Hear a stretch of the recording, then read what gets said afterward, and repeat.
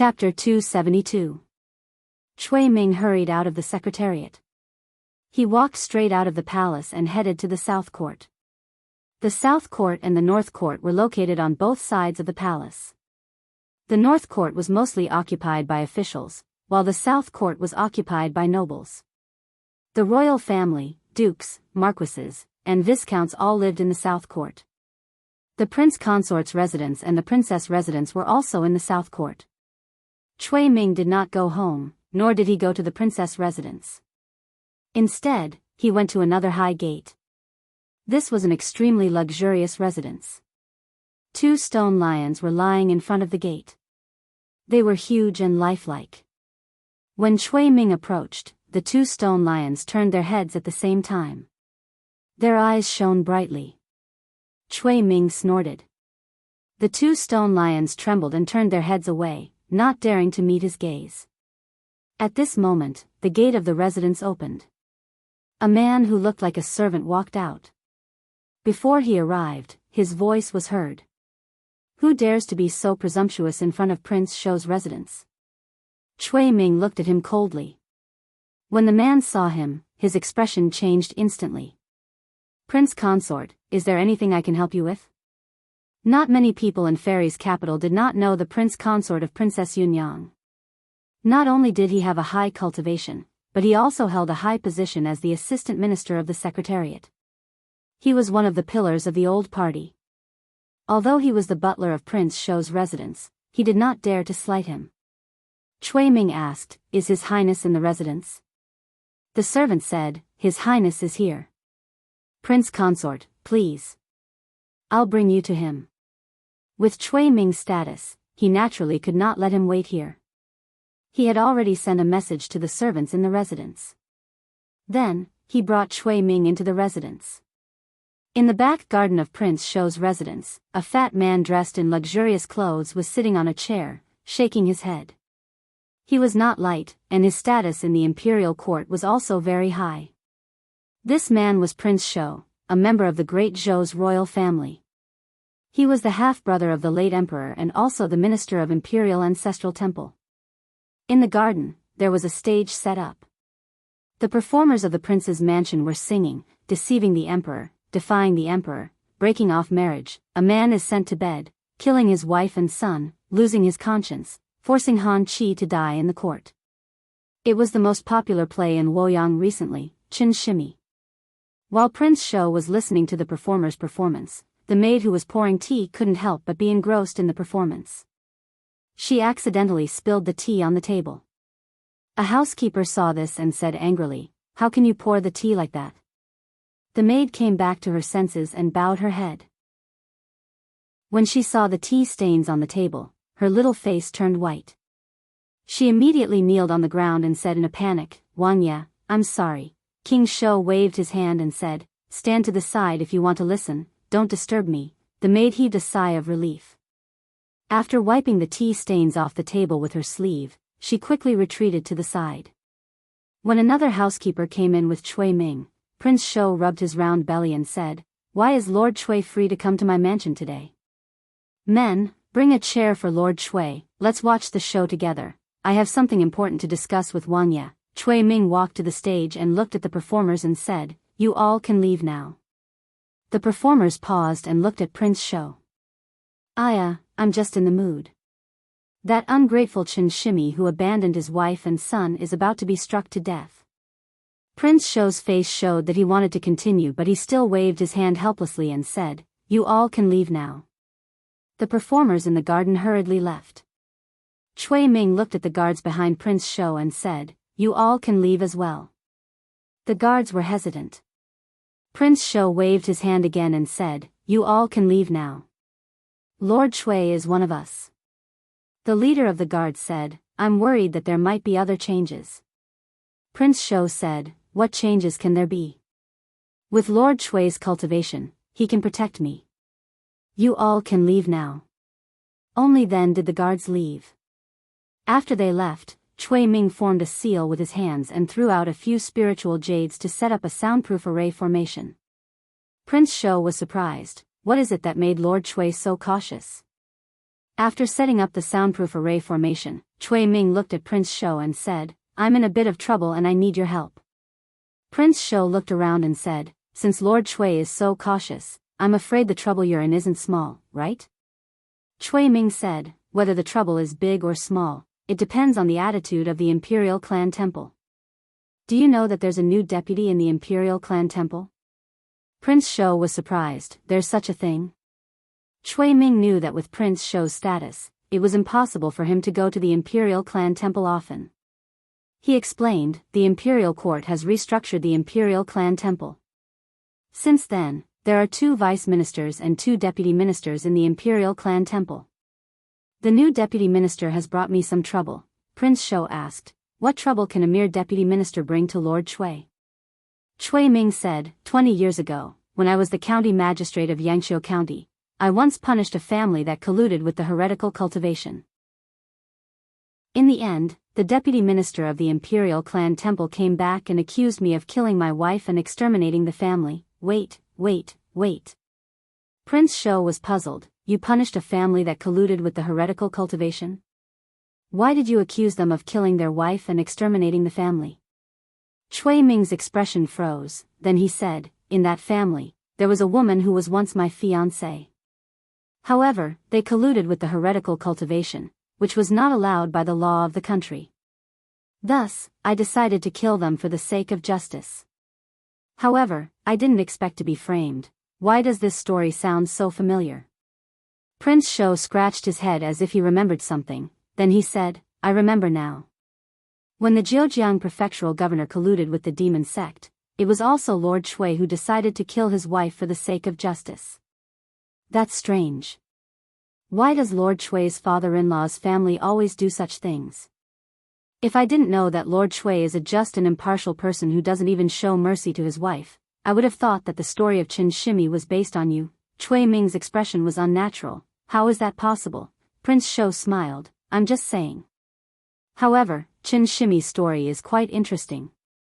Lord Cui, you can watch it with me later." "There's no need for that. I still have matters to attend to in the Yamen." Cui Ming looked at Prince Shou and said, "This matter is related to my reputation. I'll leave it to you, Your Highness." Prince Shou nodded and said, "It's my duty. Lord Cui is one of us. I can't let anything happen to you. I'll go to the ancestral temple now." Cui Ming cupped his hands and said, "Thank you, Your Highness." Half an hour later, at the entrance of the ancestral temple, a new steward at the entrance saw a fat man walking towards them from afar and asked, "Who is this fat man? How dare he walk around the palace so casually? Are you blind? That's the head of the temple." Another steward kicked his butt and ran over. He said flatteringly, "Head of the temple, what brings you here today?" Prince Shou looked at him and asked, "I heard that there's a new head of the temple. What's his name and where is he now?" The steward said, "He's in the Yamen."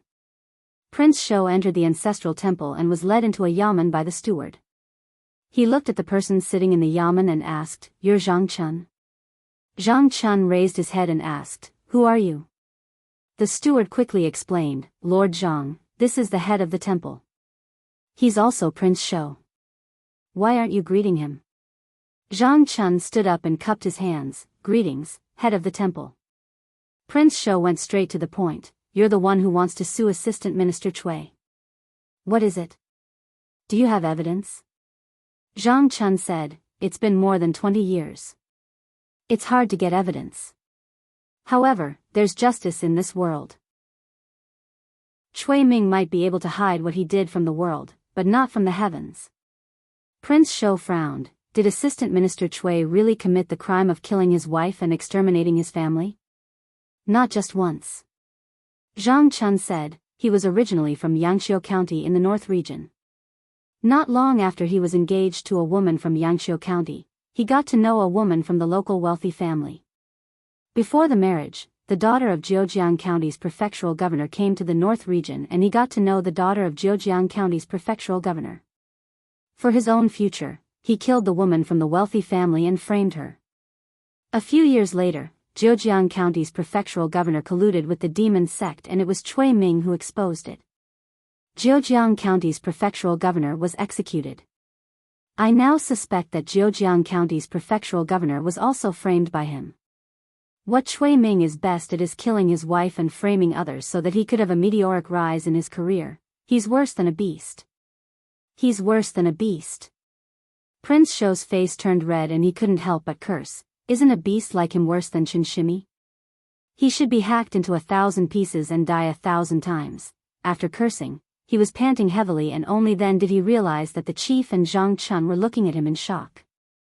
King Shou was stunned for a brief moment before he realized his position. Coughing lightly, he replied, "That's just your guess. I'm the son-in-law of the Lin family, a 4th-grade official.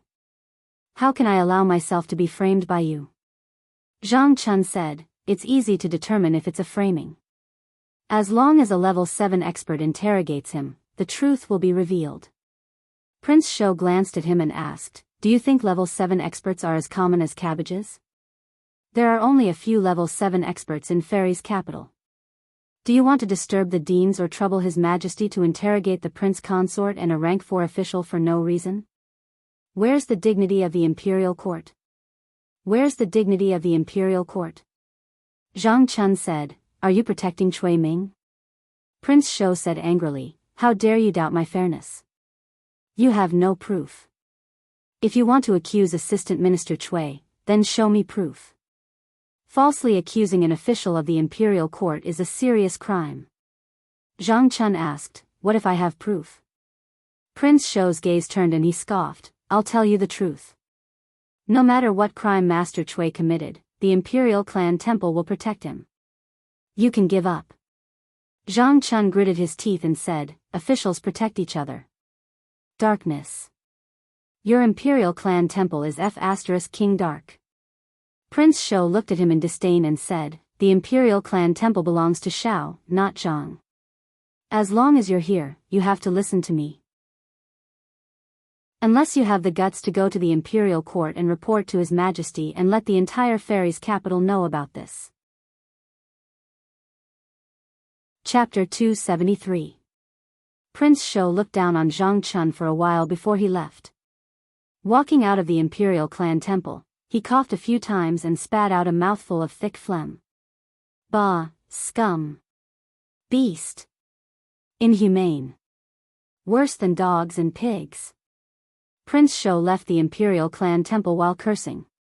Zhang Gu scratched his head in confusion, not understanding why the prince said that.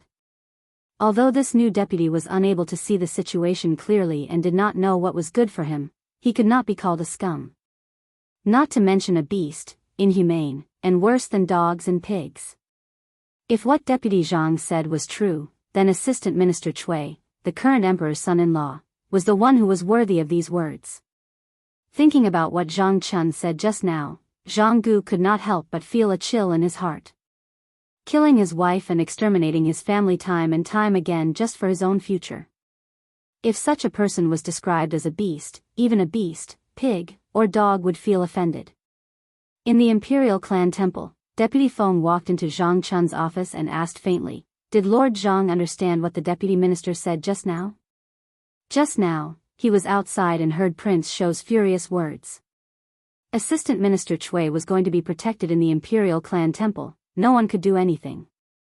As the deputy minister of the imperial clan temple, Prince Shou had absolute authority in the imperial clan temple. Zhang Chun did not pay any attention to him.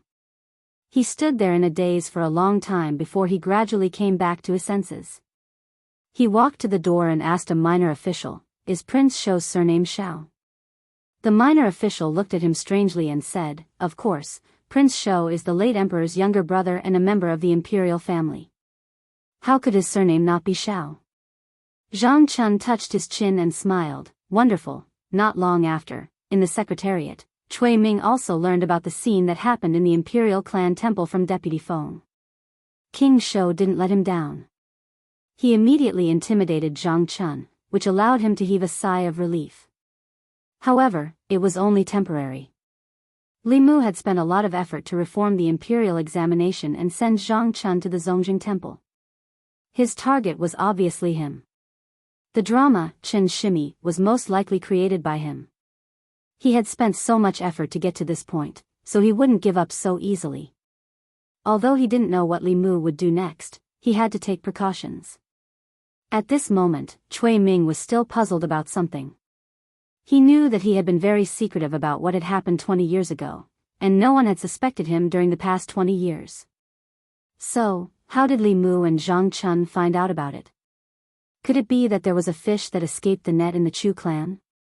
Both of them were from Yangqiu County. Yangqiu County was the starting point of his life. There were many things he had done there that he couldn't let others know about. With the secret in the deepest part of his heart exposed, Cui Ming's mind was no longer in the secretariat. He left the palace again and returned to the prince consort's residence. He had 2 permanent residences in the palace.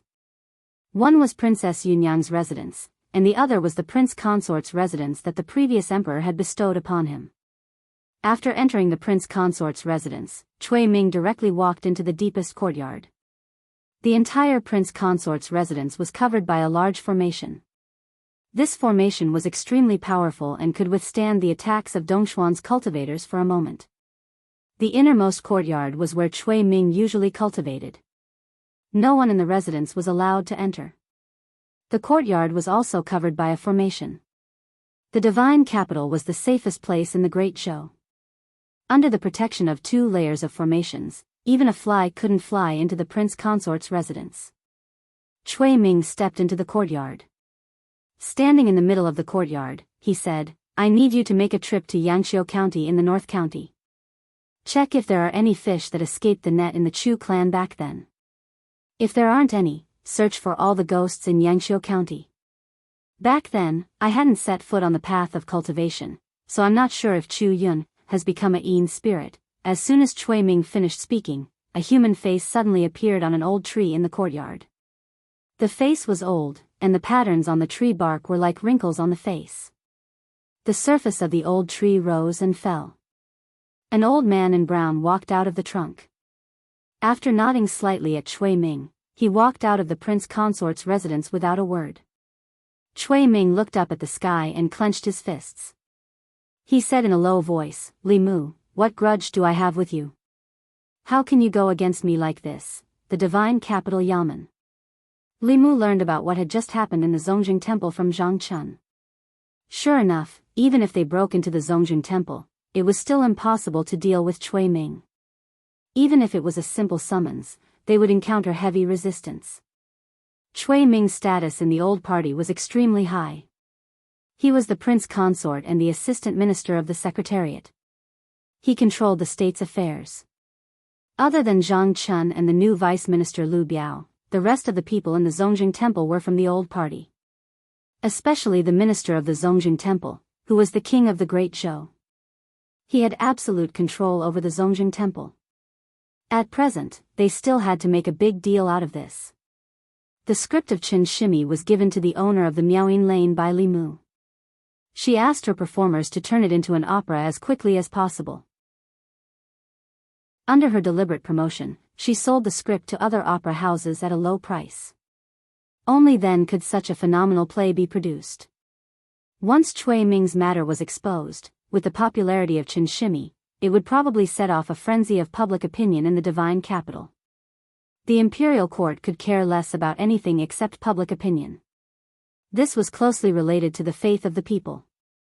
It was related to the continuation of the Great Zhou. The next day, the tri-daily morning court session was held as scheduled. In the last few court sessions, the officials were discussing the imperial examination. They were contributing to the Secretariat's policy. Just yesterday, the Secretariat had completed the formulation of the imperial examination policy. The next thing to do was for the various departments to implement it as soon as possible. The talents recommended by the 36 prefectures had already left for the divine capital. They had to complete all matters related to the imperial examination within 2 months. The morning court session today ended after more than 4 hours of discussion. Just when everyone thought they could leave, a voice came from the back of the 100 officials. "Your Majesty, I have a memorial." Someone recognized that person. It was the commissioner of the divine capital, Zhang Chun. They didn't know who the previous commissioners of the divine capital were, but the current commissioner of the divine capital had caused a ruckus in the imperial court several times. It was hard not to have a deep impression of him. Some of the officials in the 3 provinces and the Ministry of Personnel knew that just yesterday, the commissioner of the divine capital, Zhang Chun, was also the deputy of the imperial ancestral temple. Ever since the imperial examination was introduced and the imperial ancestral temple supervised the imperial examination, the deputy of the imperial ancestral temple had become the most popular position in the imperial court. Cui Ming's position was only behind the commissioner of ministers, the secretariat's head of department, and the ministers of the 6 departments. When he saw Zhang Chun stand out, he suddenly had a bad premonition. Zhang Chun hugged his ceremonial tablet and bowed. I want to impeach the assistant minister of the secretariat, Cui Ming, and the deputy of the imperial ancestral temple. When Cui Ming heard this, his mind exploded. In the crowd, Deputy Feng was also stunned. He thought that after Prince shows discipline, Zhang Chun would be more obedient. He did not expect him to be so ruthless. He bypassed the imperial ancestral temple and brought this matter to the imperial court. Moreover, not only did he impeach Assistant Minister Cui, but he also impeached Prince Shou. This was crazy. There were even more people in Crepe Myrtle Hall who were confused. Zhang Chun was taught by Li Mu.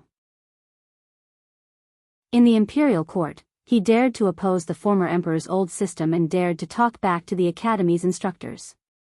Now, why did he go against Prince Consort Cui and Prince Shou? The empress did not speak. Shang Guanli looked at Zhang Chun and asked, Lord Zhang, why are you impeaching them? Zhang Chun said, I impeached Cui Ming because Cui Ming was involved in a murder case that involved dozens of lives. I impeached the deputy of the Imperial Ancestral Temple because the deputy of the Imperial Ancestral Temple not only stopped me from summoning Cui Ming for interrogation, but also said that no matter what crime Cui Ming committed, the Imperial Ancestral Temple would protect him. May I ask, where is justice and justice for officials to protect each other? In this short period of time, some officials already knew that Zhang Chun had just been promoted to the position of deputy of the Imperial Ancestral Temple. When the officials of the imperial court first took office, which one of them was not careful?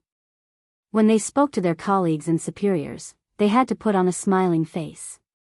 This Zhang Chun, on his first day in office, impeached his superior's superior in the imperial court. He did not even recognize his own family. At the front, Cui Ming's expression was calm. However, the fists in his sleeves were clenched tightly. Shang Guanli turned to look at the curtain and asked, what murder case was Assistant Minister Cui involved in? Zhang Chun said in a low voice, more than 20 years ago, when Cui Ming was in Yangqiu County, he was engaged to a woman. Not long after, he cruelly killed the woman in order to attach himself to a prominent family in Yangqiu County. After that, he was recommended by the prominent family to enter the academy. However, he later became acquainted with the daughter of the Zhejiang County chief. As Zhang Chun spoke, there was an uproar in the imperial court. What kind of status did Cui Ming have? He was the son-in-law of Princess Yunyang and the assistant minister of the secretariat. How could he do such a cruel thing? He was worse than Chen Shimi in the opera. Twice in a row, for the sake of his own future, he killed his fiancée and even killed dozens of people in his wife's family. How could this be done by one person? Some of the old officials in the imperial court had heard of Cui Ming's past. The matter of the Zhejiang County chief colluding with the demon sect back then had caused an uproar in the imperial court. Even now, there were still people who remembered that Cui Ming had placed righteousness before family and was placed in an important position by the late emperor. Wait, this matter sounded a little familiar. Exposing his wife's family in exchange for his promotion. Wasn't this the same thing that Zhang Chun said happened to the prominent family in Yangqiu County? One fiancé, one wife, 2 wives' families, hundreds of people, were all killed because they colluded with the heretical cultivation of the demon sect. Assistant Minister Cui could be said to have met the wrong person. However, he himself was not affected. Instead, his official position was getting higher and his status was getting more and more prominent. Now, he was the assistant minister of the secretariat and the son-in-law of a country. It was too much of a coincidence to say that this was a coincidence. The imperial court was in chaos. A breath swept across the imperial court through the curtain, and the imperial court instantly quieted down. Shang Guanli looked at Cui Ming and asked, "Assistant Minister Cui, what do you have to say?" Cui Ming raised his head and said righteously, "The Chu family colluded with the heretical cultivation and deserved to die. Even if this official was given another chance, this official would still choose to get rid of the traitors for the country." Assistant Minister Zhang only heard a few words of slander from a despicable person and slandered this official in the imperial court. What are your intentions? Chapter 274.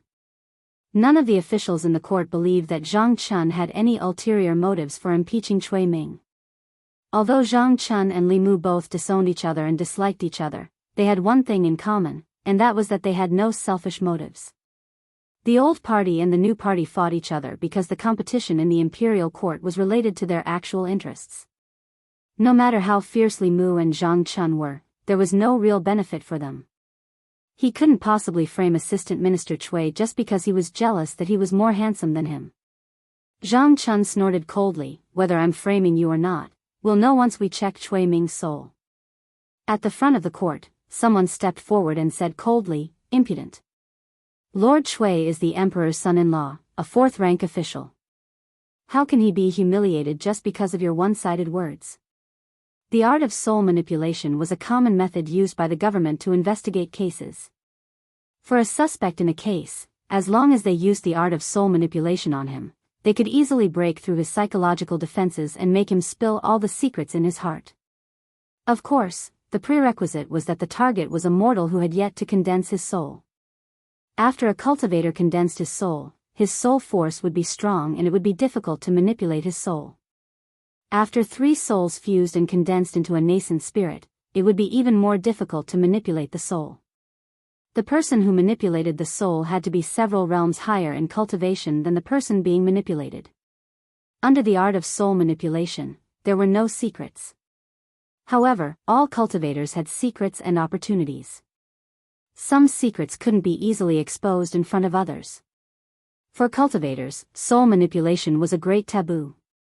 There was nothing more humiliating than soul manipulation and soul searching. As a fourth-rank official and the Emperor's son-in-law, as long as he didn't commit a major crime like rebellion, the court, even the Emperor, couldn't perform soul manipulation and soul searching on him. Once this precedent was set, all the officials in the court would be in danger. No one knew when their thoughts and past would be exposed naked in front of others because of something. This was a bottom line that couldn't be easily crossed at the national level. Furthermore, it wasn't impossible for experts to tamper with their memories and souls. Relying too much on them would sometimes backfire. After the Minister of Personnel scolded Zhang Chun, Cui Ming stood up and said, "I've always been open and aboveboard. I'm willing to accept the soul search, Your Majesty. Please clear my name." As soon as he said this, some of the officials in the hall revealed strange expressions. Cui Ming's words were either honest and upright and had a clear conscience, or he was fearless and confident in dealing with the Emperor's soul-searching. Regardless of the situation, even if the Emperor really did use soul-searching, he probably wouldn't be able to find anything. And His Majesty would never do that. Because of a baseless and groundless case, the Emperor's son-in-law, a rank 4 official, had already crossed the bottom line of the royal court, and it would bring even greater chaos to the royal court. Cui Ming pointed to the sky and said, "I swear on the heavens and earth that if I lie, I will be struck by lightning and die a horrible death." In order to prove his innocence, he didn't hesitate to swear a Tao oath. This changed the opinion of some of the officials in the royal court. Cultivators respected the heavens and earth, and they wouldn't swear a Tao oath easily. A Tao oath wasn't just an oath, it also had a certain mysterious power, and could be considered as a kind of supernatural power. However, a Tao oath did not represent everything. Although many people would shout, "If I violate a Tao oath, I will be punished by the heavens," when making an oath, if every oath could be fulfilled, why would there be a need for the imperial court and the government to make an oath to the heavens when encountering unpredictable situations? Swearing a Tao oath couldn't completely prove Cui Ming's innocence. After a while, the Empress's voice finally came from behind the curtain. "This case will be jointly investigated by the Ministry of Justice and the Imperial Clan Temple. Assistant Minister Cui will have to cooperate with the investigation. Cui Ming said, "Yes, Your Majesty." Shang Wanli stepped forward and said, "The court is dismissed." From the beginning to the end, the Empress only mentioned Cui Ming and didn't mention Prince Shou. The officials also tacitly chose to forget about it. Prince Shou was a former member of the royal family, and his identity was sensitive. As long as he didn't commit any serious crimes, it wouldn't be easy to deal with him. Cui Ming's identity was noble, and even if he was involved in a case, his freedom wasn't restricted. When he left the Ziwei Hall, he glanced at Zhang Chun and then went to the secretariat. Zhang Chun walked out of the hall, and Minister Feng chased after him. He said angrily, You, Zhang Chun, you really have the guts of a leopard. You dare to talk nonsense in the royal court without any evidence? Do you think the prince consort can make a false accusation? If the Ministry of Justice finds out that Lord Cui is innocent, your official position will be gone. Zhang Chun glanced at him indifferently and said, You can say that after his innocence is proven. Minister Feng left angrily, and Li Mu walked up from behind. Zhang Chun looked at him and asked, Are you sure you have a witness? Li Mu touched the ring on his finger and said, Don't worry, even if the Ministry of Justice and the Zongjing Temple weren't willing to punish Cui Ming, they had to follow the Empress's orders. The court was set up in the Ministry of Justice. To prevent the Zongjing Temple and the Ministry of Justice from being biased, the Empress added that the trial would be held in public. The meaning of public trial was that all the procedures would be supervised by other officials or the people. The trial process would be transparent, and any favoritism would be avoided. The person who sued Cui Ming was Zhang Chun, so he naturally couldn't be absent. The Zongjing Temple was attended by Prince Shou, and the Ministry of Justice was presided over by Assistant Minister Zhou Zhong. Other than that, there were a few officials from the Censorate and the Dali Temple. Li Mu was one of the officials from the Censorate.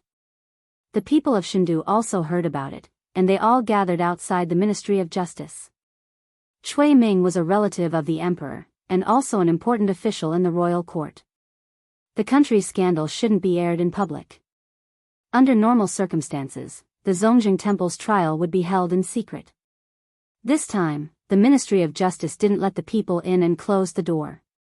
Since the people couldn't see what was going on inside, the discussions became even more heated. Who are they interrogating? Why are they making such a big fuss? I saw many officials entering earlier, and they didn't even let us in, I know. My relative works in the Zongjing Temple. Yesterday, Lord Zhang and the head of the Zongjing Temple quarreled. I heard that Prince Consort Cui committed a huge crime, and Lord Zhang wanted to investigate it, but the head of the Zongjing Temple refused to let him. What crime did Prince Consort Cui commit? I heard that he killed his wife and her family for his future. Tisk, that's so vicious. Isn't he more detestable than Qin Shimi? I don't know if it's true or not, but the people interrogating Prince Consort Cui are the Assistant Minister of Justice and the head of the Zongjing Temple. They are in cahoots, so what can they get out of it? In the court of the Ministry of Justice, Cui Ming's case was presided over by Assistant Minister Zhou Zhong of the Ministry of Justice, and Prince Shou of the Zongjing Temple as his assistant. In terms of status, relatives of the royal family and officials of the fourth rank and above were under the jurisdiction of the Zongjing Temple. However, after Zhang Chun impeached Prince Shou in the imperial court, although the emperor did not punish him, it was still inappropriate for him to be the presiding judge. Although Cui Ming was the defendant, he could sit in the court because of his noble status. Zhang Chun, on the other hand, had to stand at the side. Behind the table, Assistant Minister Zhou Zhong of the Ministry of Justice patted the gavel and looked at Zhang Chun. He asked, Deputy Zhang, you said that Assistant Minister Cui killed the Chu family in Yangqiu County 20 years ago and framed the Chu family for colluding with the heretical cultivation. Do you have any evidence? If you don't, the crime of wantonly framing a relative of the royal family and an important official in the imperial court is not light. Cui Ming sat on the chair with a calm expression. He looked calm, but his attention was all on Zhang Chun. When Zhang Chun found out about this, he did not panic. What he feared the most was how Zhang Chun found out about the matter between Su He and Chu Yun, more than 20 years ago.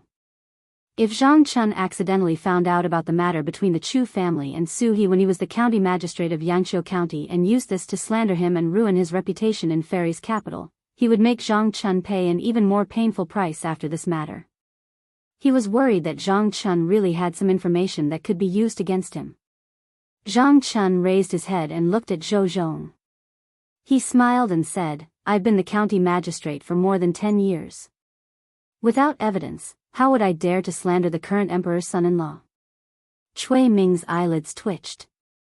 He looked at Zhang Chun. Zhou Zhong said, "Since Deputy Zhang has evidence, take it out." Zhang Chun took out a piece of spiritual jade. He held it in his hand and crushed it. A cloud of mist emerged from the spiritual jade and finally turned into the figure of a woman. It was Madame Chu, who had been stripped of her sword spirit identity by Li Mu. The moment Madame Chu appeared, she saw the figure sitting on the chair. For more than 20 years, she had been thinking about this figure all the time. She wanted to drink his blood, eat his flesh, and burn his soul with ghost fire day and night. The intense hatred made her lose her mind in an instant. Black chi surged around her body, and her eyes turned blood red. She pounced on Cui Ming and said sternly, "Cui Ming, give me your life." The moment Madame Chu appeared, Cui Ming could no longer maintain his composure. He stood up abruptly. The next moment, Madame Chu's ghostly figure pounced on him. Cui Ming was not shocked. Instead, he was delighted. He immediately struck out with his palm and attacked with all his might. He did not expect Chu Yun, or spirit, to be with Zhang Chun. He also did not expect her to attack him with all her might as soon as she appeared. This gave him a reason to fight back. She was only at the 4th realm. This palm strike was enough to destroy her soul. She was truly dead and could not bear witness. He used all of his cultivation in this palm strike. He did not hold back at all. "How dare you!" At this moment, he heard a sudden roar. Zhang Chun stood in front of Madame Chu and took the full brunt of the palm strike. His body flew backward, and blood spurted from his mouth. After he landed, he pointed at Cui Ming angrily and said loudly, "This is the spirit of the Chu family woman. You all saw it, right?" Cui Ming wanted to destroy the witness. "He has a guilty conscience." Cui Ming's expression darkened. He had raised his hand again, but he put it down again. At this moment, Madame Chu had regained some of her consciousness. However, her aura was still extremely unstable. As she stood in the Ministry of Justice's courtroom, her resentment continued to rise. Zhou Zhong's eyes flashed. He stood up abruptly, and a powerful aura erupted from his body. He suppressed Madame Chu and said sternly, "How dare you, ghost? How dare you try to assassinate the prince consort?" Li Mu knew that things were not going well. Madame Chu's hatred for Cui Ming was too strong. Now that it had erupted, her anger affected her mind. She almost went mad, and this gave Zhou Zhong an excuse to suppress her. Under the pressure of Zhou Zhong's powerful aura, Madame Chu's spirit became even more unstable. She was on the verge of collapse. However, the resentment on her grew stronger, and her aura became more and more terrifying. Her hatred for Cui Ming and his ruthlessness toward the Ministry of Justice's officials all turned into resentment in her heart. At this moment, the resentment in the Ministry of Justice was so strong that people all over the fairy's capital could sense it. Boom! When the resentment reached its peak, countless citizens on the streets of the fairy's capital looked up at the sky. At this moment, the wind and clouds in the fairy's capital swept away. Chapter 275. A strange phenomenon appeared in the sky above Shendu. The clouds rolled back, revealing a giant funnel. The end of the funnel pointed at the Ministry of Justice. Dense spiritual energy gushed out of the funnel and landed on Madame Chu's body. Madame Chu's resentment disappeared, but her aura rose rapidly. From early stage 4th realm, to mid-stage 4th realm, to peak stage 4th realm, it was like a hot knife through butter. Her body emitted a powerful 5th realm aura. Zhou Zhong's pressure on him completely disappeared at this moment. Prince Shou turned to look at Zhou Zhong, then looked away. Zhang Chun got up from the ground and looked at Zhou Zhong discreetly. He coughed heavily and spat out another mouthful of blood. After reaching fifth realm, Madame Chu calmed down. She stood quietly in the court and bowed to everyone in the court. I've been wronged for 20 years. When I see this evil man again, I can't control my emotions. Please don't blame me. I'm fine now. You can continue with the trial. The people at the side looked at each other, speechless. Was there a need to continue with the trial? Humans could be bullied, but not the heavens. This woman's resentment was so strong that it could even trigger the heavens and earth to fill her body with dense spiritual energy, allowing her to reach fifth realm. If Cui Ming didn't do anything cruel to her, why would she hate Cui Ming so much? The severity of this matter was beyond the case itself. The capital of Great Zhou, under the emperor's feet, the heavens actually created a fifth realm evil spirit. How ironic was this? Behind the table, Zhou Zhong looked at Prince Shou and asked, Your Highness, what should we do now? Prince Shou hid his hands in his sleeves and shook his head. You're the presiding judge. Don't ask me. I don't know these things. Zhou Zhong looked at Madame Chu and said, What grievances do you have? You can tell us in detail. Madame Chu raised her head and said slowly, More than 20 years ago, when Cui Ming was still in Yangshuo County, Madame Chu spoke slowly. In the court of the Ministry of Justice, the officials at the side, like Li Mu, were shocked. After experiencing the vision of heaven and earth, they no longer doubted the woman's words. According to her, Princess Yunyang's son-in-law, Cui Ming, the assistant minister of the Secretariat, was a complete beast. For the sake of his future, not only did he kill his fiancée, he even framed his fiancée's entire clan for colluding with the heretical cultivation and killed her to silence her. Such actions were extremely beastly, and he was simply even more despicable than Qin Shimi. The heavens must be blind to allow him to advance smoothly and sit at such a high position. After their impression of Cui Ming changed, some people even began to suspect that the collusion of the Zhejiang prefectural governor with the demon sect was also a trick he had used in order to step on the corpses of the Zhejiang prefectural governor's family and advance in the officialdom. After Madame Chu finished speaking, the court of the Ministry of Justice fell into a long silence. Zhou Zhong finally looked at Cui Ming and asked, Assistant Minister Cui, do you have anything else to say? Cui Ming did not say a word. At this point, no matter what he said, it would be useless. Zhou Zhong said calmly, First detain Cui Ming and wait for Her Majesty to deal with him. At this moment, Cui Ming was calm and allowed the bailiffs of the Ministry of Justice to put on the shackles that restricted his mana. After he was taken away, a figure descended from the sky.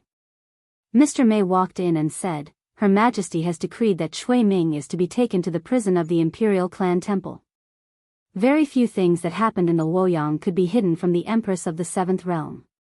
The Empress had probably already predicted this when the vision appeared in the sky. Madame Chu knelt on the ground and kowtowed to Li Mu and Zhang Chun. She said, Thank you, sir. Thank you. Zhang Chun's face was pale. He patted his chest and said, No need to thank me. This is what I should do. Then he looked at Li Mu and extended his hand. He said, Do you have any more healing pills? Quickly give me some. That damned Cui Ming. That palm strike contained at least 30% of his power. I almost died. Li Mu took out a bottle of pills and threw it to him. He said, Don't be so stubborn next time. Even if you want to protect a witness, you don't have to take that palm strike. Zhang Chun took the pills and said, The situation was urgent. I didn't have time to think so much.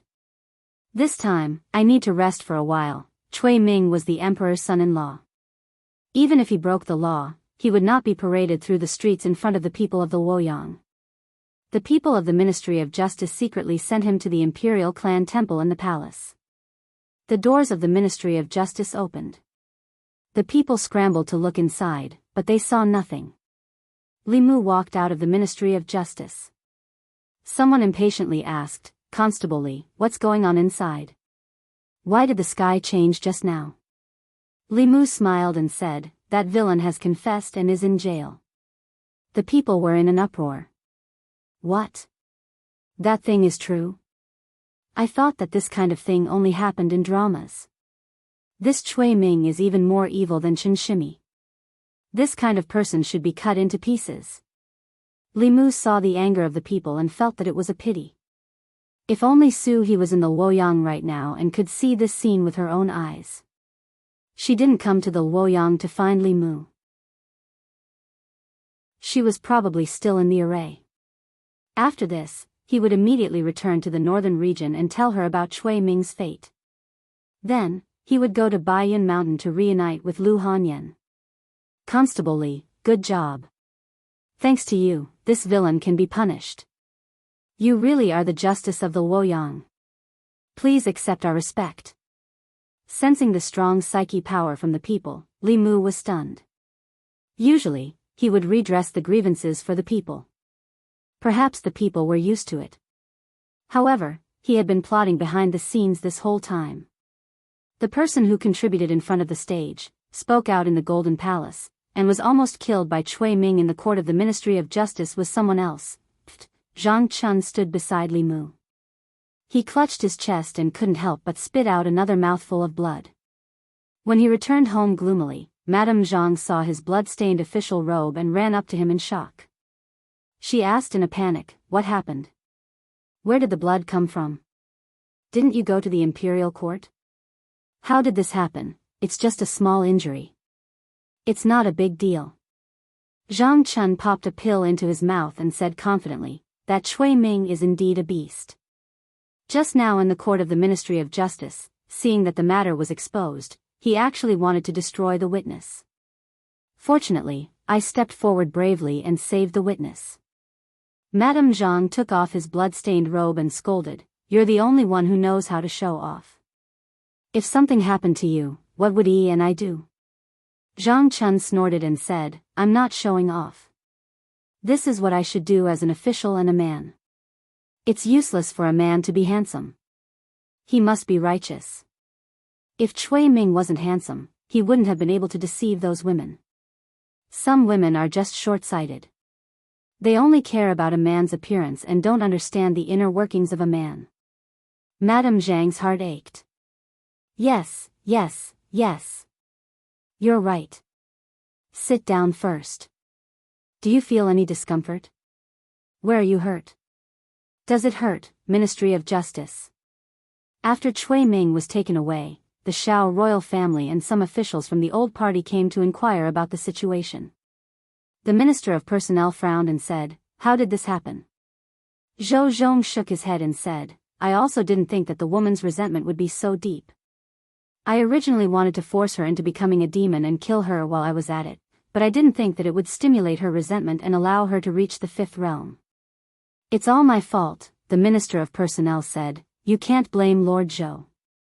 No one expected this to happen.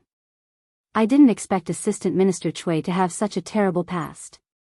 He's in big trouble this time," Prince Shou said. "Since he's in the Imperial Clan Temple, I'll think of a way to get him out." "You can't." The Minister of Personnel said hurriedly, "Heaven and earth have shown signs of abnormalities. Your Highness, you can't interfere in this matter. I think Princess Yunyang will think of a way. We can only watch." Prince Shou put his hands back into his sleeves and said, "Then there's no other way. I've done everything I can." After leaving the Ministry of Justice, Li Mu did not go home, nor did he return to the divine capital Yamen. Instead, he brought Madame Chu and Mr. Mei to the palace. The situation in the court of the Ministry of Justice was very dangerous just now. Li Mu breathed a sigh of relief and said, "It was too dangerous just now.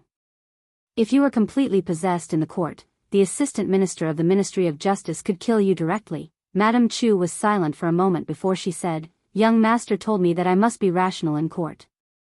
However, when Lord Zhang let me out, I suddenly lost control of my emotions. Now that I think about it, someone must have controlled me." Li Mu paused and asked, "Who?" Madame Chu thought for a moment and said, "It was that Assistant Minister." Li Mu was shocked. "The Assistant Minister of the Ministry of Justice, Zhou Zhong?" Madame Chu nodded. Li Mu murmured, "Why did he control you? Did he want you to lose your rationality and be killed by Chui Ming?" Dead people tell no tales? Madame Chu shook her head and said, after that, he used his aura to suppress me. With his strength, he could have easily destroyed my soul, but he didn't do so. With Madame Chu's cultivation at the fourth realm, to destroy her soul with aura alone would require extremely strong strength. Li Mu was shocked. Zhou Zhong is that strong? Madame Chu said, I can feel that he's very strong, very strong. Chapter 276. Zhou Zhong was the mainstay of the old party. Although his status was not as high as Cui Ming's, his status in the old party might not be comparable to Cui Ming's. Among the three provinces, the Secretariat was directly involved in the decision-making of national affairs. However, how to interpret national policies and implement them was the responsibility of the 6 ministries of the minister. Among them, the 6 ministries had a lot of freedom to act. There were many cases where they agreed in public but disobeyed in private. The Secretariat was only responsible for making plans. It was beyond their control whether or not the 6 ministries of the minister implemented the policies and how to implement them. Li Mu could not understand why Zhou Zhong would help Mrs. Chu. Even though he had been in Luoyang for a long time, there were many twists and turns in the imperial court. He still could not see through them. Maybe Zhou Zhong and Cui Ming had old grudges and wanted to use Mrs. Chu to get rid of him. Or maybe he was just like Zhang Chun, a middle-aged man who was jealous of his excellent peers. Mr. Mei led Li Mu and Mrs. Chu into Shangyang Palace. Mrs. Chu was already in the 5th plane and was one of the strongest in the world. However, when facing the back of the figure in the palace, she still lowered her head respectfully. Mr. Mei walked forward and said, Your Majesty, Li Mu and the woman from the Chu family are here. Mrs. Chu knelt on the ground and said respectfully, Your Majesty, I am your humble servant. The Empress turned around and said softly, Rise. Mrs. Chu was still kneeling on the ground and said, 20 years ago, Cui Ming killed me and 36 people of the Chu family. I beg your Majesty to uphold justice for me. The Empress raised her hands slightly and Mrs. Chu could no longer kneel. She looked at Mrs. Chu and said, although the tragedy of the Chu family was caused by Cui Ming, the imperial court was also at fault. I will do things according to the law. Apart from that, you can ask for any compensation you want. Mrs. Chu shook her head and said, the Chu family did not collude with the heretical cultivation. They were framed by a villain. I want the imperial court to clear the Chu family's name and ask Cui Ming to pay the price for what he did. The Empress nodded and said, This is what the imperial court should do. She looked at Madame Chu and said, You've just broken through and your foundation isn't stable yet. Mei Wei, take some soul jade from the treasury and help her stabilize her cultivation. Mr. Mei nodded and said to Mrs. Chu, Please come with me. The current Madame Chu no longer needed Li Mu's protection. The internal guards would protect her. After they left, Li Mu did not plan to stay any longer. After the embarrassment of having his wet dream interrupted by the Empress last time, he still felt a little unnatural in front of the Empress. He was clearly wearing a few layers of clothes, and his body was tightly wrapped, but he always felt like he was naked, without a trace of clothing. Li Mu bowed and cupped his fists. If there is nothing else, I will take my leave. The Empress asked, Why didn't you tell me earlier? Cui Ming's case was completely different from Zhang Chun making a fuss in the imperial court by the Empress. Li Mu paused and said honestly, Cui Ming's case is better handled by the imperial clan temple than by your Majesty. If your Majesty directly intervenes, it will send some wrong signals to the imperial court and affect the balance between the new party and the old party. Moreover, your Majesty will directly face the pressure of the West Palace and the Shao royal family. The Empress said, You're really considerate of me. Li Mu said seriously, Taking a salary from you and sharing your burdens is what I should do. The Empress was silent for a moment and sighed softly. She said, More than 30 people disappeared from this world because of one false statement. Isn't the imperial court giving the local government too much power? Li Mu had considered this problem before. When dealing with Zhao Yong and Ren Yuan, as long as the Zhang County magistrate submitted the application and the county government checked the file and found no suspicious points, they could sign the document of execution. In reality, the person in charge of the life and death of the people was the county magistrate. There was a saying among the people, break a family's county magistrate, destroy a family's county magistrate. A county magistrate could destroy the families of the ordinary people in his jurisdiction. A county magistrate could destroy a family and confiscate a family's property with just a word. This would greatly increase the efficiency of closing cases, but it could easily lead to a large number of unjust, false, and wrong cases. Human lives were greater than heaven. This system of Great Zhou was indeed too hasty. He looked at the Empress and said, "Human lives are at stake. Why don't we take back the authority of local officials? Sentences above execution need to be submitted to the Ministry of Justice for approval and finally handed to Your Majesty for approval and then sent to each county." The Empress thought for a moment and nodded. "Your suggestion is very good. When you leave the palace, go to the Hall of Secretaries to pass on my decree.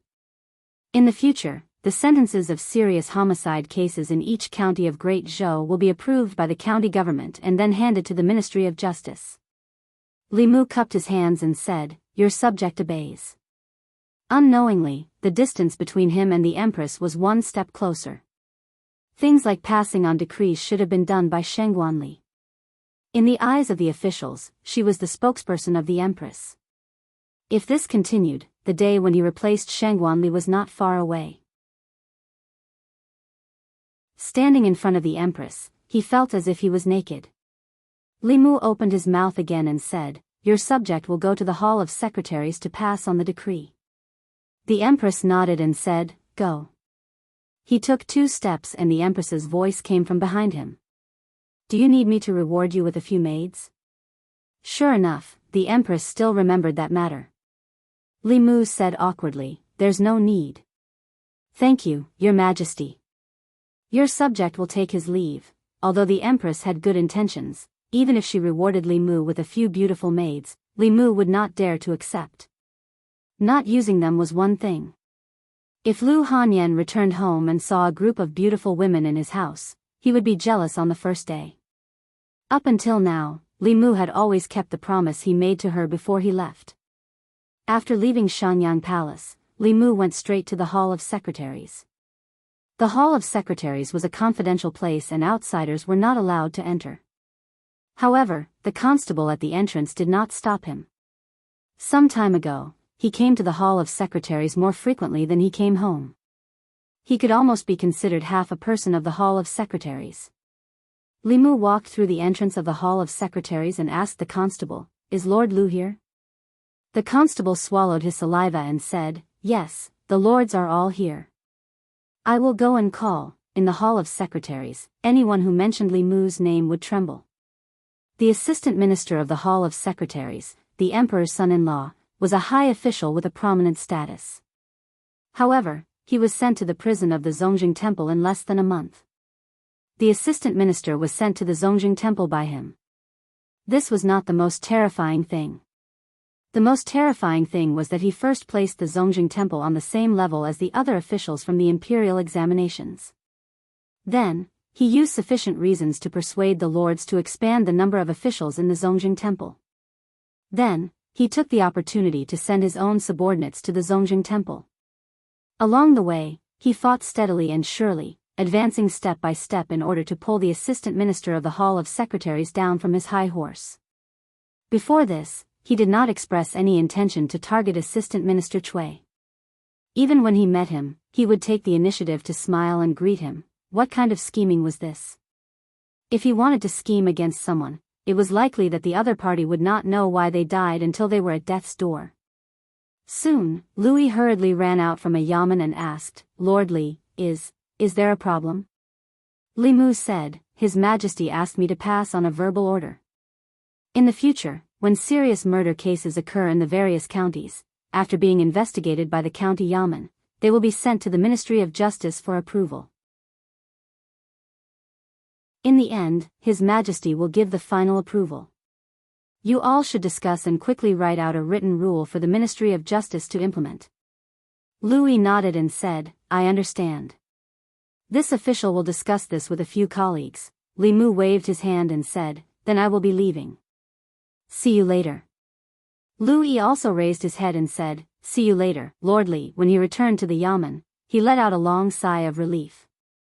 When he thought about how Li Mu had discussed the imperial examinations with them for the past half a month, he felt a chill run down his spine.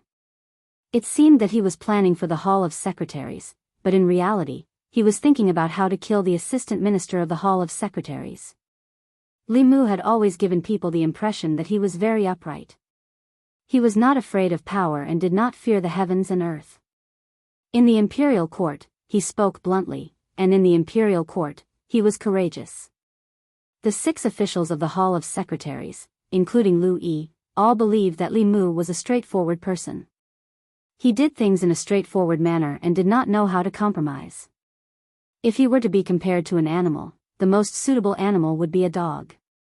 He was the Empress's loyal dog, loyally protecting his master. Anyone who dared to provoke the Empress would have a piece of their flesh bitten off by him. Although a loyal dog was fierce, he was not to be feared. As long as one avoided him, there was no need to worry about being bitten.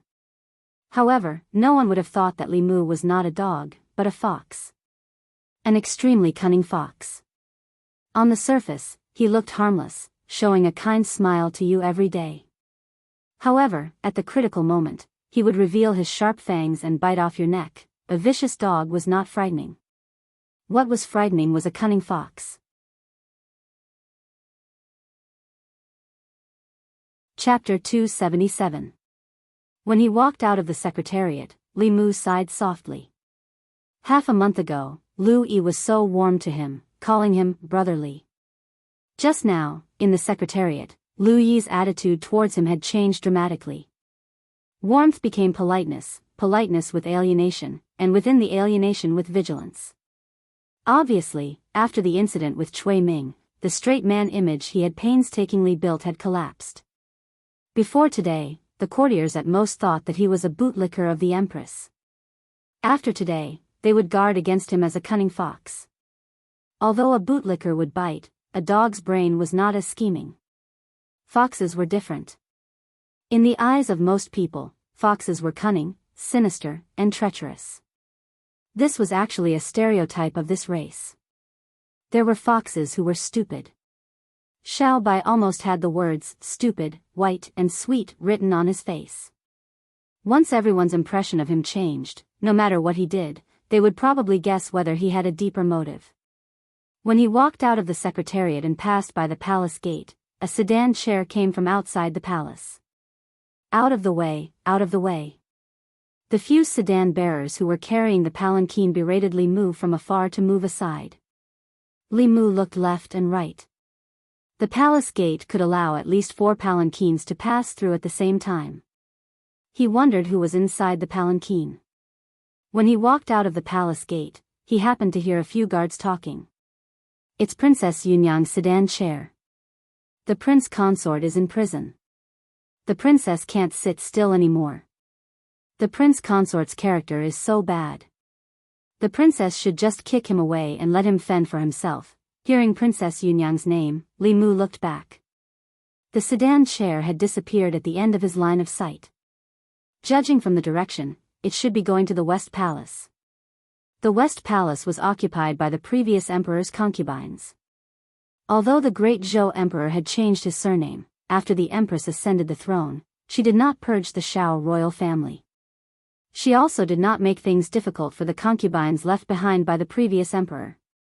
They were still allowed to live in the West Palace and were treated according to the etiquette of imperial concubines. When Mr. Mei mentioned Cui Ming and Princess Yunyang, his face was full of disdain. He looked down on the couple and thought that they were probably jackals of the same tribe. Regardless of whether it was Princess Yunyang, the Shao royal family, or the officials of the old party, they would certainly not watch Cui Ming fall from power. Princess Yunyang had entered the palace in such a hurry, she must have gone to the West Palace to plead for leniency. Li Mu left the palace and walked on the streets. The people on the streets were all talking about Cui Ming. Madame Chu had caused a huge commotion in the Hall of Punishments earlier, and those who saw the phenomenon couldn't help but ask about the reason behind it. You can't judge a book by its cover. Who would have thought that Prince Consort Cui, who looks like a dog, is actually a beast. I already knew that he wasn't a good person. Look at his face. His cheekbones are sunken, and his eyebrows are high. One look and I can tell that he's a hypocritical and ruthless person. All the ladies in Fairy's capital are captivated by him. There must be something strange about him. The imperial court should just kill a beast like him. Don't let him harm the women of Fairy's capital anymore. He's always loitering on the streets. It's so annoying. None of these good-looking people are good. That's not all of them. Constable Li is also good-looking. Chui Ming isn't even fit to carry his shoes. Constable Li has sword-like eyebrows, starry eyes, and a round nose. One look and you can tell that he's an upright person. It's just that he's fated to be in love. What's so strange about that? If I were a woman, I'd want to marry him too. On the streets of Fairy's capital, butchers, waiters, and peddlers gathered in twos and threes. They all expressed their disdain for a beast like Chui Ming. They wanted nothing more than to tear him into pieces and send his soul to the 18th level of hell. In a rouge shop by the street, a few women who were choosing rouge were also discussing this matter. You can't judge a book by its cover. I didn't expect Prince Consort Chui to be this kind of person. To think that I like him so much. I even dreamt of him the day before yesterday. I didn't expect him to be such a beast. Two young women sighed while choosing rouge. Their last companion snorted and said, no matter what Prince Consort Chui does, I'll still like him. He'll always be the Prince Consort in my heart. A woman frowned and said, how can you be like this? He killed his wife and dozens of her family for his future. How can you like someone like this? Do you still have any sense of right and wrong? The woman pouted and said, I just like him. So what? Is it against the law to like someone? I just saw the princess's sedan enter the palace. Princess, you must think of a way to save the prince consort. Save your grandma's leg. The owner of the rouge shop took the rouge she was looking at from her hand. He was so angry that the muscles on his face twitched and the veins on his forehead popped. He shouted, get out. You're not welcome here. Get out. The woman was stunned for a moment. When she came back to her senses, she said angrily, you dare to scold me. The shopkeeper grabbed her arm and chased her out of the shop. He said angrily, not only do I dare to scold you, I also dare to hit you. I'll remember your donkey face. From now on, you're not allowed to step into my shop. Otherwise, I'll hit you every time I see you. Seeing the shopkeeper raise his hand, the woman ran away. The other two women glanced at her and did not chase after her. Li Mu looked at the woman running away and sighed in his heart. There was no lack of people like this woman. Fortunately, there were only a few people like her. In the hearts of most people, justice still existed. The shopkeeper of this rouge shop was a kind person. Li Mu went into the shop and bought 2 boxes of rouge. It could be considered as taking care of his business. Xiao Bai was a natural beauty. Even without makeup, she was still a peerless beauty. However, Li Mu felt that it was better for her to dress up. This way, she could reduce her charm and prevent him from having some messy dreams at night. Ever since the Empress had discovered that they slept together in the dream, she had never visited Li Mu's dream again. Li Mu had once asked Li Si this question. Of course, this was under the premise of concealing the Empress's identity. Li Si said that if a woman disregarded her identity and often went to meet a man at night, it was not because of love, but because of loneliness. Between Li Mu and the Empress, there was naturally no such thing as the former. But how could the Empress be lonely? Li Mu initially thought that Li Si was talking nonsense. However, the more he thought about it, the more he felt that what he said made sense. As the ruler of a country, the Empress was above millions of people. Because of her identity, status, and strength, the ruler of a country was often alone. They had no relatives or friends. The world only respected and feared them. In the long run, it was easy for their mentality to be suppressed to the point of perversion. Li Mu felt that the Empress was already a little inclined in this direction. In front of others, she was the noble Empress. She had to put on airs when she spoke. However, in Li Mu's dream, she was not polite at all to him. As someone who aspired to be the Empress's intimate little jacket, it was not enough to just help her solve her problems in the imperial court. He had to help her open her heart. There must be other ways besides letting her vent her feelings on him. Li Mu walked on the street, thinking about the Empress. He inadvertently glanced and saw a figure in front of him. It was a middle-aged man. He was not burly, but he was very tall and upright. His appearance was not as good as Cui Ming, but at least he was comparable to Tu Zhangchun's. Li Mu had investigated the Assistant Minister of Justice, Zhou Zhong, through Wang Wu. He did not have a wife or children. He lived in a house with 5 courtyards in the North Court. This house was bestowed by the previous emperor. Other than Zhou Zhong himself, there was only an old servant in the house. There were no other maids or servants. Li Mu did not understand why Zhou Zhong would join the old faction. His life was tight. Although the mansion he lived in was big, there were no maids or servants. Li Mu was sure that if Zhang Chun had that mansion, he would have to hire at least 8 maids, and all of them would have to be beautiful. The dragon slayer turned into an evil dragon because he coveted treasures and the princess. Zhou Zhong was not greedy for money, nor was he lustful. He did not use his power to oppress the common people. What was he after? Zhou Zhong suddenly turned around and asked, "Lord Li, you have followed me for so long. Could it be that you want to show off to me that you have captured Assistant Minister Cui?" Li Mu sneered. "Lord Zhou, don't you know why Cui Ming was captured?" Since Zhou Zhong's strength could control Madame Chu and affect her mind, he could also make Madame Chu go crazy in the court of the Ministry of Justice and use Cui Ming to get rid of her. However, he did not do so. Instead, he forced Madame Chu to break through. If Zhou Zhong did not have a grudge against Cui Ming, then there was a mole in the old faction. Zhou Zhong glanced at him and said, "The affairs of the court are not as you imagine. It is too early to talk about victory or defeat." Li Mu asked, "What do you mean?"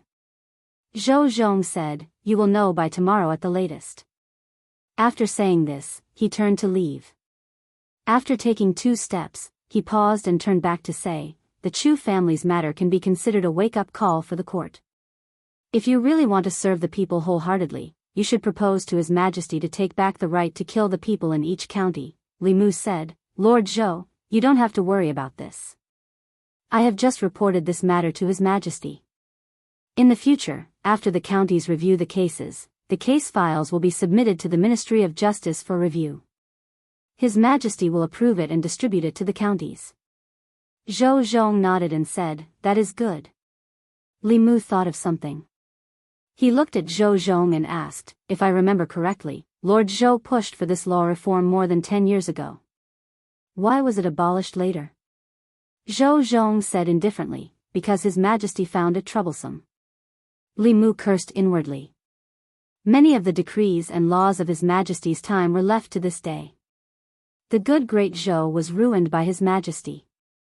Now that the world was taken over by His Majesty could only blame His Majesty.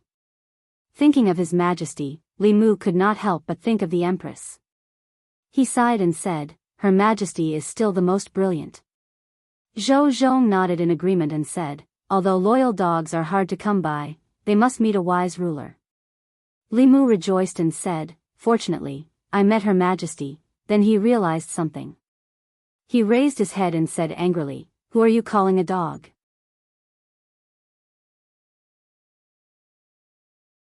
Chapter 278. Being a subject and being a loyal dog were 2 different things.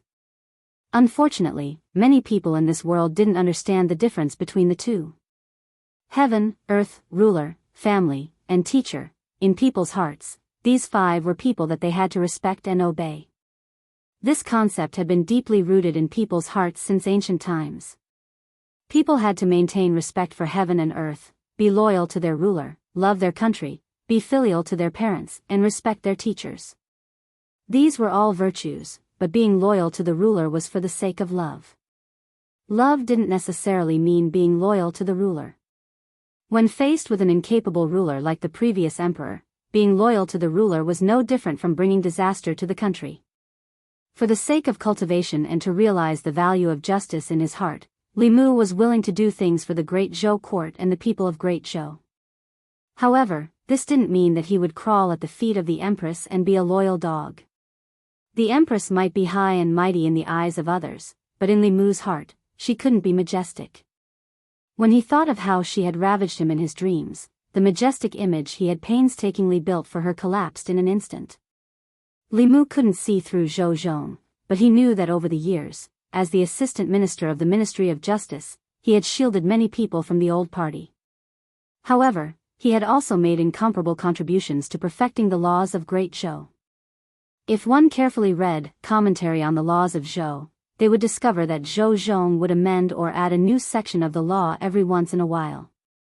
In Wei Bin's case, according to the old laws, there was no doubt that his sentence would have been reduced. However, 2 years ago, Zhou Zhong had defined rape of more than 2 people as a serious case. Wei Peng's Law of Great Zhou hadn't been updated in time, and by a freak combination of factors, he had successfully obtained the death penalty for Wei Bin. If one carefully studied commentary on the laws of Zhou, it was easy to discover one thing. In the past decade or so, Zhou Zhong hadn't touched on the interests of the nobles in Shendu. Ever since the failure of the reform, he had never tried to abolish the penal code. Instead, he had used a silent method to promote the reform of the laws at the lower levels. If he hadn't revised the laws 2 years ago, Li Mu would have been able to see Wei Bin and the others in Shendu a few years later. Human nature was complicated. It was hard to label someone like Zhou Zhong as a good or bad person. However, there was no doubt that he was a smart person. He would not have said those words to Li Mu for no reason. Regarding Cui Ming, it was still too early to talk about winning or losing. Li Mu pondered for a long time. He was certain that from the perspective of the law, Cui Ming would not be able to escape death unless the empress protected him. Therefore, Princess Yunyang would definitely persuade the Empress Dowager or Consort Dowager to persuade the Empress. However, with the Empress's character, she would definitely not agree. After feeling sorry for the Empress for a while, he had already walked to the entrance of the Li residence. Li Mu pushed the door open and said, "Xiao Bai, come and see what I bought for you." Li Mu stepped through the door and stopped. Xiao Bai was squatting in the garden in front of the courtyard, holding a small shovel. Other than Xiao Bai, there was also a woman standing in the garden. Xiao Bai planted the flowers she had bought a few days ago and patted the soil with the small shovel. She asked, "Sister Zhou, when will these seeds bloom?" The Empress said softly, "Step aside." Xiao Bai took the shovel and walked out of the garden. When she saw Li Mu, she said happily, "Young master, you're back." Li Mu had just parted with the Empress at the palace. He had gone to the secretariat and chatted with Zhou Zhong on the street, which had taken up a lot of time. However, she had arrived home before Li Mu. It seemed that she had been at the Li residence for a while. The Empress glanced at him and said, "The palace will not be peaceful for the next 2 days. I came to your place to hide." Li Mu immediately understood what she meant. For Cui Ming's case, Princess Yunyang would definitely ask the Empress Dowager and Imperial Concubine Dowager for help. These people were the concubines of the former emperor and the elders of the Empress. If they lowered their status and pleaded for Cui Ming, the Empress would definitely be in a dilemma. Under such circumstances, it was not a bad idea to not see and not hear. Li Mu thought for a while and asked, "How long will your Majesty be hiding here? Do you need me to clean up a room for you?" Xiao Bai put down the shovel and said with a smile, "I've talked to Sister Zhou. She will sleep with me tonight." Li Mu sighed. When would Xiao Bai become more vigilant? During the time when Li Mu returned from the palace, she had already treated the Empress as a sister. Human thoughts were complicated. For demons like her, who had grown up in the mountains and had never interacted with humans before, many of them were very naive. They were so naive that they gave people the impression that they lacked a brain. She and Bai Tingxin were both this type. Of course, the Empress was trustworthy. Li Mu was happy to see Xiao Bai build a good relationship with her. Xiao Bai still did not know that the sister Zhou she spoke of was the richest woman in the Great Zhou. If she got closer to her, she might have a chance to grow 5 tails and 6 tails. What surprised Li Mu was that Xiao Bai was naive and ignorant. She did not have much respect for her status as the empress. The empress could actually put down her status and call a little fox sister.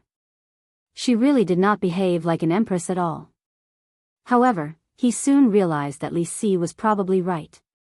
She was powerful and had a high status, but she was also human. Humans would feel lonely. After becoming the empress, she had no relatives, no friends, and even no enemies. For the sake of the throne, the Shao royal family had fought with the new party to the bitter end. However, what they were fighting for was the position of the next emperor. As the youngest transcendent expert in the Great Zhou dynasty, the Shao royal family would not dare to become her enemy. Li Mu sighed. As a person, she did not even have an enemy. No wonder she would feel lonely. Xiao Bai was silly because of this. When others knew the empress's status, they would respect her and stay away from her. Xiao Bai was close to anyone who treated her well. This was the nature of the Heavenly Fox clan. As for Xiao Bai, because she was so beautiful that even women could not arouse the slightest jealousy, it was easy for her to capture the empress's heart. Last time, the empress gave her a few drops of Heavenly Fox blood essence, allowing her to advance to 4 tails. She remembered this kindness in her heart and probably forgot the task Lu Hanyan gave her. She automatically excluded the empress from the ranks of fox spirits. While these thoughts flashed through Li Mu's mind, the empress had already walked out of the garden. She stood outside the garden and gently waved her sleeves. Li Mu instantly felt that the spiritual energy of heaven and earth in the courtyard suddenly became abundant. In the garden, the seeds that Xiao Bai had just planted sprouted and broke out of the ground. They grew rapidly at a speed visible to the naked eye.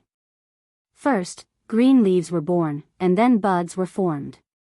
In a short moment, the buds that had just formed buds were competing to bloom. In a few breaths of time, the garden in the Li residence was full of flowers. Li Mu marveled at the transcendent powerhouse's Taoist magic. Xiao Bai was already dumbfounded. She grabbed the empress's sleeve and said blankly, "Sister Zhou, I want to learn this." The empress pinched her face and said, "When you grow another tail, I will teach you." Li Mu didn't tell Xiao Bai that if she wanted to reach the empress's level, she would have to grow another 3 tails and become a 7-tailed fox. Spring was a magical power that could be performed by a powerhouse in the creation realm. However, the cultivation of the 5th realm was only at the level of making the withered tree sprout. The empress's Taoist magic that could make the withered tree bloom in a short period of time required at least the cultivation of the 7th realm. In the small courtyard, the fragrance of flowers filled the air. Xiao Bai ran into the garden, sniffing and looking around. Li Mu remembered that there was no more food at home, and the matter of Cui Ming would probably not be resolved in a day or 2. In other words, the empress would have to stay here for at least 2 days. He looked at the empress and asked, "Your Majesty, what kind of food do you like to eat?" "I will go and buy it." The empress said lightly, "I said, you don't have to call me that outside the palace." It seemed that she really didn't like being the empress. After leaving the palace, she didn't even say, "Your Majesty." However, in this way, Li Mu was a little troubled about how to address her. If he called her Miss Zhou, it would seem distant, but if he called her Miss Xiao, it would be a little strange. Like Xiao Bai, it didn't seem appropriate to call her sister Zhou either. Xiao Zhou, Xiao Xiao, or directly calling her by her full name would be even more inappropriate. Li Mu thought for a moment and asked, "What do you like to eat?" Since he didn't know how to address her, he might as well not address her and save himself the trouble. The empress thought for a moment and said, "Fish, tofu." There were 3 people, so 4 dishes and 1 soup should be enough. Xiao Bai liked to eat chicken, and the empress liked to eat fish. Li Mu made steamed sea bass, Xiao Bai's favorite stewed chicken with mushrooms, braised tofu, and casually stir-fried some vegetables. The last dish was the soup that Xiao Bai spent 2 hours to meticulously brew. Without Mr. Mei and Shengguan Li, and with Xiao Bai's liveliness, this meal was much more lively than the last time. Gradually, Li Mu also realized something. He could completely treat Zhou Yi of the Li residence and the Empress in the palace separately. The woman sitting opposite him now was not the monarch of a country. She was just an elder sister who had the same name as the Empress and whom Xiao Bai had just met. At the dinner table in the Li residence, the atmosphere was harmonious. In a hall in the West Palace, Princess Yunyang knelt on the ground and begged, "Mother, please save the prince consort." Opposite her, a woman who looked to be about the same age as her and who also looked very similar to her slowly stood up. She said coldly, "Back then, I advised you that Cui Ming's status is not good enough for you, but you refused to listen to me. Now that he has caused trouble, you only know to come and beg me?" Princess Yunyang stepped forward, hugged her leg, and said, "Mother, no matter what, he is still my prince consort. I have already lost one prince consort. Do you want me to lose another one?" She was her daughter after all. The woman sighed, helped her up, and said, "Okay, I will put down my old face and beg His Majesty." Princess Yunyang stood up, wiped her tears, and said happily, "I knew it. Mother is the best." A moment later, at the gate of Shangyang Palace. Looking at the woman in the palace dress walking slowly, Sheng Wanli bowed and said, "Greetings, Imperial Dowager." The woman in the palace dress asked, "Is His Majesty in the palace?" "I have something to see His Majesty." Sheng Wanli looked at the woman in the palace dress, shook her head, and said, "Imperial Dowager, His Majesty is not in the palace."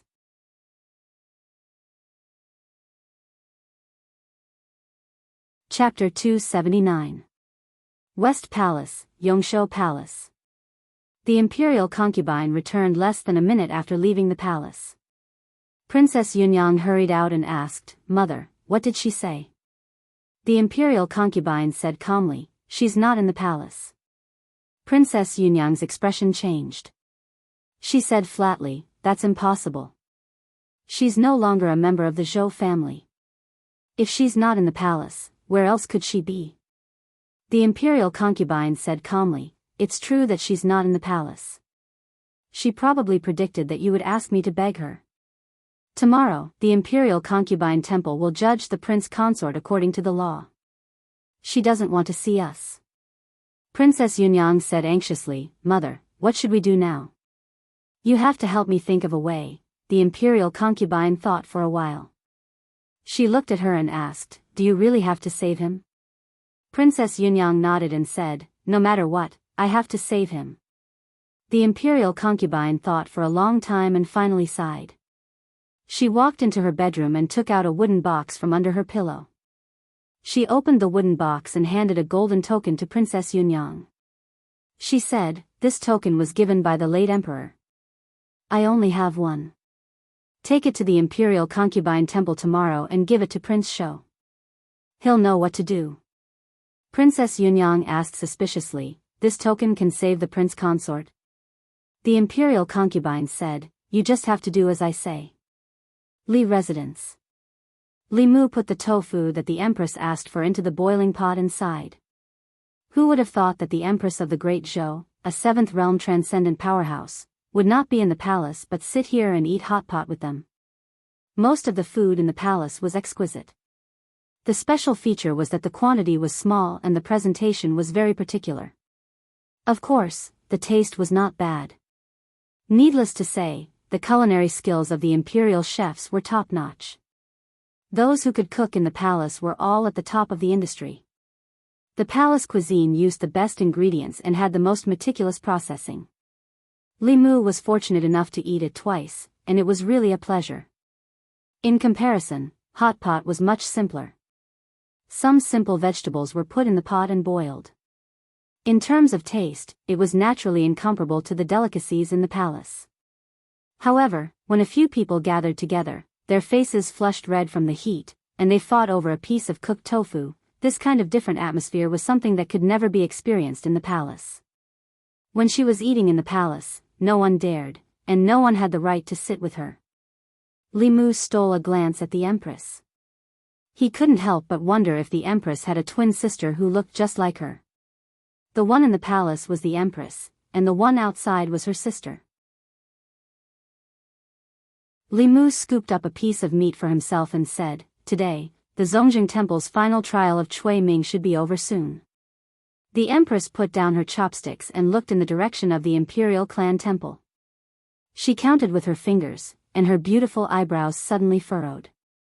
Li Mu noticed her strange behavior and asked, "What's wrong?" The Empress stood up and said, "I'm going back to the palace."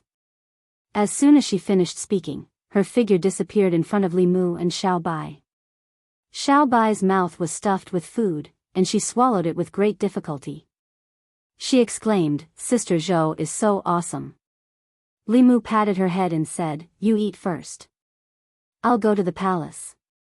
The Empress originally planned to avoid the matter of Cui Ming here, but after only one night, she changed her mind. It seemed that something had happened at the Imperial Clan Temple. Li Mu remembered Zhou Zhong's reminder, so he walked out of the house and went straight to the palace. At the Imperial Clan Temple. The final trial of Cui Ming's case was held today at the Imperial Clan Temple. Many officials gathered in the Imperial Clan Temple to listen to the trial. King Shou looked at the old party members with a helpless expression and asked, "The crimes committed by Prince Consort Cui are enough for him to die 100 times. Tell me, what should I do? If I kill him, he's one of us. If I don't kill him, I'll be bending the law for my own benefit. How am I going to explain it to His Majesty and the people? I'm so troubled." The Assistant Minister of the Ministry of Personnel asked, "Is there still no news from the princess and the dowager?" Someone said, "The princess went to the palace yesterday to beg the dowager for help. I heard that the dowager went to see His Majesty, but His Majesty wasn't in the palace. He didn't return last night." His Majesty didn't return last night. If His Majesty didn't return to the palace, where else could he have gone? Could it be the Zhou family? Impossible, His Majesty has long lost contact with the Zhou family. He must be hiding from the dowager and the princess.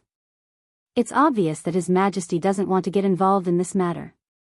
The Assistant Minister of the Ministry of Personnel coughed and said, "Don't talk about His Majesty. The most important thing now is Assistant Minister Cui." King Shou waved his hand and said, "I can't save him, but I can't not save him either. Who can tell me what I should do?" Zhou Zhong said faintly, "We can't save Assistant Minister Cui. If we save him, it will implicate King Shou. Moreover, King Shou can only save him for a while. When the time comes, King Shou will be implicated and the Imperial Clan Temple will change hands. Assistant Minister Cui's case still needs to be retried, so let's not waste our efforts." King Shou said, "What Assistant Minister Zhou said makes sense. Why don't we just forget about it?" As soon as he said that, an Imperial Clan Temple official ran in and announced loudly, "Princess Yunyang has arrived." "Greetings, Princess." When Princess Yunyang walked in, everyone greeted her. Princess Yunyang bowed to King Shou and said, "Greetings, uncle. You may dispense with the formalities." King Shou waved his hand and said, "Have you found a way to save the prince consort?" Princess Yunyang nodded and said, "I found it." King Shou was stunned for a moment before he reacted. He said in disbelief, "You found it?" Princess Yunyang took out the golden token and said, "Uncle, please take a look." When he saw the golden token, King Shou realized something. He patted his head and said disappointedly, "How could I forget about this?" Princess Yunyang said in surprise, "Uncle, you don't seem too happy." King Shou sighed and said, "I'm just blaming myself. If I had thought of this earlier, the prince consort wouldn't have to suffer so much."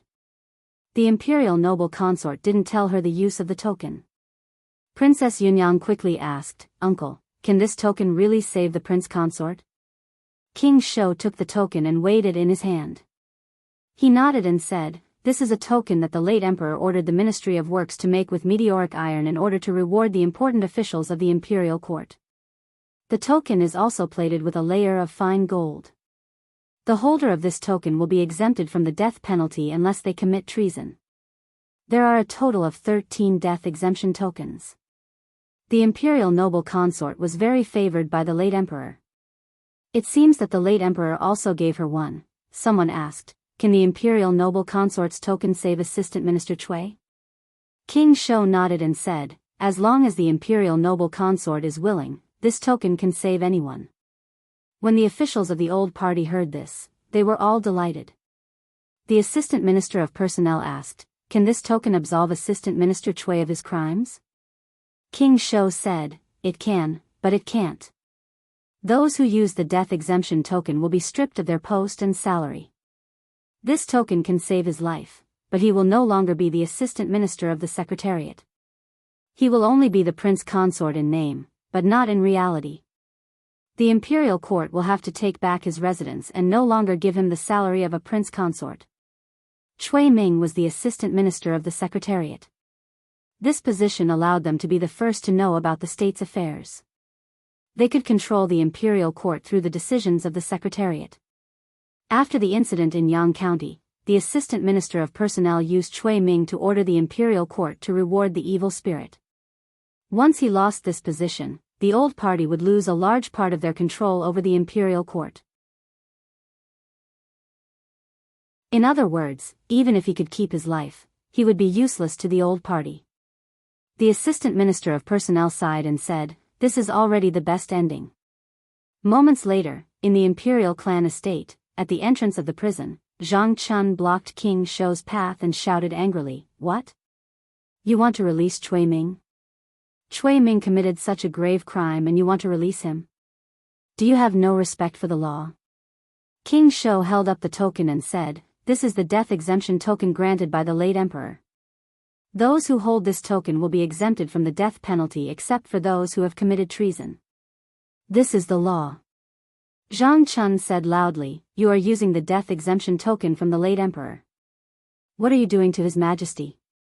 King Shou snorted and said, a ruler doesn't joke. The death exemption token represents the dignity of the imperial family and the Great Zhou. As long as the Great Zhou still exists, this token will be effective. Those who see this token will be the same as seeing the late emperor. Those who resist this token will be the same as resisting the imperial edict. Those who resist the edict will be executed and the three races will be exterminated. Zhang Chun stepped aside and extended his hand. Please. When Li Mu arrived at the Imperial Clan office, he learned from Zhang Chun that Chui Ming had returned with Princess Yunyang. At the critical moment when the trial was about to begin, Princess Yunyang sent the death exemption token and exempted him from the death penalty. Although Chui Ming lost his position, the Prince Consort's residence, and his salary, he kept his life. At this moment, Li Mu finally understood the meaning of Zhou Zhong's words. It was impossible to say that everyone was equal before the law. The death exemption token granted by the late emperor was a privilege for these people. With the death exemption token, as long as they didn't rebel, they could be exempted from the death penalty even if they committed murder or arson. With the death exemption token, they could become an outlaw. This wasn't a special case in the Great Zhou. Li Mu knew that in the world he came from, this kind of thing happened a lot in history. However, the death exemption token in that world was called the Red Ink Iron Certificate. The holder of the Red Ink Iron Certificate could be exempted from the death penalty 9 times, and his descendants could be exempted from the death penalty 3 times. This was something that really happened in history. This of course destroyed the fairness of society and the fairness of the law. However, the law of this world was meant to serve a small number of people. In essence, the country was still governed by people and not by the law. Zhou Zhong proposed that the powerful were punished the same as the common people. Not only did he lose his position, but he also almost lost his life because the law protected the powerful, not the common people. Zhang Chun gritted his teeth and said, there are 37 lives in the Chu family. A lousy token in exchange for 37 lives. This damn death exemption token, I heard it. Prince Shou walked out from the side and said, you dare to say that the death exemption token granted by the late emperor is a lousy token. Zhang Chun, I finally got something on you. What did I say just now? Zhang Chun looked at Li Mu and asked, Li Mu, did you hear it? Li Mu shook his head and said, no. Zhang Chun looked at Prince Shou and said, I didn't say anything. Your Highness, don't slander me. Prince Shou snorted at Zhang Chun and said, "I'm in a good mood today. I can't be bothered to argue with you." Zhang Chun gritted his teeth and said, "Don't be happy too early. I won't let that bastard Cui Ming go." King Shou shrugged and said with disdain, "What else can you do? Although a death exemption medallion can only be used once, do you have anything on Assistant Minister Cui? Can you prove that he was the one who framed the Zhejiang prefectural governor? If you can't prove it, then stop boasting in front of me." He glanced at Li Mu and Zhang Chun and said, "Let's go home and watch the opera."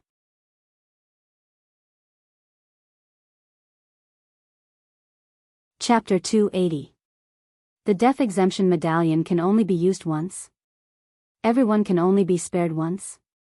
Li Mu and Zhang Chun looked at each other. They had obtained some important information from King Shou's words. The death exemption medallion was a one-time use item. Moreover, the same person could not be spared twice. This meant that if they found evidence of Cui Ming's crimes, even if Princess Yunyang could take out the death exemption medallion, she would not be able to pardon Cui Ming like this time. It had been more than a decade since the Zhejiang prefectural governor colluded with the Devil's sect. The chances of a witness surviving were very small. When Su He and Madame Chu died, Cui Ming had not yet started cultivating. This was why there was a possibility that the souls of Su He and Madame Chu still existed. After gaining the support of the Zhejiang prefectural governor, Cui Ming's cultivation would definitely increase greatly in a short time, just like Li Si. At that time, Cui Ming would be even more thorough. The Zhejiang prefectural governor's family would probably not even have their souls left. Using this clue to force Cui Ming to his death was very unlikely. However, Li Mu still had Su He. As long as she came out of seclusion, he could bring her to the divine capital and tell her about what happened back then. No one would be able to protect Cui Ming. Although Su He did not tell Li Mu about her, it was clear that Cui Ming was the first to get engaged to her. Then, he gained the support of the Chu clan. Then, he killed the entire Chu clan for the daughter of the Zhejiang prefectural governor. After that, he married Princess Yunyang. Li Mu looked at King Shou's departing figure. He had enough reason to suspect that Cui Ming's position in the old faction was really that high. Or was it just because he was handsome that all the men in the divine capital were jealous of him, even if they were his accomplices? This reason was no longer important. What was important was that Li Mu had to return to the northern county. He had planned to return to the northern county after Cui Ming was executed. Now that Cui Ming had been rescued, it was even more necessary for him to go there. After visiting Yuhanyan and Wanwan on Mount Baiyun, he still had to go to the Bay of Clearwater to wait for Su He to come out of seclusion. She had been in seclusion for nearly half a year. No matter how slow her advancement was, she should have come out of seclusion in the near future. Not everyone was as lucky as Xiao Yu and Madame Chu. On the path of cultivation, Su He had a much harder time. Perhaps it was because her resentment was different from Xiao Yu and Madame Chu. Before Xiao Yu died, she suffered a great injustice. She was able to ascend to the 5th level with her incantation that shook the heavens. Madame Chu's entire clan had been killed. In the past 20 years after her death, she had no other feelings in her heart other than hatred towards Cui Ming. As long as she could kill Cui Ming, she was even willing to let her soul dissipate. This was the biggest difference between Su He and Madame Chu. In Mrs. Chu's heart, there was only ruthless killing intent. However, the feeling that Su He gave Li Mu was that of a living person. She had joy and anger, resentment and worry, and she was also mischievous and mischievous. She often teased Li Mu until his face turned red. Although they had both died once, as spiritual bodies, Madame Chu lived for hatred while Su He lived for herself. Li Mu walked out of the Zongjing temple. He didn't go out of the palace. Instead, he walked towards Shanyang Palace. Before returning to the North County, he needed to inform the Empress. Nominally, he was the arrestor of the Luoyang government and the imperial censor of the palace. However, his most important identity was the Empress's internal guard. The Luoyang government and the censorate couldn't control him. Shangguan Li stood outside the gate of Shanyang Palace. Li Mu walked over and said, I have something to discuss with Her Majesty. Shangguanli turned and walked into the main hall. Soon, she came out and said, "Let's go in." Li Mu walked into the main hall and found that Mr. Mei and Madame Chu were both there. Madame Chu's breath was extremely unstable. Obviously, she already knew that Cui Ming had been released. Li Mu walked to her and said, "I hope you don't blame Her Majesty. Her Majesty can't change the fact that Princess Yunyang took out the death-free golden medallion. Even the Empress couldn't do anything about the former Emperor's death-free golden medallion. Although her surname was Zhou and not Xiao, she still had to address the former Emperor as father. If she didn't acknowledge the former Emperor's death-free golden medallion, she would be unfilial. In history, there was once an emperor of the great Zhou dynasty who gave a golden whip to his important officials. Even the later emperors had to be wary of him. The emperors of a country were all people who wanted to leave their names in history. No one wanted to bear the name of being unfilial. Moreover, the emperor's promise was the country's promise in the eyes of everyone. Even if everyone thought that the death-free golden medallion was unreasonable, the imperial court had to abide by it since it existed. After Madame Chu calmed down, she said, "I don't dare to blame Her Majesty. Cui Ming killed my entire family. Even if my soul is destroyed, I will make Cui Ming pay with his life. Don't be impulsive." Li Mu looked at Madame Chu and said, "I will think of a way to deal with Cui Ming." It was obviously not a good idea for Madame Chu to go against Cui Ming. She had just advanced and her strength was not stable.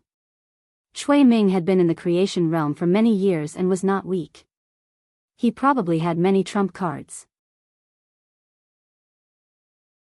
If she took revenge, she would just be courting death. At this moment, the Empress said calmly, "With Cui Ming's temperament, there is a high possibility that the incident with the Zhejiang County chief was framed by him.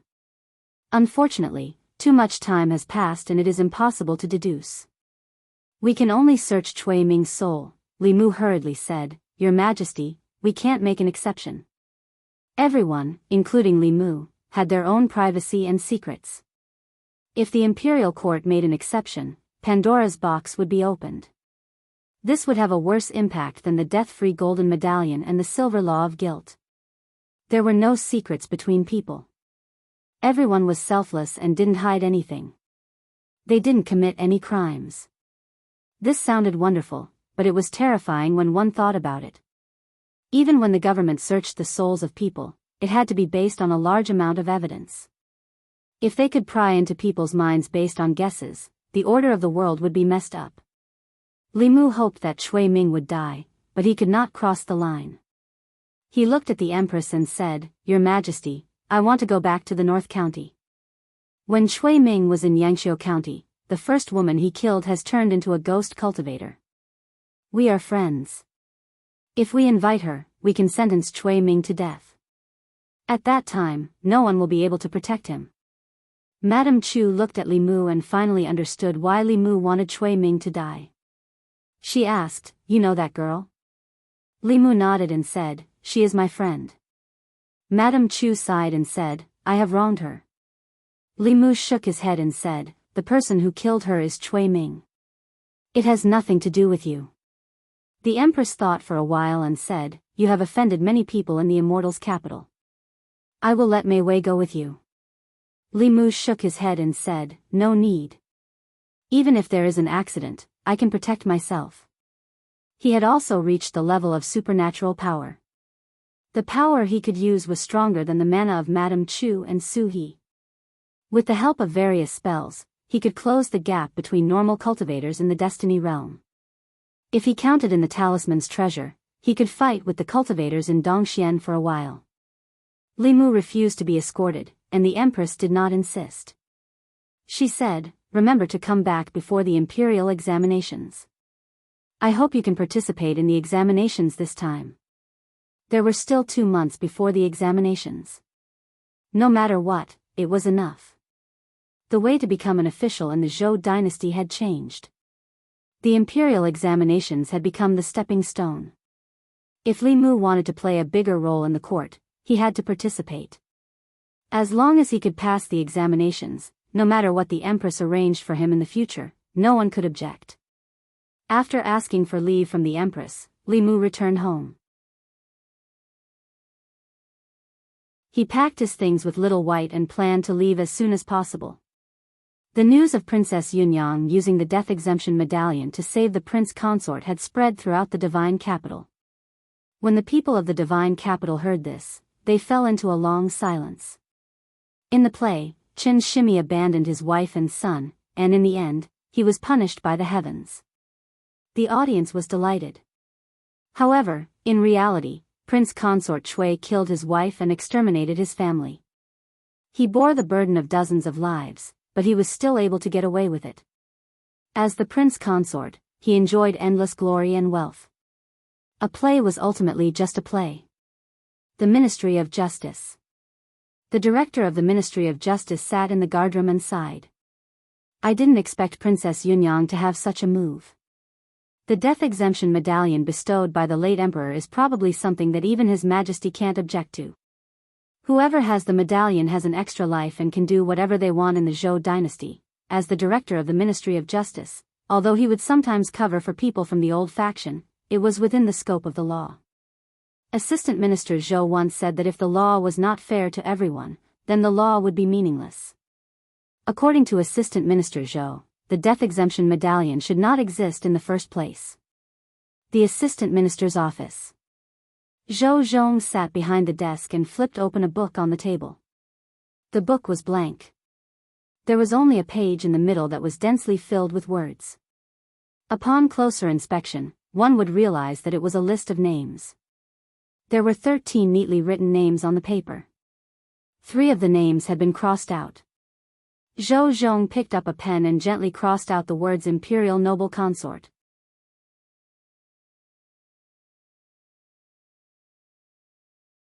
Chapter 281.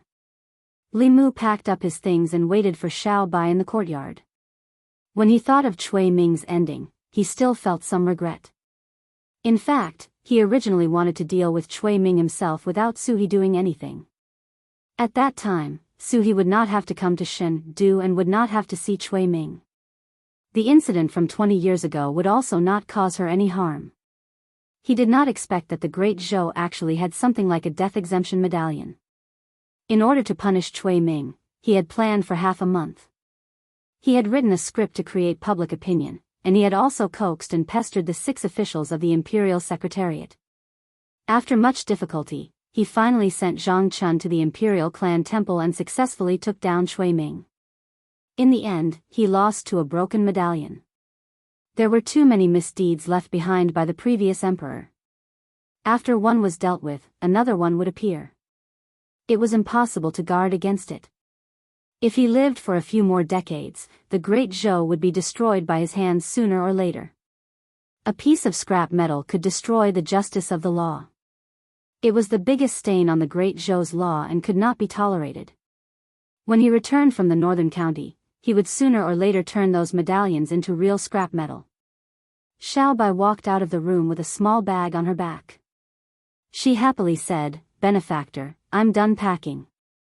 Let's go." Li Mu looked at the bulging bag on her shoulder and said helplessly, "We're not moving." "Why are you bringing this?" Xiao Bai tightened the bag and said, "This is a gift for Sister Lu and Wan Wan." Although the little fox was usually a little silly and dull, she was very considerate. Li Mu did not say anything else. He was about to leave when he suddenly thought of something. He asked Xiao Bai, "When we return to the northern county, if Sister Lu asks you if I've been fooling around in Shendu, how will you answer?" Xiao Bai said without hesitation, "Other than me, there are no other little fox spirits by your side." "Very good." Li Mu patted her head and said, "Let's go." Not being a womanizer was completely different from not having a woman by his side. In addition to Mr. Mei, Li Mu had close contact with her friends in the great music bar, including Miao Miao, Yin, Little 7, 16, and the Queen, who had come here twice for free meals. Although Li Mu had a clear conscience, he still wanted to give Xiao Bai a heads up in advance so that she wouldn't stupidly shoot her mouth off and say something she shouldn't. Now, it seemed that the little girl was not as foolish as Li Mu had imagined. The two of them left the city and walked out of the no-fly zone outside the divine capital. Li Mu looked back at the distant divine capital and took out 2 high-level talismans. He handed one to Xiao Bai and stuck the other to himself. In the next moment, the 2 of them flew into the air and disappeared into the horizon. He had many enemies in the divine capital. Since he dared to swagger out of the divine capital, he naturally had something to rely on. Lu Hanyan had asked Li Si to give him a thick stack of high-level talismans for escaping. Anyone with ulterior motives who wanted to follow them under the Dongxian wouldn't even be able to see their backs. Not long after the 2 of them disappeared, on the main road, not far behind them, a cloaked figure lifted the bamboo hat on his head, and a look of shock appeared on his face. So fast. He looked up at the sky in front of him. In a few breaths, he could no longer see the 2 of them. Even if he used his fastest Dharma treasure, he couldn't match their speed. He stood in the same place for a while and had no choice but to turn back. Entering the fairy's capital again, he circled around a few streets before entering a mansion in the southern courtyard. After entering the mansion, he walked straight to the deepest courtyard. A short conversation could be heard from the courtyard. A moment later, the sound of tables and chairs being overturned, porcelain shattering, and a woman's hysterical cursing could be heard from the room in the courtyard. The princess residence. After returning from the imperial clan temple, the prince consort's residence had been searched. Everything in the prince consort's residence, including the residence, had been confiscated by the imperial court. Cui Ming could only stay in the princess residence. In a bedroom of the princess mansion, moaning sounds rose and fell one after another, continuous and unending. 4 hours later, Cui Ming walked out of the bedroom. When he pushed open the door, he could vaguely see the scene in the room. Cui Ming stood in the courtyard and adjusted his belt. A servant walked in from outside and bowed. Prince Consort, Li Mu just left the divine capital. Cui Ming's face darkened when he heard Li Mu's name. He had used more than 20 years to climb step by step to the position of assistant minister of the secretariat. During this time, he had gone through countless hardships and setbacks and spent a lot of essence and blood to reach his current position. In one night, Li Mu had made him lose everything. This huge difference and turn had almost caused his mentality to completely collapse and give birth to an inner demon. Although he had suppressed it with great difficulty, he had also lost several years of cultivation, causing his realm to drop greatly. He had almost fallen from the creation realm to the transcendent realm. This matter would not only affect his future cultivation, but he could only wait until the Shao clan regained the throne if he wanted to make a comeback. All of this was because of Li Mu. He wanted to skin him alive, pull out his tendons, remove his bones, and refine his soul. However, in the divine capital, with His Majesty protecting him, he had no chance to do so. Li Mu's departure from the divine capital was exactly what he wanted. Cui Ming asked, "Where did he go?" The servant said, "From the direction he left the city, it should be the North County." North County. Cui Ming's face darkened when he heard this. The North County meant a lot to him. The North County was his starting point. He had taken his first step in the North County and walked step by step to where he was today. However, the North County was also his final destination. Because of his carelessness in the North County more than 20 years ago, his 20 years of accumulation and hard work had gone to waste. Cui Ming muttered, "Li Mu is as cunning as a fox." Many people in the divine capital hate him to the bone and want him to die without a complete corpse. Why would he suddenly leave the divine capital and go to the North County? Could it be, Cui Ming suddenly woke up? Could it be that he wants to find Suhi? The moment he thought of this, his face turned completely gloomy. Madame Chu had already made him lose everything. If the fact that he had killed Suhi in order to climb up to the Chu clan was exposed, even the death exemption medallion would not be able to save his life. He could either leave the divine capital now, or Li Mu would leave the divine capital and never come back. He could let him and Suhi, who was very likely to become a ghost cultivator, stay in the North County together forever. Cui Ming asked in a low voice, "Has Elder Lu come back?"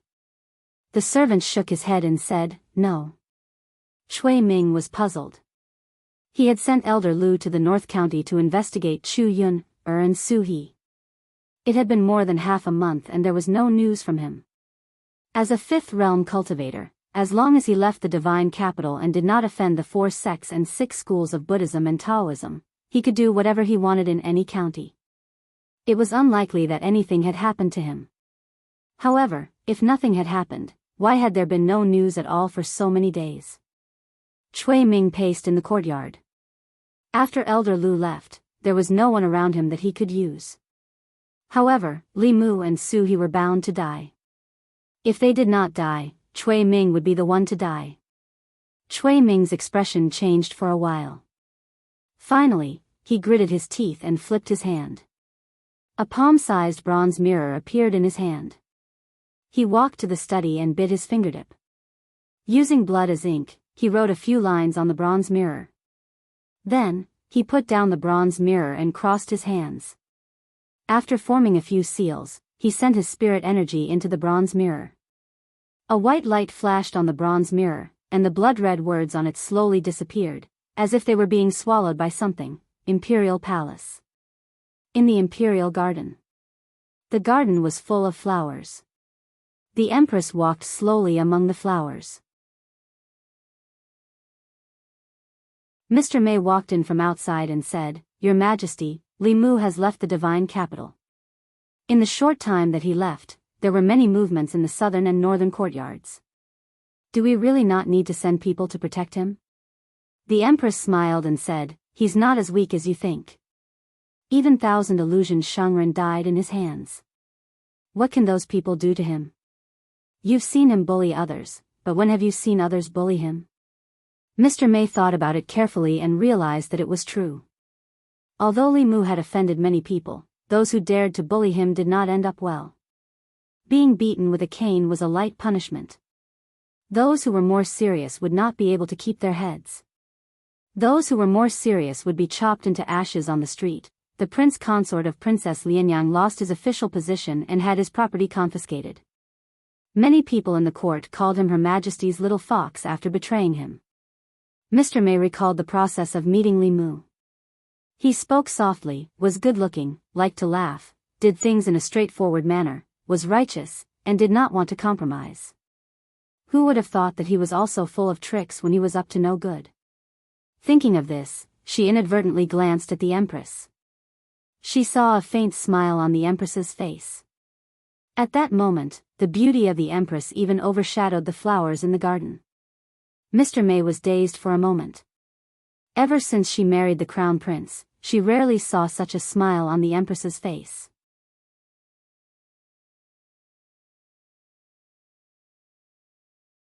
Chapter 282.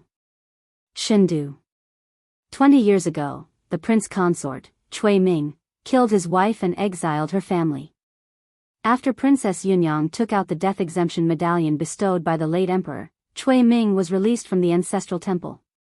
The people's discussion gradually died down. The play, Chen Shimi, which was very popular in Chengdu, was also banned under the instructions of the old party. This play involved the prince consort, the princess, and even the old consort. It was suspected of insinuating and smearing the reputation of the royal family. All the major theaters were not allowed to perform this play anymore. Those who violated the rules would be punished according to the law. Ever since a few theaters were banned and closed down, Chen Shimi, which was popular for a while, was no longer sung in Chengdu.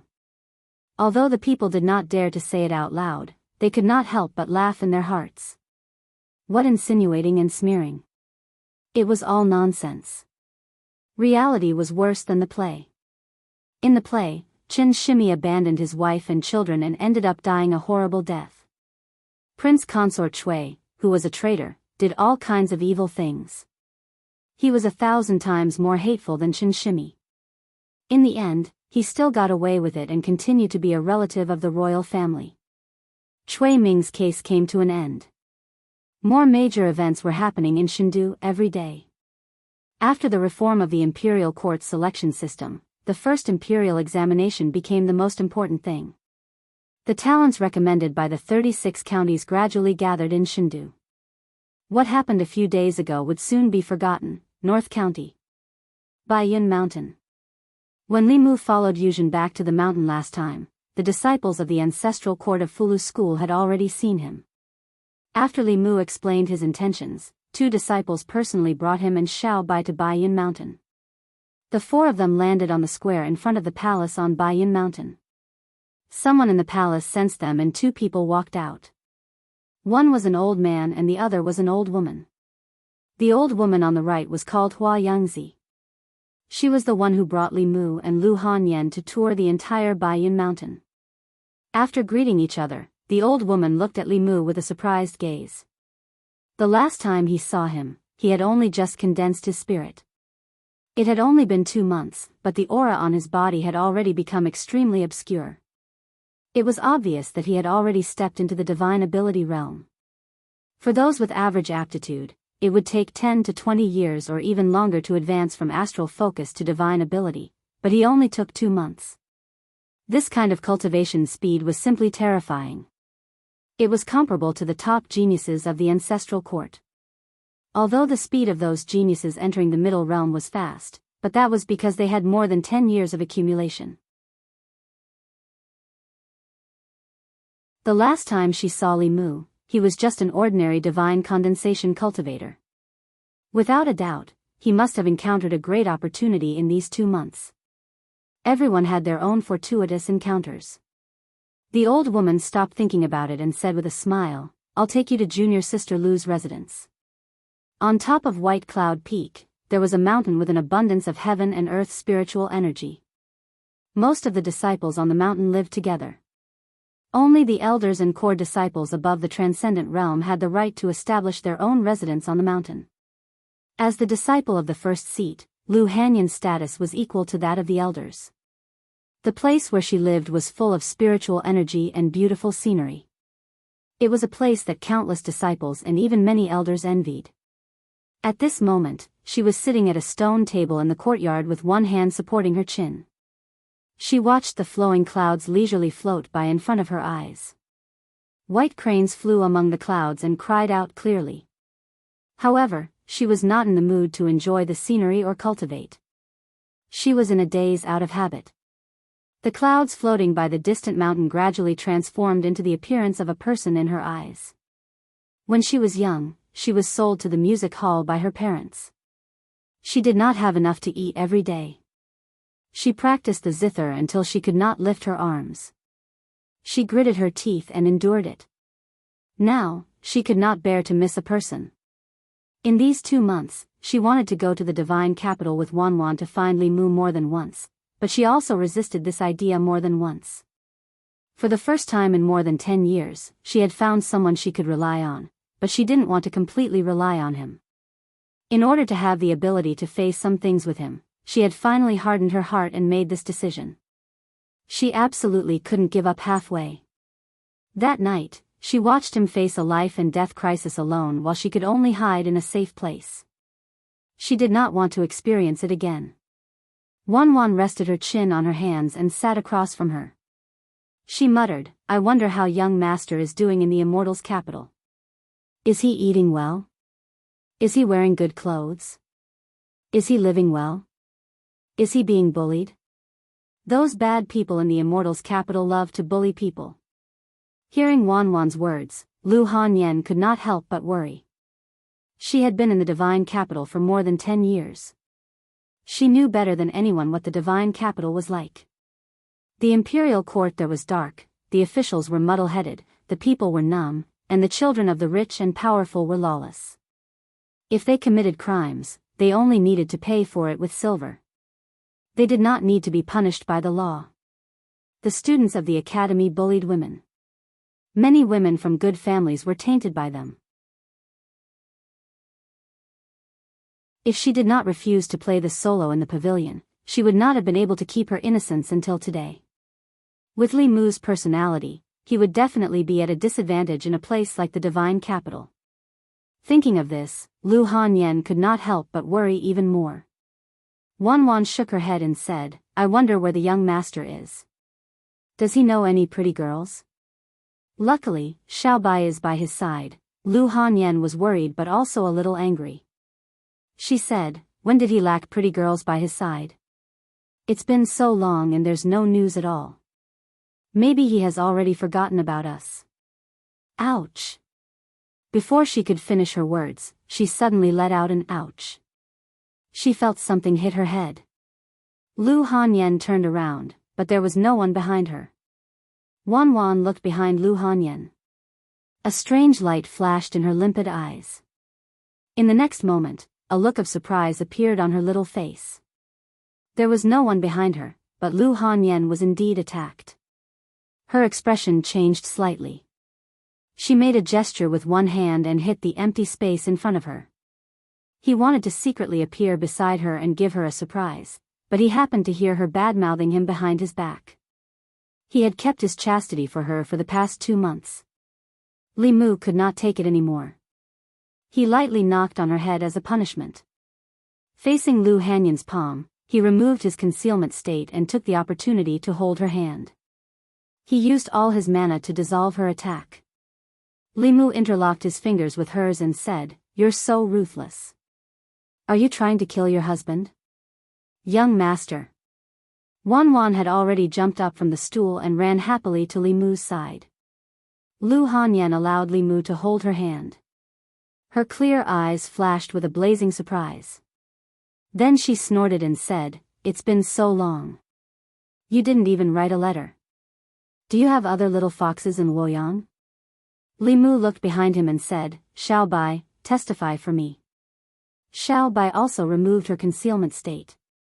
She ran over and held Lu Hanyan's arm. She said, "I can testify that you didn't fool around in Luoyang.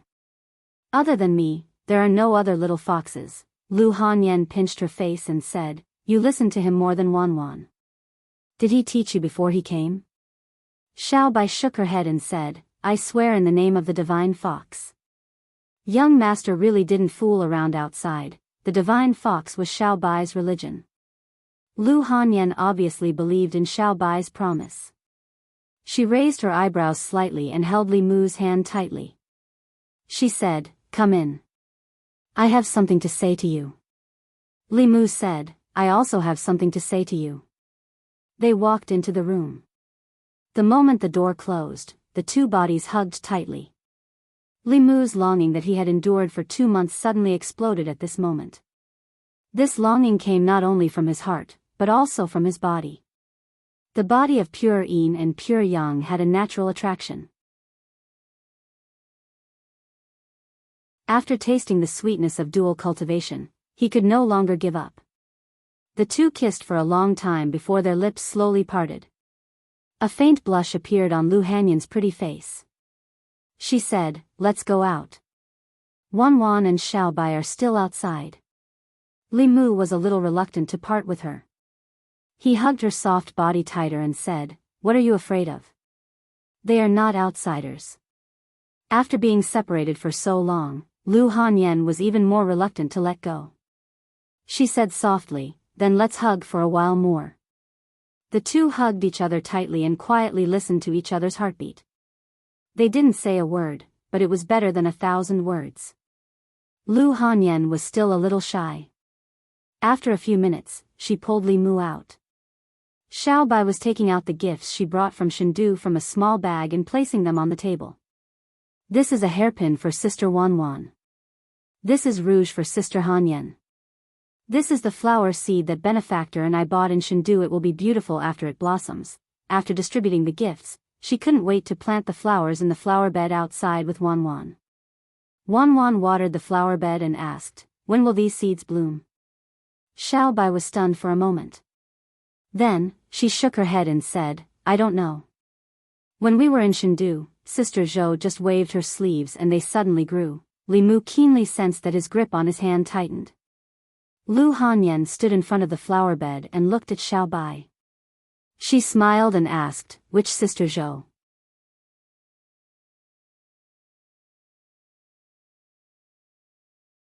Chapter 283. Xiao Bai paused for a moment before saying, That's right. Li Mu took the initiative to say, "It's Her Majesty the Empress."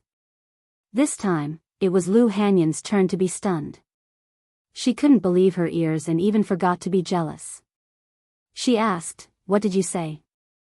Li Mu explained, "You also know that when I was in North County, I did some things that were beneficial to Her Majesty. After coming to Chengdu, Her Majesty valued me very much. One time, Her Majesty went on a private tour and happened to come to our house.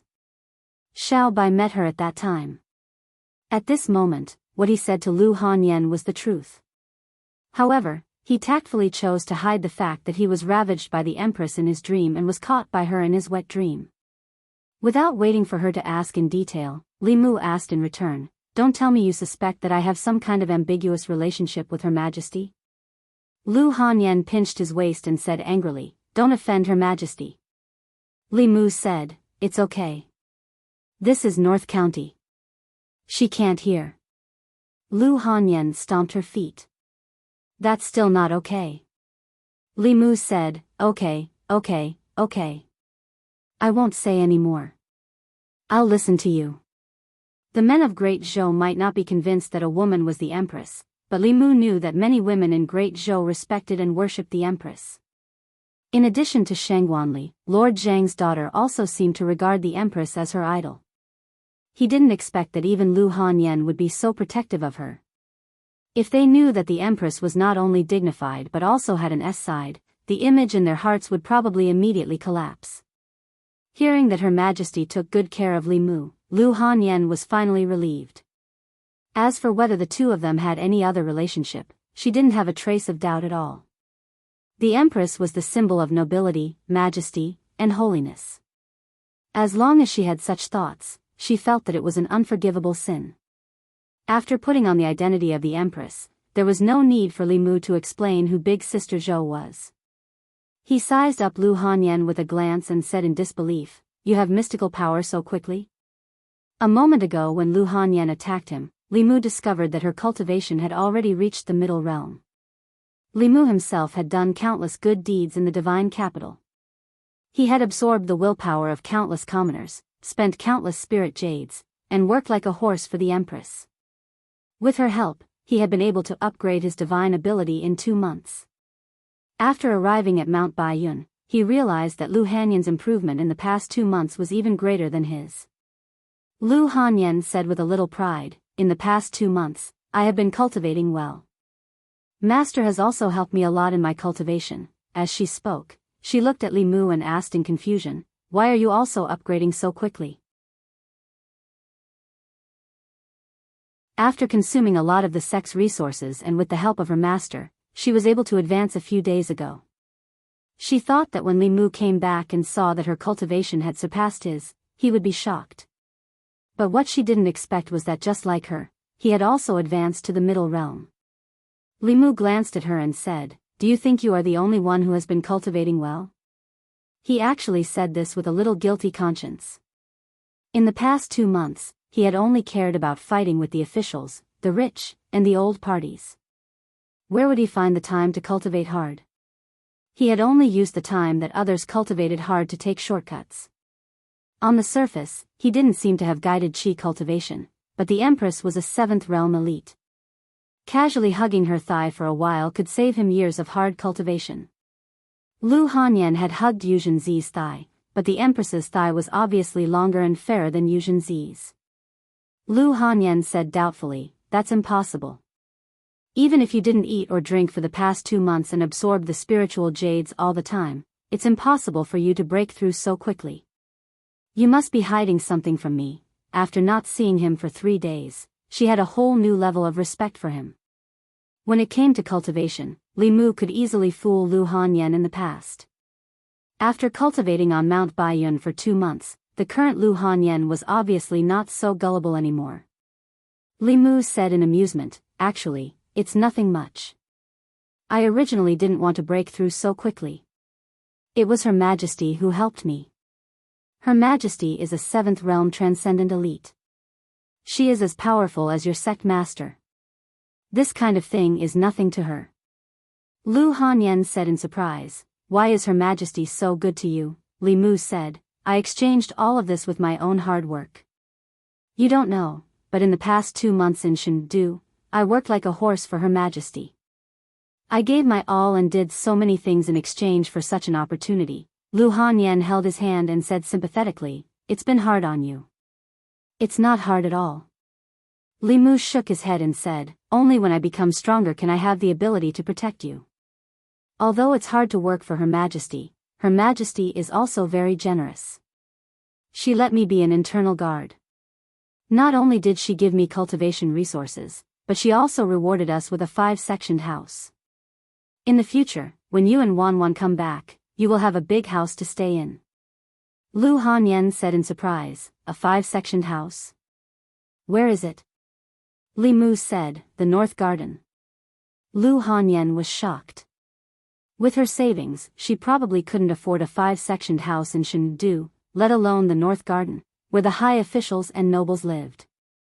Without a certain status, one couldn't afford a house in that kind of place even if they had the money. As if she realized something, Lu Hanyan looked at Li Mu and asked, Her Majesty is so good to you. Are the things you did in Chengdu very dangerous? Li Mu didn't want her to worry, so he smiled and said, no, it's mainly because Her Majesty is generous to her own people. What I did was just some trivial things. Xiaobai looked at Lu Hanyan and said, Sister Lu, do you and Sister Wanwan want to come back to Chengdu with us? Our house is very big, and only my benefactor and I live in it. Lu Hanyan looked tempted, but she still shook her head and said, not now.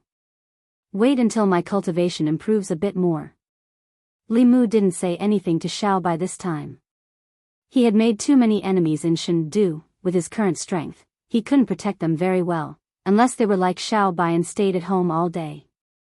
At the very least, he had to learn most of the supernatural powers of the supernatural realm and improve his strength by a large margin. He had to gain a firm foothold in Chengdu. Thinking of something, he looked at Lu Hanyan and said with a smile, this time in Chengdu, I went to the great music bar and saw Inin, Miao Miao, Little 7, Little 16, and the others. They asked me a lot about you.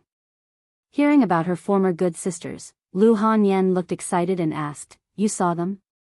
How are they now? Li Mu said, they're doing very well now. It's just that you left without saying goodbye. Lu Hanyan lowered her head and whispered, I didn't want to see everyone sad when we parted. Li Mu gently held her hand and said, you'll see them when you go to Chengdu. Lu Hanyan looked at him and said seriously, you have to take good care of them for me. Life in the great music bar isn't easy. They can't afford to offend anyone, and people often bully them. Little 7 and 16 are still young, so they don't dare to tell us when they're bullied. Li Mu patted her hand and said, don't worry, everyone in Chengdu knows that the great music bar is under my protection. Who dares to bully them? Lu Hanyan tapped his forehead and said, don't try to show off. Chengdu isn't North County. There are many people we can't afford to offend there. You've only been there for 2 months, so you don't know much about Chengdu. Remember the people I'm talking about. They're the most arrogant and despotic children of officials. If you see them, you have to avoid them. Now, even their fathers and grandfathers had to think twice before meeting Li Mu, let alone the sons of the rich and powerful officials in Luoyang. Li Mu waved his hand and said, no need. Lu Hanyan glared at him and said, I'm serious, listen to me. Li Mu was helpless, but he could only nod. Lu Hanyan thought about it and said, there are many playboys in Chengdu, you have to remember these people and avoid them. They are Zhu Tsong, the son of the director of the Ministry of Rights, Yang Xiu, the son of the director of the Ministry of Justice, Wei Peng, the son of the vice director of the Ministry of Revenue, and the grandson of the minister of Taichung Temple. Li Mu shook his head and said, they've been quite honest recently. Lu Hanyan looked at him and asked, you know them? Li Mu nodded and said, I know them. These scum like to bully people. After I taught them a lesson, they became much more honest. They hide when they see me on the street. Lu Hanyan said in disbelief, you taught them a lesson. They're the sons of officials.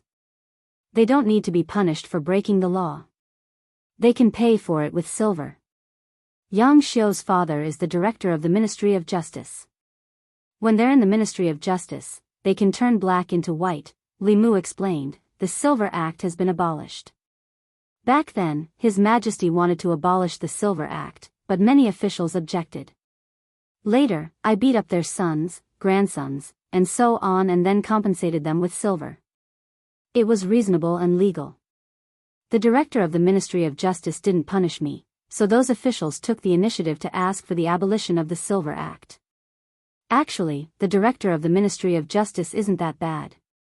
Most of the time, he's very reasonable. Lu Hanyan was stunned and asked, "The silver law has been abolished?" Li Mu nodded and said, "It's been abolished a long time ago." Lu Hanyan was silent for a long time before she accepted this fact. She thought for a while and said, "There's also the students of the academy. The academy has a high status. The officials of the imperial court are all their students. Now, the students of the academy are morally corrupt. They often bully the musicians in the workshop. You can't have a conflict with them," Li Mu said. "A few days ago, little Seven was almost molested by a student of the academy. Later, I caught a few scum of the academy and chopped off their heads. Now, the students of the 3 academies are honest. In the future, the imperial court will no longer choose officials from the 4 academies. The academies monopolizing the imperial court has become history. Too many things had happened in the Luoyang in the past 2 months." Lu Hanyan couldn't come back to her senses. She was silent for a long time before she said, "There's another person who's more terrifying than the ones I just mentioned. He's called Zhou Chu Chu. He's a member of the Zhou family and the Empress's younger brother. He's arrogant and domineering in the Luoyang and won't shy away from any evil." Li Mu nodded and said, "This guy is indeed more arrogant than the others. Not only did he kill someone on the street, he even dared to threaten the victim's family. He's simply lawless.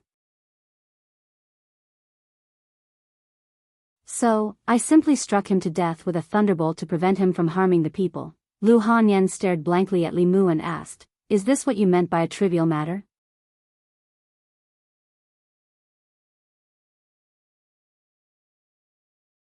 Chapter 284. Although Lu Hanyan trusted Li Mu completely, she still could not believe what he had just said.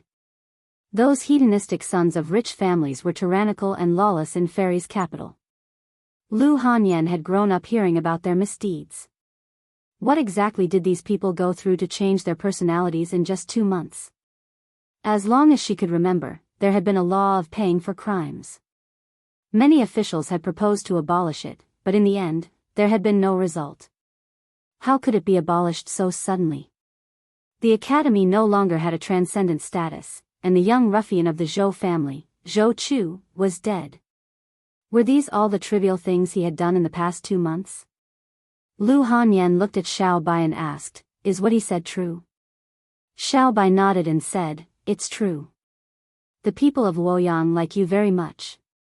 When we buy things on the street, they don't even take our money." After the shock, Lu Hanyan was only left with worry. She looked at Li Mu worriedly and asked, "You've offended so many people. Where will you go in Luoyang in the future? Why don't you quit being an official?" "We'll stay in Beijing. You can cultivate with me on Mount Baiyun." Li Mu smiled and said, "Don't worry. You know how many treasures I have. Besides, Her Majesty will protect me in Luoyang. It's the safest place in Great Zhou." Li Mu and Lu Hanyan did not walk the same path of cultivation. She had a master who was at the peak of Dongxian and had a purine body like her. Lu Hanyan was destined to inherit the mantle of Yuzenzi. The resources of the ancestral court of Fulu school were at her disposal.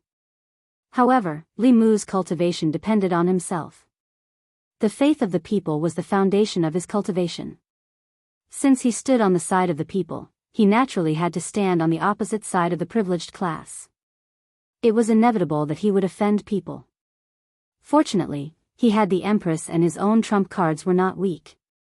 Luoyang seemed dangerous, but it was also safe. After comforting Lu Hanyan for a while, she finally dispelled her worries. After 2 months of not seeing each other, Lu Hanyan had made rapid progress, and Wan Wan was not bad either. Her cultivation had already reached the spirit condensation realm, and because of her Ling Tong, her strength was far beyond the spirit condensation realm. Just now when Li Mu was invisible, Lu Hanyan didn't discover him, but he couldn't hide from Wan Wan's eyes. If Wan Wan were to advance to the middle realm one day, her spirit eyes would probably evolve as well.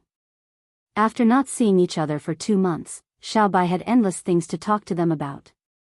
Seeing that it was getting late, Li Mu and Lu Hanyan looked at each other and understood what each other meant. The two of them stood up at the same time and said to the two girls, "It's getting late, you should rest early." After a while, the two of them sat cross-legged on the bed in Lu Hanyan's room. Their hands were clasped together, and manna flowed back and forth between their bodies through their hands. Traces of heaven and earth spiritual chi were attracted and quickly entered their bodies. After 2 months, Li Mu once again experienced the joy of duo cultivation. Cultivation was a boring thing, but dual cultivation of yin and yang brought a special sense of pleasure to both the body and the soul. This might be the reason why they were addicted to duo cultivation. The next day, the two of them didn't wake up until late in the morning. After that, Li Mu rode on his sword to Qingxian Peak. After being notified by the disciples guarding the peak, Hanja quickly walked out of the Taoist palace of Qingxian Peak. He strode over and patted Li Mu on the shoulder, and asked, "How was Luoyang?" Li Mu smiled, "It was fine." He looked around and didn't see the figure that often followed behind Hanja. He asked, "Where's junior sister Qin?" Speaking of junior sister Qin, Hanja looked helpless, and said, "She didn't cultivate properly and always followed behind me. I asked her to go into seclusion. She's not allowed to come out until she reaches spirit concentration." As he spoke, he suddenly looked at Li Mu with a strange look, and found that he couldn't see through him at all. The last time they met, the two of them were spirit concentration. Now, in Hanja's eyes, Li Mu was just like an ordinary person. Naturally, his cultivation couldn't have regressed. The only explanation was that Li Mu's cultivation had far surpassed his. Hanja probed, "You have divine power?" Li Mu didn't deny it and nodded slightly. Hanja was stunned for a long time before he gritted his teeth and said, "Freak, I thought junior sister Li was fast enough." "I didn't expect you to be even faster." Li Mu was silent for a moment. His lips moved, but before he spoke, Hanja said, "I know what you want to ask. Junior sister Li isn't here. I've kept an eye out for you. She hasn't returned to the sect in the past 2 months. If you really want to see her, maybe you can come back in 4 months. In 4 months, it will be the Triennial Peak competition. Junior sister Li's strength is one of the best in Purple Cloud Peak. She should be back to support Purple Cloud Peak."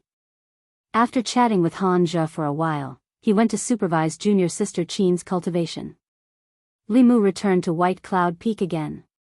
Lu Hanyan was watering the flowers that Wan Wan and Xiao Bai planted yesterday. She asked, "Did you see your friend?" Li Mu nodded and said, "Yes." Lu Hanyan asked again, "Did you see Miss Li?" Li Mu shook his head and said, "I didn't go to Purple Cloud Peak. When I was talking to Hanja about her, he said she wasn't in the sect." In front of Lu Hanyan, Li Mu didn't deliberately hide anything. Their relationship was only 1 step away. If he hid it too much, it would show that he was guilty. It was better to be honest.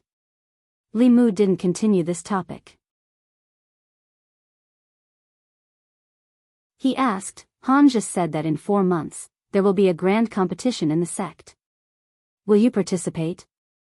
Lu Hanyan shook her head and said, "I don't think so.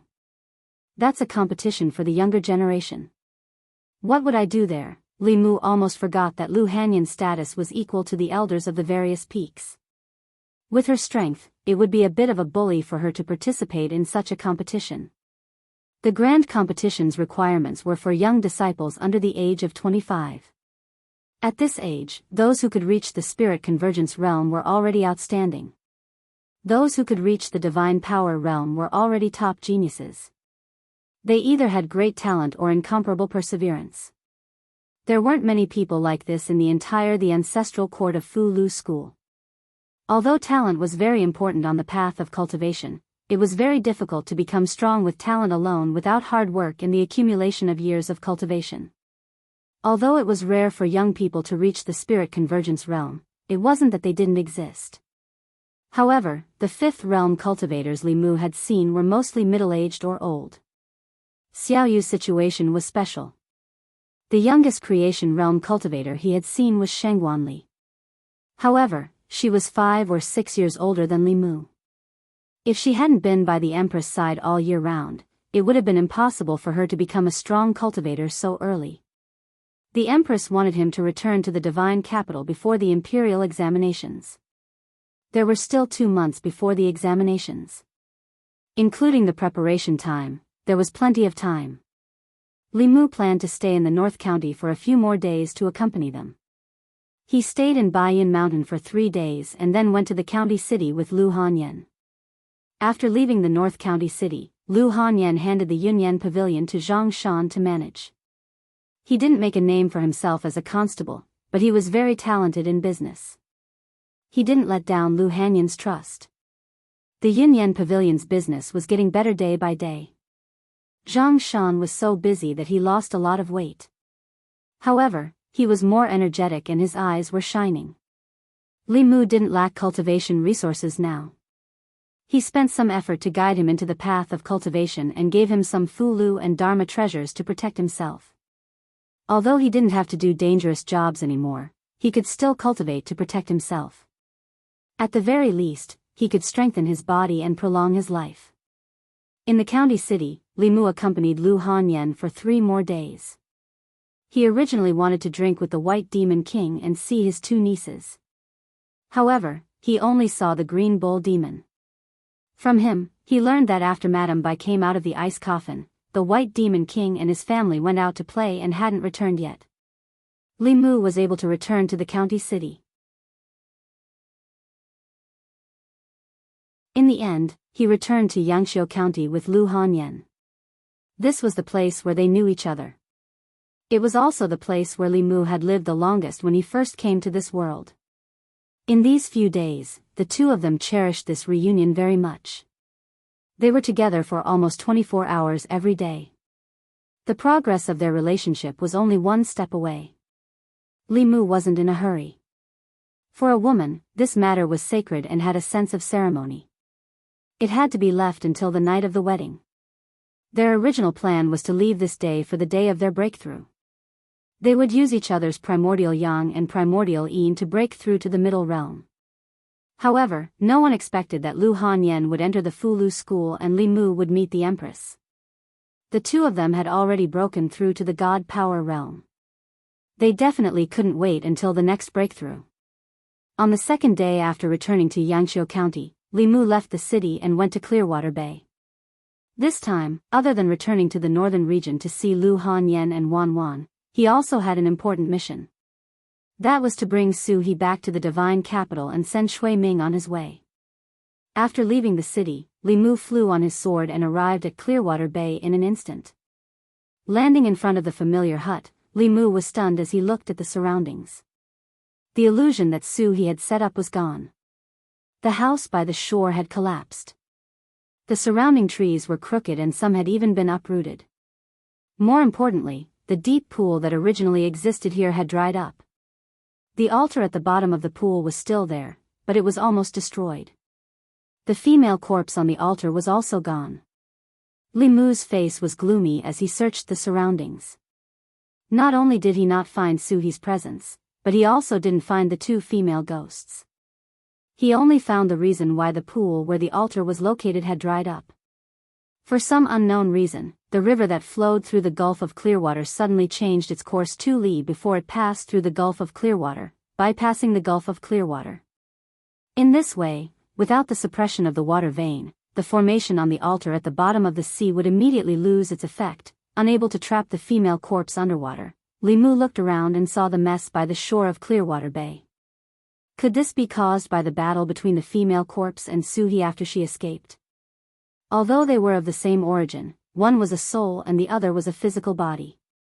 They both wanted to devour each other's consciousness to reach perfection. When the 2 appeared at the same time, a great battle was unavoidable. Li Mu carefully thought about it and relaxed a little. After refining part of Thousand Illusions' soul force, Su He's strength was much stronger than that of the spirit corpse. If she stayed in the array, she would have a chance to retain her consciousness. Once she left the altar, she would be killed by Su He and her body would be taken over. Li Mu didn't have to worry about Su He at all. What he cared about now was where Suhi had gone.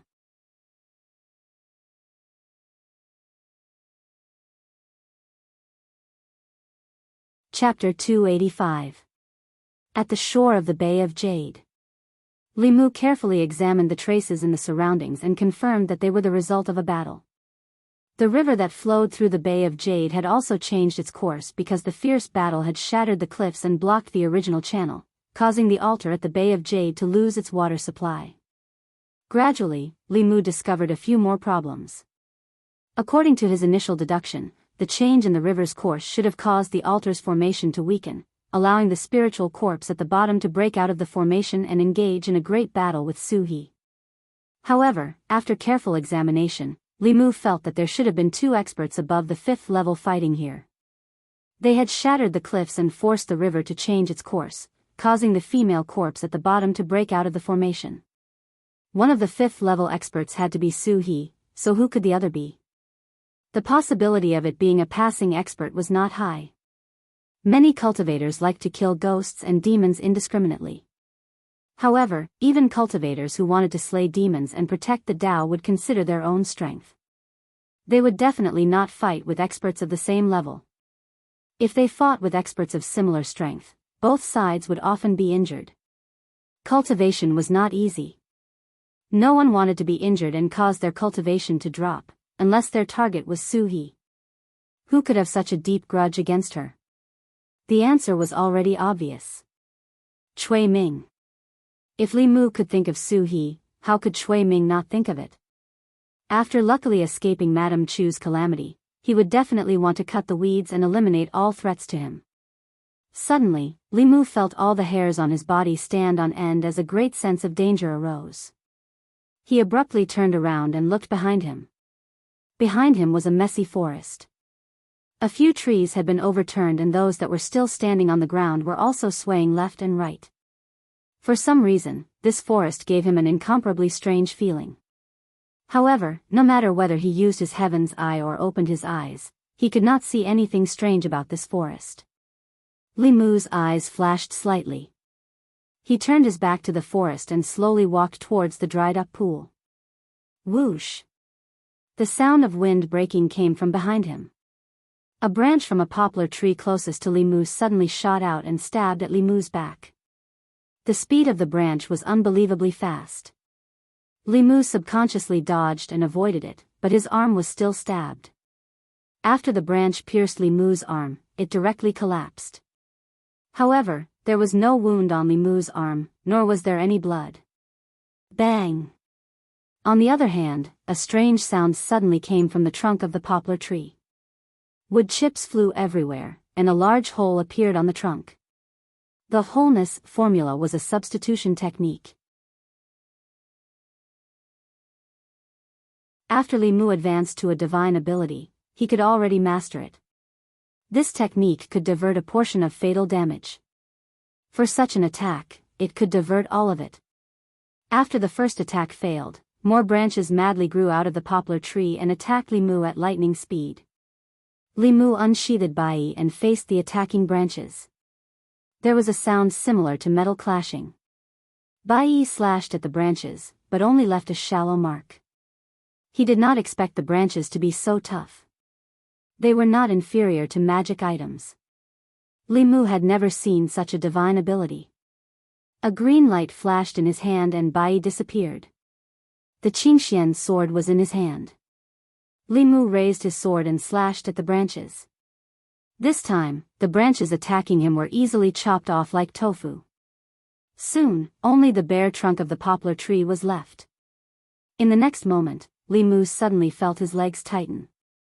He looked down and realized that his legs were entangled by two vines that extended from the ground.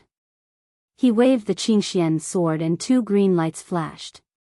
Two thick vines were cut off by the Qingxian sword.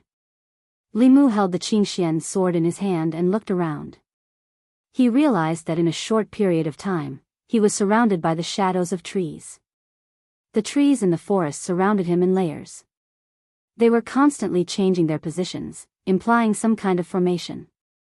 If they were allowed to form a formation, it would be very difficult for him to break the formation. Moreover, the person behind the scenes had not shown himself yet. Li Mu did not think too much. He took out a fulu and threw it into the air. Rumble. In the sky, the sound of thunder was loud. A huge purple thunder net came down from the sky. When the trees around Li Mu came into contact with the purple lightning net, they immediately turned into black ashes. Only a thick willow tree remained standing in its original place. A human face appeared on the willow tree. It was the face of an old man. He was staring at Li Mu with a horrified look. Green liquid flowed out from the corner of his mouth. This cultivator in the magical state, the strength of his Dharma treasure, the strength of his fulu, and the strangeness of his supernatural powers were completely beyond his imagination. He, who was seriously injured, wanted to take the opportunity to sneak attack this human cultivator and devour his essence, blood and soul to recover from his injuries. He did not expect to be at a disadvantage in such a short period of time. Not only did his injuries not recover, they even worsened. Everything in this trip to the North region was beyond his expectations. First, he found out that the soul of the woman that the prince consort asked him to find was still there. Moreover, she had already become a fifth realm ghost cultivator.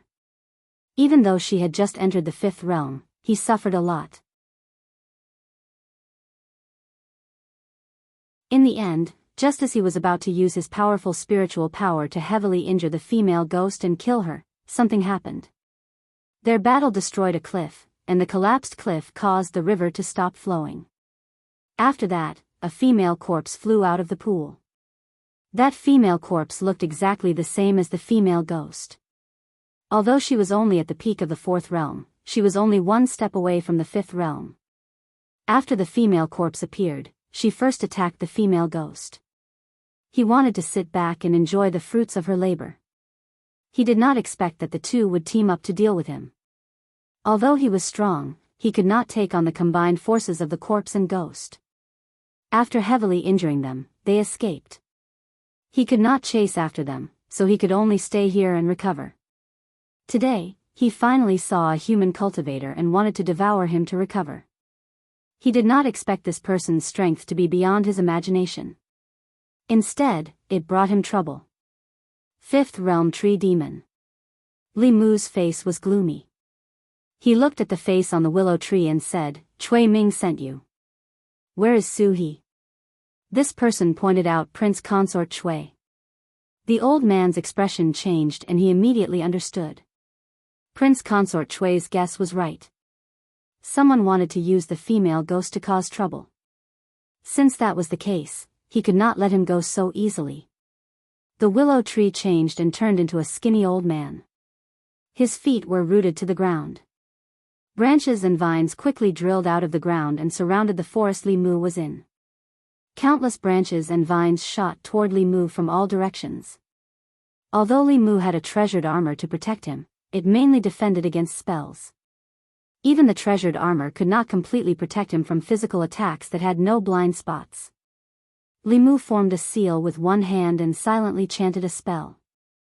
The Qingxian sword turned into thousands of sword shadows and surrounded his body. They scattered in all directions. Wherever the sword light passed, the vines and branches were all destroyed. Puff! The old man's body trembled and he grunted. He spat out green liquid again. Li Mu looked at him and asked coldly, "Speak. Where is Su He?" The old man's aura withered again and his face was filled with shock. After the short battle just now, he was almost certain that even if he was at his peak, he might not be a match for this Abhijina cultivator. Moreover, he had only recovered less than 30% of his strength. If he continued to fight, he might really die here. He did not continue to fight and quickly fled into the depths of the forest. Su He's whereabouts were unknown. Li Mu naturally would not let this tree demon go. He stuck a spirit travel talisman on himself and chased into the depths of the forest. The injured tree demon was frantically fleeing. Compared to the prince consort's safety, he cared more about his own life. In the 100 years of cultivation, he had experienced many dangers. However, after entering the fifth realm, he had never been chased by a fourth realm cultivator. He had also never seen such a powerful fourth realm cultivator. Fortunately, this was his home ground. It was not difficult to shake off the cultivator behind him. As he fled, he turned back to take a look. This glance made his soul leave his body. He saw that the human cultivator's speed was even faster than his. In the process of chasing, the human cultivator was constantly closing the distance between them. He would probably catch up to him soon. The tree demon was shocked. He did not dare to be careless and released his abhijna with all his might. Wherever he passed, trees grew rapidly. The branches overlapped and completely sealed off his escape route. Li Mu's pursuit was blocked. He simply flew into the air above the forest. Looking down from above, the lush forest seemed to have become a hole. Suddenly, it became quiet. There were no longer any strange movements in the forest. The tree demon had clearly concealed his aura and completely blended into the forest. No matter how Li Mu used his heavenly eye or opened his eyes, he could not discover him. Fifth realm demons could conceal their demonic aura. The demon seeking talisman would not be of much use. He could be sure that the tree demon was still in the forest. However, he did not know where exactly he was. Li Mu's body descended slowly. He began to search the forest carefully. The forest was extremely quiet. It was so quiet that he could only hear his own footsteps. After a long time, his search was fruitless. Li Mu looked around. After confirming that there was no danger, he turned his back to a huge tree and rested for a short while. A human face gradually appeared on the tree behind him. A withered claw reached out silently from the tree trunk. Then, with lightning speed, it grabbed towards Li Mu's back. There was no time to react at such a short distance. The withered claw immediately made contact with Li Mu's body. However, it did not pierce through Li Mu's body as the tree demon had expected.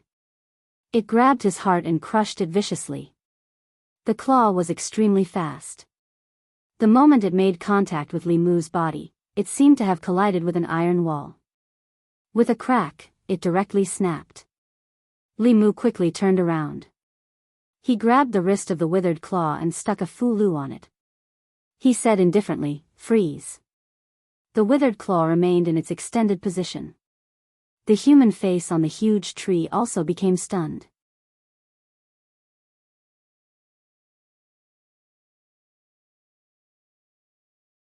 Chapter 286. Taking advantage of the moment when the tree demon was immobilized by the body-securing talisman, Li Mu stretched out his hand. A chain appeared in his hand and he tied it to the tree. After the tree in front of him was bound by the chain, it gradually transformed into a skinny old man with a chain around his neck. This was a torture tool specially made by the imperial court. It was used to capture demons and spirits, and it was always successful. The cultivation of the demons and spirits that were locked up would also be sealed. This fifth realm tree demon was now just an ordinary old man. Fortunately, he was heavily injured and probably had not even recovered 30% of his strength. Otherwise, even though Li Mu was not afraid of him in a head-on battle, it was almost impossible to capture him alive. Li Mu took away the body-securing talisman and the old man gradually regained his consciousness. Feeling the cold chain around his neck and the sealed mana in his body, his expression changed drastically. He wanted to escape but was gently pulled back by Li Mu. Li Mu looked at the old man and asked the question he was most concerned about: where did Suhi go? The old man glanced at Li Mu but did not speak. Li Mu took out a fulu and waved it in front of the old man. He asked, "Do you know what this is?" The old man looked at the purple heaven thunder talisman in his hand and could not help but swallow his saliva. Li Mu asked, "Guess, how many bolts of lightning can you withstand now?" The old man lowered his head and his face was extremely pale. Li Mu kept the purple heaven thunder talisman and took out a few more. He said, "Other than the purple heaven thunder talisman, I have a few more good things here. This is a sword talisman. It will destroy your demon body with one strike and your demon's soul with the second strike. This sword is a heaven-grade divine weapon. It will not be a waste for you to die under this sword." The old man trembled and hurriedly said, "They escaped." The female ghost and the female corpse escaped. Li Mu was able to sense the emotions of this tree demon, so the possibility of him lying was not high. This made Li Mu feel a little relieved. If something really happened to Su He in the hands of this old demon, then even if he chopped him into pieces and burned him as firewood, it would still not be enough to appease the hatred in his heart. Li Mu's face was calm as he looked at the old man and said, "Speak, what happened at the Bay of Clear Water? If there is even half a lie, don't blame me for chopping you into pieces and burning you for firewood." The tree demon's life was in the hands of others, so he didn't dare to hide anything. He recounted everything that had happened in the Bay of Clear Water. He had been ordered by Chui Ming to come to North County to look for Madame Chu and Su He. He had searched the entire Yangqiu County with his ghost-seeking technique, but he couldn't find Madame Chu. Instead, he found Su He, who had just come out of seclusion. One demon and one ghost, a great battle broke out at that time. He had been in the 5th level for a long time, and Su He's cultivation was not as profound as his. However, their battle later on shattered the cliff, causing the Bay of Clear Water to stop flowing, releasing the female corpse from the bottom of the water. At first, the female corpse attacked Su He, but soon, the two came to an agreement and began to attack the tree demon. The tree demon was fighting 1 against 2, so he wasn't strong enough. He used a secret technique to heavily injure them, forcing Su He and the female corpse to retreat. However, he was also heavily injured and could only recuperate in the Bay of Clear Water. Until he met Li Mu. Li Mu looked at him coldly and asked, "Did Chui Ming send you?" The old man lowered his head, neither admitting nor denying. Li Mu fixed him in place again and sent him into the flask space. The flask space was a small space created by experts above the level of transcendence. It was attached to the real world and could be used to store things and hide people. In ancient times, some almighty experts would even create a spacious space for themselves to live in. Li Mu's ring had a very small space, equivalent to a small house, but it was enough to store the tree demon. The most important thing now was to find Su He. Although the tree demon was here and Su He was no longer needed to provide a witness, she was injured by the tree demon and the female corpse was spying on her. Li Mu was still worried about her safety. However, the north region was so big and there were no clues. Where should he go to find her? After thinking for a while, he decided to go to the county office and ask. If there was no news from the county office, then he would go to the county office. With a heavy heart, Li Mu walked out of the Bay of Clear Water. At a certain moment, he sensed something and looked to the side. In the next moment, he flew into a dense forest on the left. "Save me!" In the forest, a girl was carrying a bamboo basket with some freshly picked mushrooms. At this moment, the girl was being forced into a corner by several gray wolves. Her face was filled with panic. A gray wolf grinned, revealing its white teeth, and pounced at the girl. The bamboo basket in the girl's hand fell. She curled up into a ball and closed her eyes in despair. However, after waiting for a long time, nothing terrible happened to her. She carefully opened her eyes and saw a figure standing in front of her. The gray wolves were lying motionless on the ground. They were clearly dead. Seeing this scene, the girl was stunned for a moment. She quickly got up from the ground and said, "Thank you for saving my life, young master."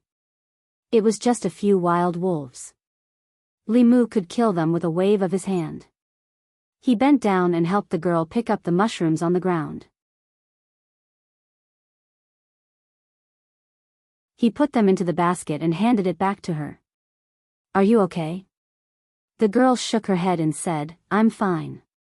She took a step forward and was about to take the basket when her foot suddenly twisted and she almost fell. Li Mu quickly reached out to support her. When he approached the girl, he smelled a faint fragrance on her body. He could not help but sniff a few more times. The girl noticed Li Mu's actions and blushed. Li Mu coughed and asked, "Are you injured?"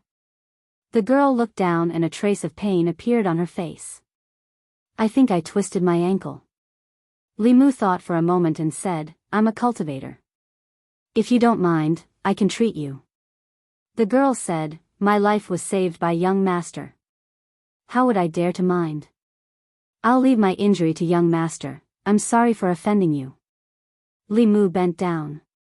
His hand glowed with golden light as he gently held the girl's slender ankle. A strange numbness came from her ankle, causing her to blush even more. Soon, Li Mu withdrew his hand, stood up and said, "Miss, you can try again." The girl nodded and tried to walk a few steps. She said in surprise, "It doesn't hurt anymore." "Young master, you're amazing." Li Mu smiled and said, "This mountain is not safe. Where is your home? I'll send you back." The girl said, "My home is in the village at the foot of the mountain. I'll have to trouble young master." Li Mu smiled again and said, "It's no trouble. Let's go." The girl carried the basket and walked side by side with Li Mu. She curiously asked, "Young master, are you a cultivator? I heard that our northern county has a Fulu school. The cultivators there are all very powerful. Are you a disciple of the Fulu school?"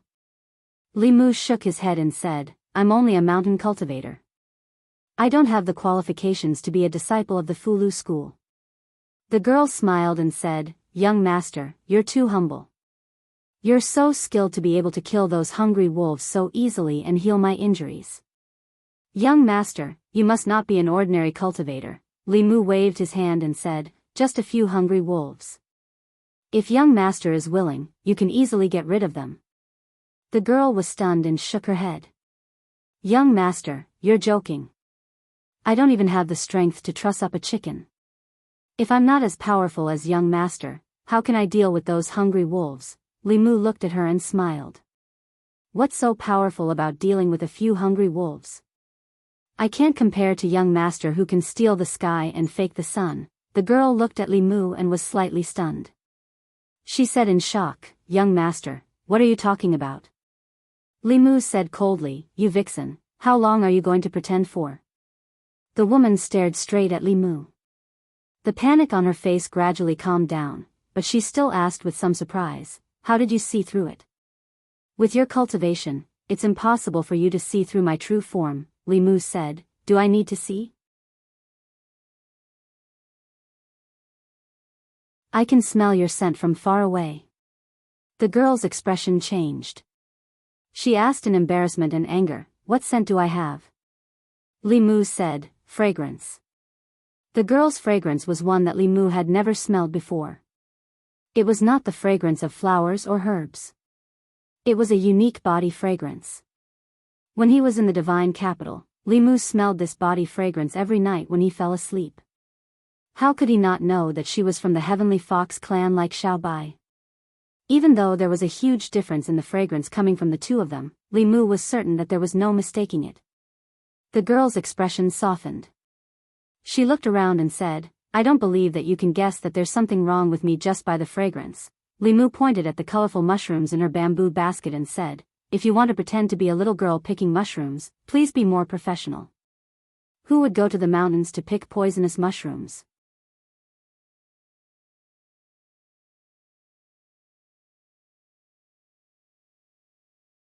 Chapter 287.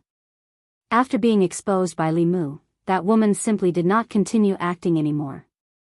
She threw away the bamboo basket, curled her lips, and said, "What kind of lousy forest is this? Even the mushrooms here are poisonous." Li Mu's expression had completely darkened. He kept a distance from the fox demon and asked sternly, "How dare you, demon? You pretended to be a human woman and lured me here. What do you want?"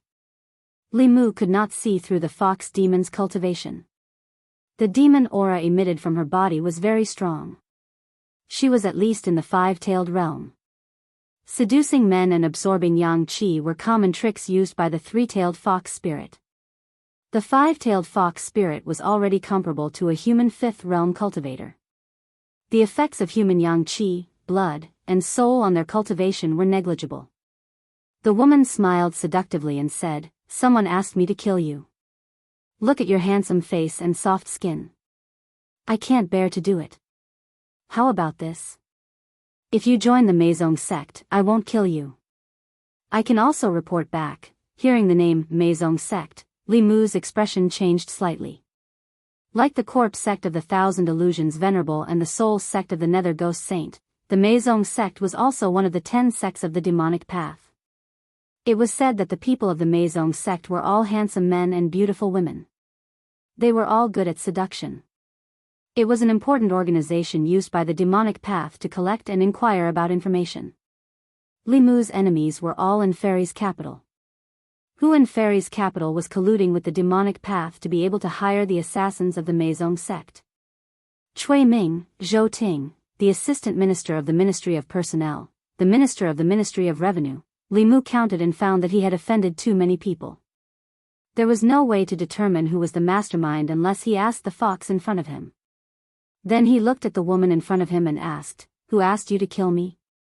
The woman shook her head gently and said regretfully, "I can't tell you this unless you go back with me," Li Mu said. "Then let's see if you have the ability."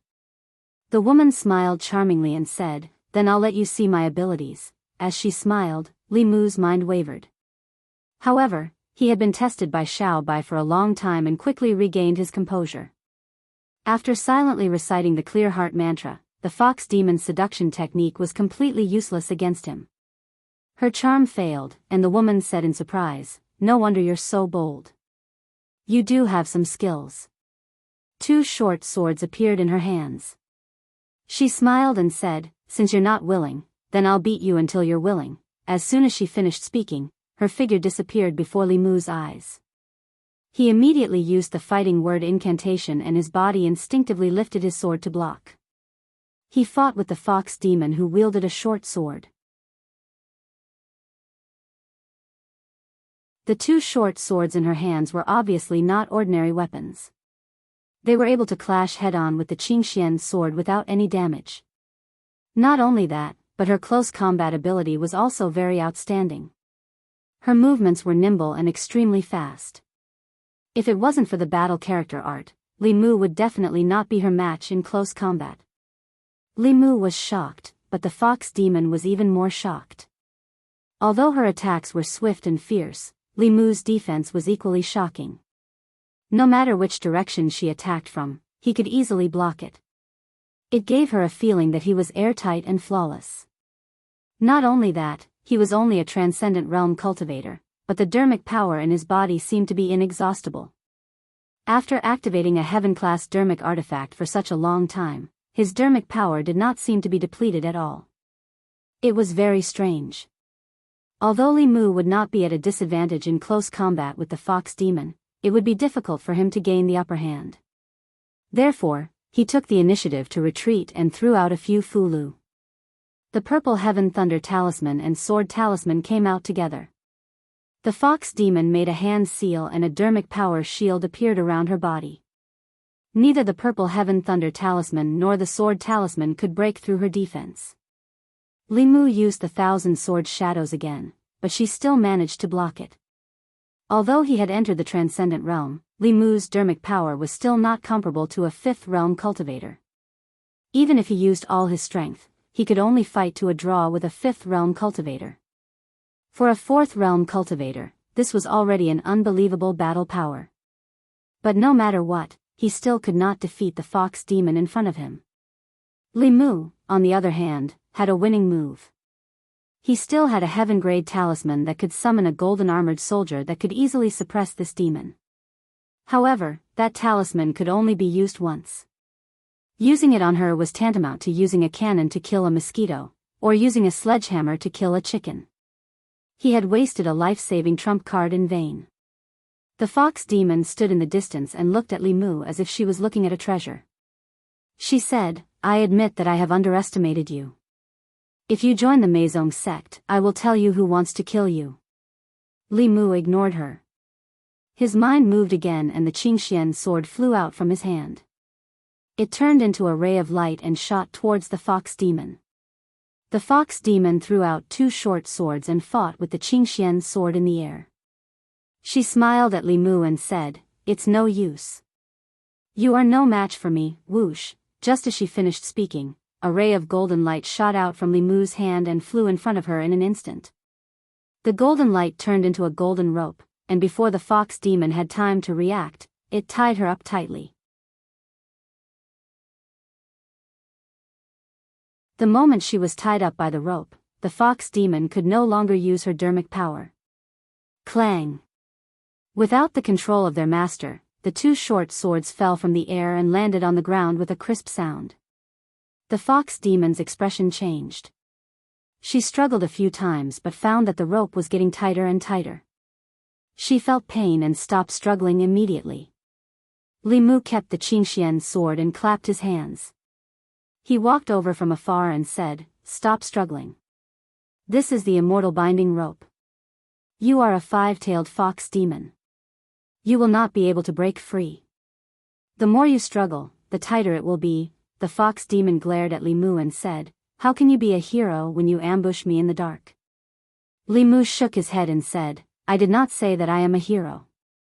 The Empress had not given him this thing to be a hero in the first place. Although the speed of this immortal binding lock was fast, it was very easy to dodge when it was used to bind someone head-on. It would only be effective when it caught the enemy off guard. This fox was still not cautious enough. Li Mu walked in front of her and said, "Tell me, who sent you to kill me?" The woman looked at him coldly and said, "You better let me go right now." Li Mu made a series of hand seals, and the rope around her body drew closer and closer. She didn't know if the rope was intentional or not, but it wrapped around her chest. As it tightened, the originally magnificent rope was quickly twisted out of shape. The woman's face showed a trace of pain. She looked at Li Mu with even more anger. Li Mu stood in front of her and felt a little awkward. There was something wrong with the position of the rope. When the rope was tightened, it would act on her body and deform a certain part of her body. It made her look like a pervert with some kind of evil taste. Li Mu loosened the rope a little. He thought for a while and picked up a rattan from the ground. He pointed at the woman with the rattan and said, "Are you going to tell me or not? If not, I will whip you." The woman gritted her teeth and said, "Don't you dare." Whoosh! Li Mu used the rattan as a whip and whipped her. He said expressionlessly, "Tell me." The woman had lost her composure. She was ashamed and angry. She said loudly, "I will definitely kill you." Whoosh! Whoosh! Whoosh! Li Mu whipped her a few more times. The more he whipped her, the easier it became. He could even feel the joy of the Empress. Although this fox demon was not bad looking, she wanted to take his life. There was no such thing as being protective of the fairer sex. Li Mu wanted to know who was behind her and then return to Shindu to take his life. This was truly colluding with the demon sect. In the Great Zhou, it was a serious crime that could lead to the extermination of an entire family. The woman's face was full of shame and anger. The rattan was imbued with mana. When it hit her body, it hurt. However, the pain on her body was not worth mentioning compared to the humiliation in her heart. She stared fixedly at Li Mu. Her originally clear and bright eyes seemed to be filled with flames of fury. "There's no use looking at me like that," Li Mu said. "Tell me who ordered you. As long as you are obedient, you will suffer less physical pain." The woman took a deep breath. The anger in her eyes was gradually extinguished. She said calmly, "My name is Phantom Princess. Remember my name. I will return today's humiliation 100-fold. With that, she grabbed a piece of jade hanging from her waist and crushed it. In the next moment, her figure disappeared before Li Mu's eyes. The immortal binding lock lost its target and shrunk rapidly. Finally, it shrunk into a ball and fell to the ground. A spatial Dharma treasure. Li Mu was shocked to see the fox demon escape before his eyes. He did not expect the fox demon to have such a Dharma treasure. Just like the flask Dharma treasure, this spatial Dharma treasure had the ability to teleport. It could only be made by a 7th realm cultivator. It could teleport someone thousands of miles away. Li Mu searched the surroundings for a long time but could not find the fox demon's aura. In the end, he could only walk back. He picked up the 2 short swords that she did not have time to retrieve and put them into his ring. Then, he flew in the direction of the county.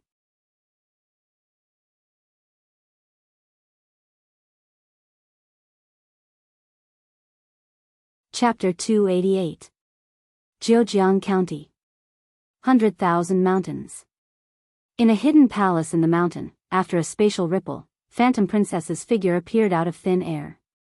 A few figures sitting cross-legged in the palace slowly opened their eyes. A stooped old man asked, "Who actually forced you to use a teleportation talisman?" Lord Heavenly Lord also refined one of this talisman. Could it be that you encountered a sixth realm cultivator? A despicable human cultivator. Phantom Princess's beautiful face was filled with anger. How dare he do this to me? The next time I meet him, I'll make him wish he was dead. She did not say that the person who had forced her to use her life-saving trump card was just a minor cultivator in the transcendent realm. She had lost to a Realm 4 cultivator and even lost her weapon. This was an extremely embarrassing matter.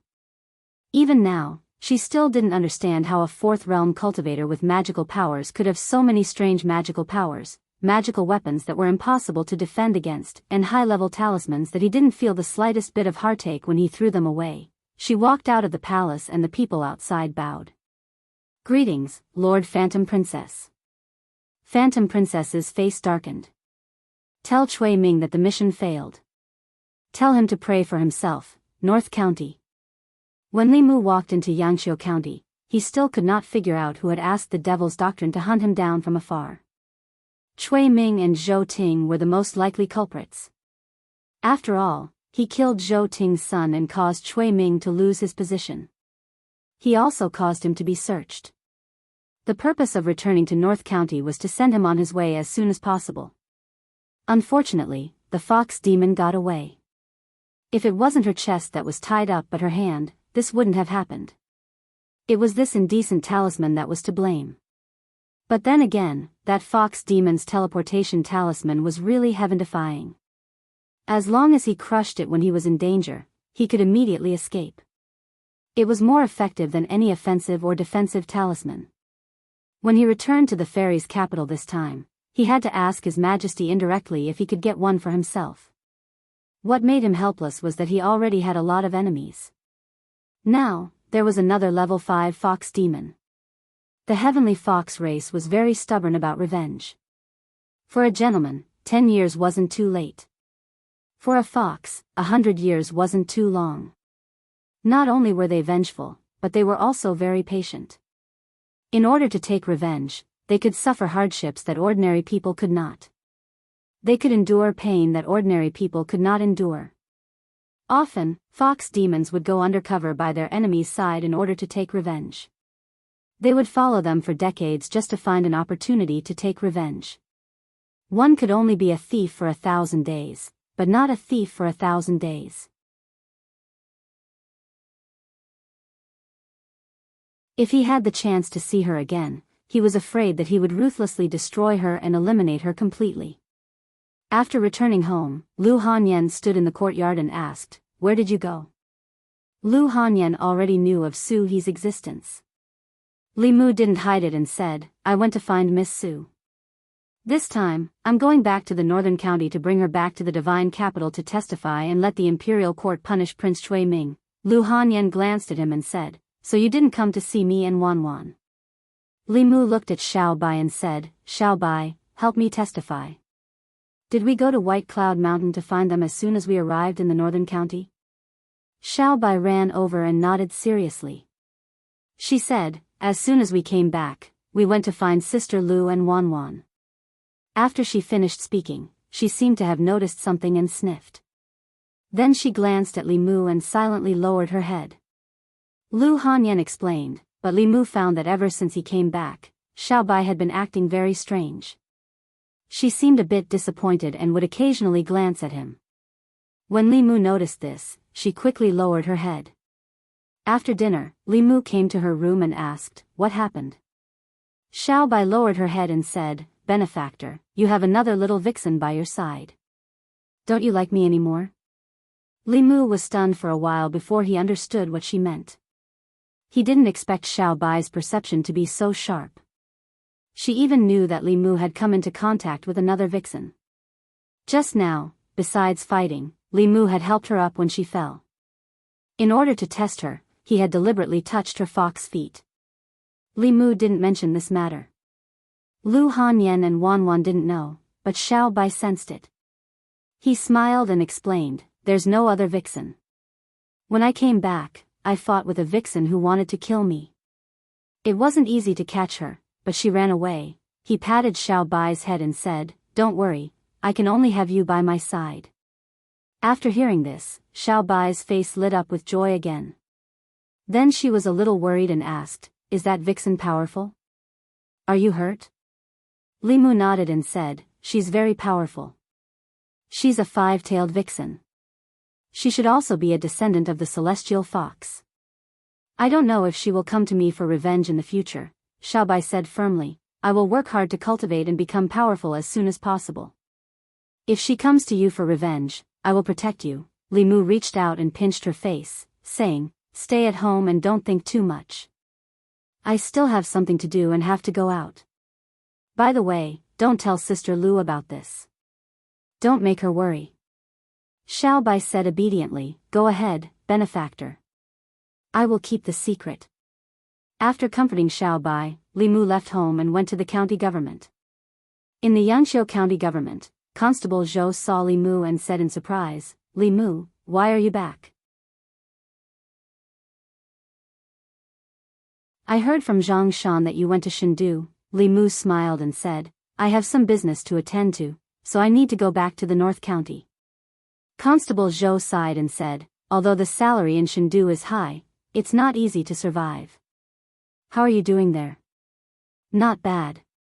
Li Mu exchanged a few words with him and asked, you haven't been back for 2 months. How did the Gulf of Clearwater become like that? Does Constable Zhou know what happened? Constable Zhou said, I don't know the details. It said that 2 masters fought at the Gulf of Clearwater and affected the water in Yangqiu County. Li Mu asked, does the county government know where the master of the fight went? Constable Zhou shook his head and said, I don't know. Li Mu regretted it. He missed his wife so much that after returning to the North County, he went straight to Baiyun Mountain and didn't find Suhi first. Although the battle between her and the tree demon had already happened at that time, it hadn't been that long. Perhaps he could still follow some traces and find her. However, it had been quite a few days since the battle, and there were no traces of her at all. There was no way to find her. Since he didn't get any useful information from the county government, Li Mu used a high-level teleport talisman and went to the county government as fast as he could. In the past, it took him more than half a day to go from Yangqiu County to the county government. Now that his cultivation had increased, it took him less than an hour with the help of the high-level teleport talisman. After Commandery Officer Shin's cultivation increased, he left the North County. Li Mu wasn't familiar with the new Commandery Officer, so he went to find Constable Zhao directly. 2 days ago, Li Mu had just treated them to a meal in the county capital. Constable Zhao saw him and said with a smile, we'll be going to the county government soon. Do you want to drink tonight? Not today. Li Mu shook his head and said, I came to find you this time because there's an important matter. Hearing Li Mu's words, Constable Zhao's expression became more serious and he said, what is it? Tell me. Li Mu said, there was a battle between 2 masters in Yangqiu County and it affected the water. Constable Zhao, do you know? Constable Zhao nodded and said, I know. I personally handled this matter. From the traces at the scene, it was at least a battle between 2 fifth realm cultivators. Moreover, it was very likely that they were a ghost and a demon. Fortunately, the place where they fought was desolate and uninhabited. No one was injured. Li Mu asked, does the county government know where the ghost cultivator went? Constable Zhao shook his head and said, I don't know about that. Li Mu looked disappointed. At this moment, Constable Zhao continued, however, a strange thing happened in Yu County these 2 days. Could it be related to this? Li Mu immediately asked, what strange thing? Constable Zhao said, 2 days ago, a thick fog rose from the mountainside of a mountain in Yu County. When the people entered the fog, they couldn't see their fingers in front of them. No matter how they walked, they would eventually come out of the fog. The initial suspicion was that a ghost was causing trouble, but the ghost didn't hurt anyone. The local government investigated and the county government's cultivators couldn't enter the fog. You county just reported it and the county government hasn't had time to deal with it yet. Limu couldn't let go of anything that could be related to Suhi. He thought for a moment and said, which mountain in you county? I'll go take a look.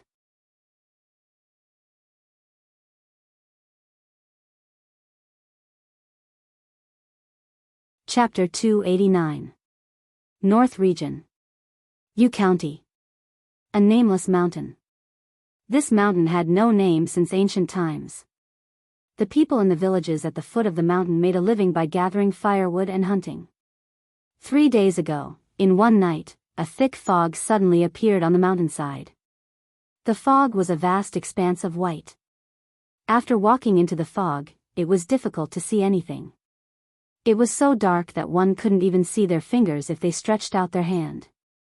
Not too long after the commoners walked into the fog, they would walk out of it again. It was as if they were walking around in circles. The cultivators from the county yamen who entered the fog also met the same fate as the commoners. Clearly, there was a formation set up in the fog that prevented outsiders from entering. Typically speaking, such a situation would only occur when the mountain was occupied by an expert. It was fortunate that the expert in the fog only occupied the mountain and didn't harm the commoners. The officials of U County didn't dare to disturb the person in the fog, so they could only report the situation to the county yamen and wait for the county yamen to deal with it. This mountain concerned the livelihood of the commoners at the foot of the mountain. The several hundred commoners at the foot of the mountain were also concerned about the situation in the fog. For the past 3 days, the fog had remained calm. However, an hour ago, it suddenly began to fluctuate intensely.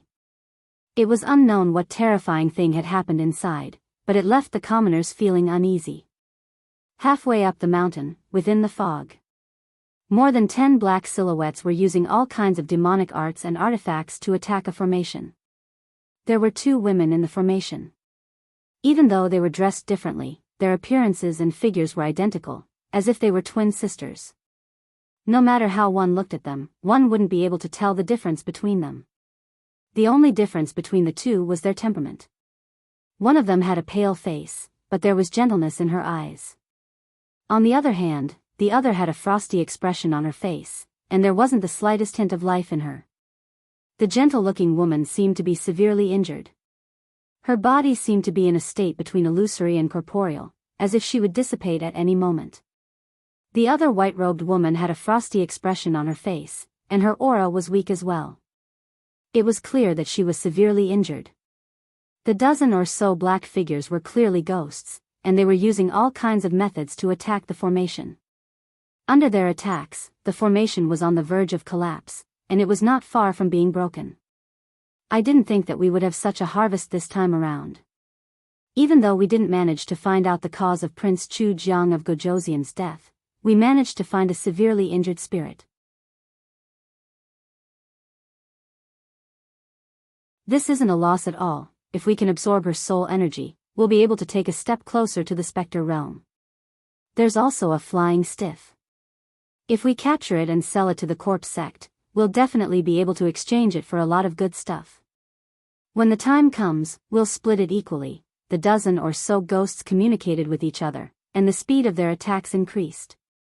This formation, which was not very powerful, would soon be unable to hold on. Within the formation, Suhi's presence was already extremely weak. She looked at her other self and said, "My soul is about to disperse. Before it completely disperses, devour me. Only then will you have a chance to escape from them. I'll leave the matter of avenging us to you." The female corpse glanced at her. There was no expression on her cold face. She looked at the dozen or so black shadows outside the formation. 2 white fangs protruded from the corners of her mouth, and her fingernails grew an inch longer. Boom! A shockwave spread out in all directions, and the formation finally shattered under the all-out attack of the dozen or so ghosts. The dozen or so ghosts had been waiting for this moment for a very long time. As soon as the formation was broken, they immediately charged forward. The female corpse moved swiftly, leaving behind afterimages wherever she went. Her fingernails gleamed with a cold glint as they tore through the air. She stood guard by Suhi's side, preventing the dozen or so ghosts from getting close to her. Upon seeing this, the leader of the group immediately said, "Capture the female corpse first." The other ghosts gave up on approaching Su-hee and began to work together to attack her. The body of the flying corpse was as tough as a steel wall. The ghost weapons in their hands were unable to deal much damage to her body. However, if they were scratched by the female corpse's fingernails, their souls would be damaged. The dozen or so ghosts cooperated well and quickly turned their attacks into entrapments. The ghost weapons in their hands turned into ghost chains surrounded by black gas. These ghost chains seemed to have a life of their own as they wandered in the air and quickly bound the female corpse's hands and feet. Even though she was extremely strong, she could not fight against 10 ghosts alone and was immediately restrained. The leader of the ghosts used all his strength to restrain the female corpse and said to another ghost beside him, "Go and kill that ghost first. She's heavily injured and can't fight back. Extract her soul energy and then deal with this flying corpse." The fourth realm vile spirit obeyed the order and walked to Su-hee's side with an excited look on his face. This was a fifth realm vile spirit. Even the 10 kings of hell under the Lord of Hell were merely vile spirits. When they saw such a powerful being, they would usually prostrate themselves in worship.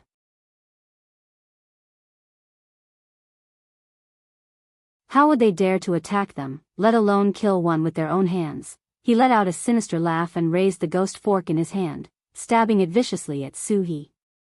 Boom! A purple thunderbolt exploded above his head.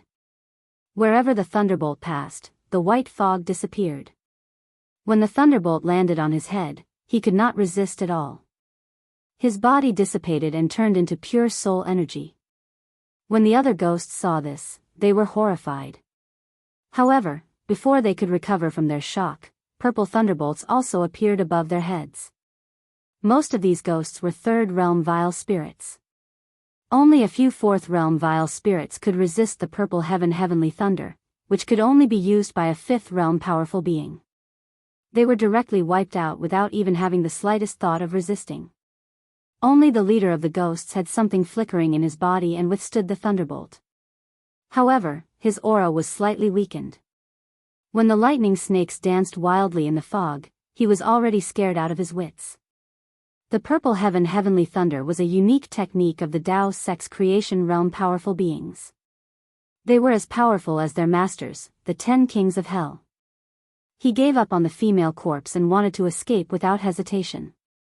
However, the moment he turned around, a green sword shadow pierced through his chest. His body froze on the spot and dissipated into black fog. The fog tumbled and a figure walked out from the tumbling fog. The Qingxian sword flew back into his hand. After these ghosts were killed, the female corpse regained her mobility. She looked in the direction of the figure and raised her arms. Her body turned into an afterimage and reappeared midway. She remembered this person. She had seen him more than once when she was still trapped on the altar at the bottom of the water. Li Mu saw Su-hee at first glance. Her body was extremely illusory and seemed like it would dissipate at any moment. Li Mu did not care about the female corpse. He appeared beside Su-hee in an instant and helped her up. Su-hee looked at him and a smile appeared on her face. She said, "You're here." Li Mu hugged her and said, "Don't speak first." He silently recited the Heart Sutra and his body emitted a dazzling golden light. The female corpse reached out to block the light and was forced to take a few steps back. This time, the golden light emitted from Li Mu's body did not merge into Su-hee's body. Instead, it passed through her body. Li Mu's face darkened completely. He had encountered such a situation once before. A few months ago, he could only watch Xiao Bai's grandmother die in her arms. Su-hee and Xiao Bai's grandmother were in the same situation. Their souls had suffered irreversible damage. Su-hee looked at Li Mu and said regretfully, "I wanted to wait for you to come back and eat hot pot with you." Li Mu said, "There will be plenty of opportunities to eat hot pot in the future. Saving you is more important." "I can't be saved." Su-hee smiled at Li Mu and said, "Don't be sad. I should have died 20 years ago." "It wasn't a loss." Li Mu glanced at her and said, "Don't speak. I'll save you first." With a thought, a jade bottle appeared in his hand. It was the origin pill that the Empress had bestowed upon him. As long as her soul had not completely dissipated, this origin pill could save her. Li Mu wanted her to take the pill, but he discovered that her soul power was rapidly draining away. Looking down, Suhi had already closed her eyes. He knew that things were not good. In this situation, she could not dissolve the medicinal power at all. The origin pill was a rare treasure. In order to avoid wasting it by mistake, it needed to be refined with magic power. With just a trace of magic power, the medicinal power could be stimulated. However, Suhi could no longer use any magic power. Li Mu did not have time to think. He made a prompt decision and placed the origin pill into his mouth. Then he bent down and kissed Suhi's lips. Li Mu used a trace of magic power to dissolve the pill and then transferred all of its medicinal power into Suhi's body. Time seemed to stop for a moment. Suhi's body emitted a strange aura. The soul power that she had just lost began to rapidly return to her body.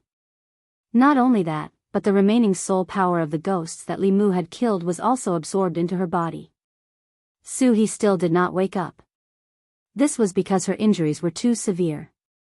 Her soul had almost dissipated. The medicinal power of the origin pill would slowly restore her soul. This required a process.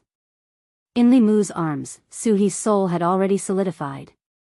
The origin pill truly lived up to its name. He let out a long sigh and looked up at the sky. He sincerely said, "Praise Her Majesty, if the Empress had not given him the origin pill, he would have lost Suhi today. He would have watched her die in his arms. This would be the regret of his life." After returning to the divine capital, he decided to treat the Empress better. Otherwise, he would feel guilty. Sensing another aura beside him, Li Mu remembered that the female corpse was still here. He looked over. The female corpse that looked exactly like Suhi was also looking at Li Mu. Her face was calm and expressionless. After glancing at Suhi, she did not say a word and disappeared into the thick fog. Li Mu did not stop her. He had some doubts about the relationship between the female corpse and Suhi. Logically speaking, the two of them were natural enemies. One had a soul, while the other had a body.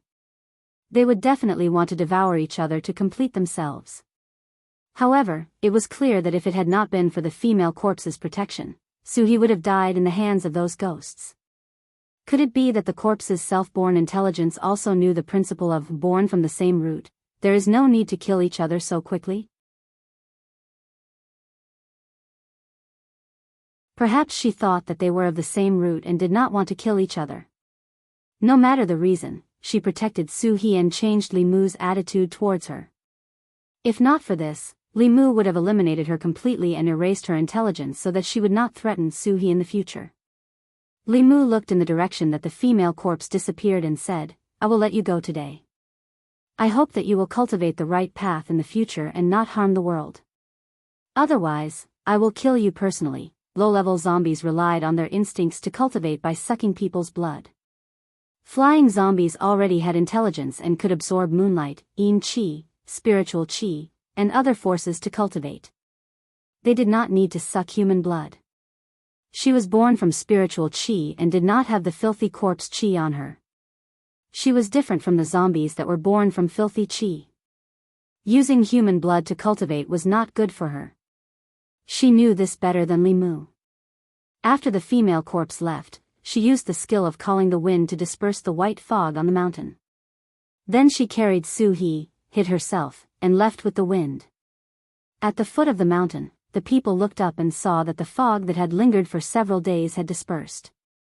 They could not help but shout in joy. The fog is gone. The ghost fog is finally gone. We can finally go up the mountain to chop wood and hunt. Let's not rush. Let's report to the government office first and see what they say. In the crowd, a young child in a woman's arms looked up at the sky and said, "Mother, I saw someone flying in the sky." The woman raised her head and looked up. There was nothing in the sky. She looked at the child in her arms and worriedly looked at her husband beside her. She said, "My child's father, when the furs are sold, you should take Xiao Bao to see a doctor. Li Mu carried Su-hee. He did not go straight home. Instead, he went to find the Green Bull Demon. The White Demon King's ice coffin had the effect of nourishing the primordial spirit. Li Mu took it from the Green Bull Demon and placed Su-hee's body inside. This could help her wake up sooner. Li Mu placed the ice coffin in the flask space. As for the tree demon, Li Mu tied it up with the immortal binding chains and threw it aside. After doing all this, he said to the Green Bull Demon, "If Brother White comes back, I'll have to trouble you to tell him that I'll be borrowing this ice coffin for a while. I'll return it to him when I'm done." The Green Bull Demon waved his hand and said, "You saved sister-in-law. This ice coffin is of no use to brother. You can take it." The White Demon King was really rich. He gave away 2 flask space rings. This ice coffin was also a rare treasure. It was said that the dragon race was the richest race in the world. This was probably not an exaggeration. Marrying a dragon was equivalent to marrying a treasure. However, Li Mu did not envy him.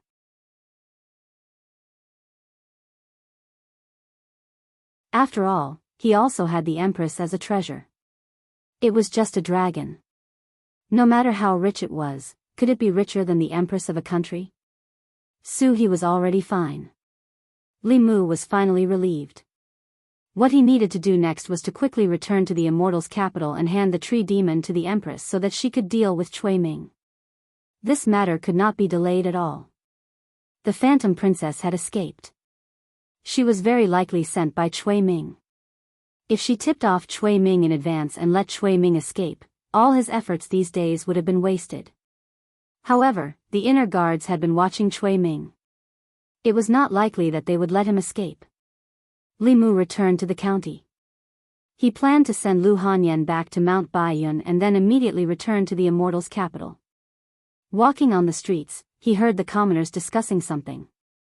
"I heard that the county government caught 2 evil ghosts. Is it true?" "It's true. I saw it with my own eyes. They were 2 female ghosts. They were quite pretty and didn't look very old.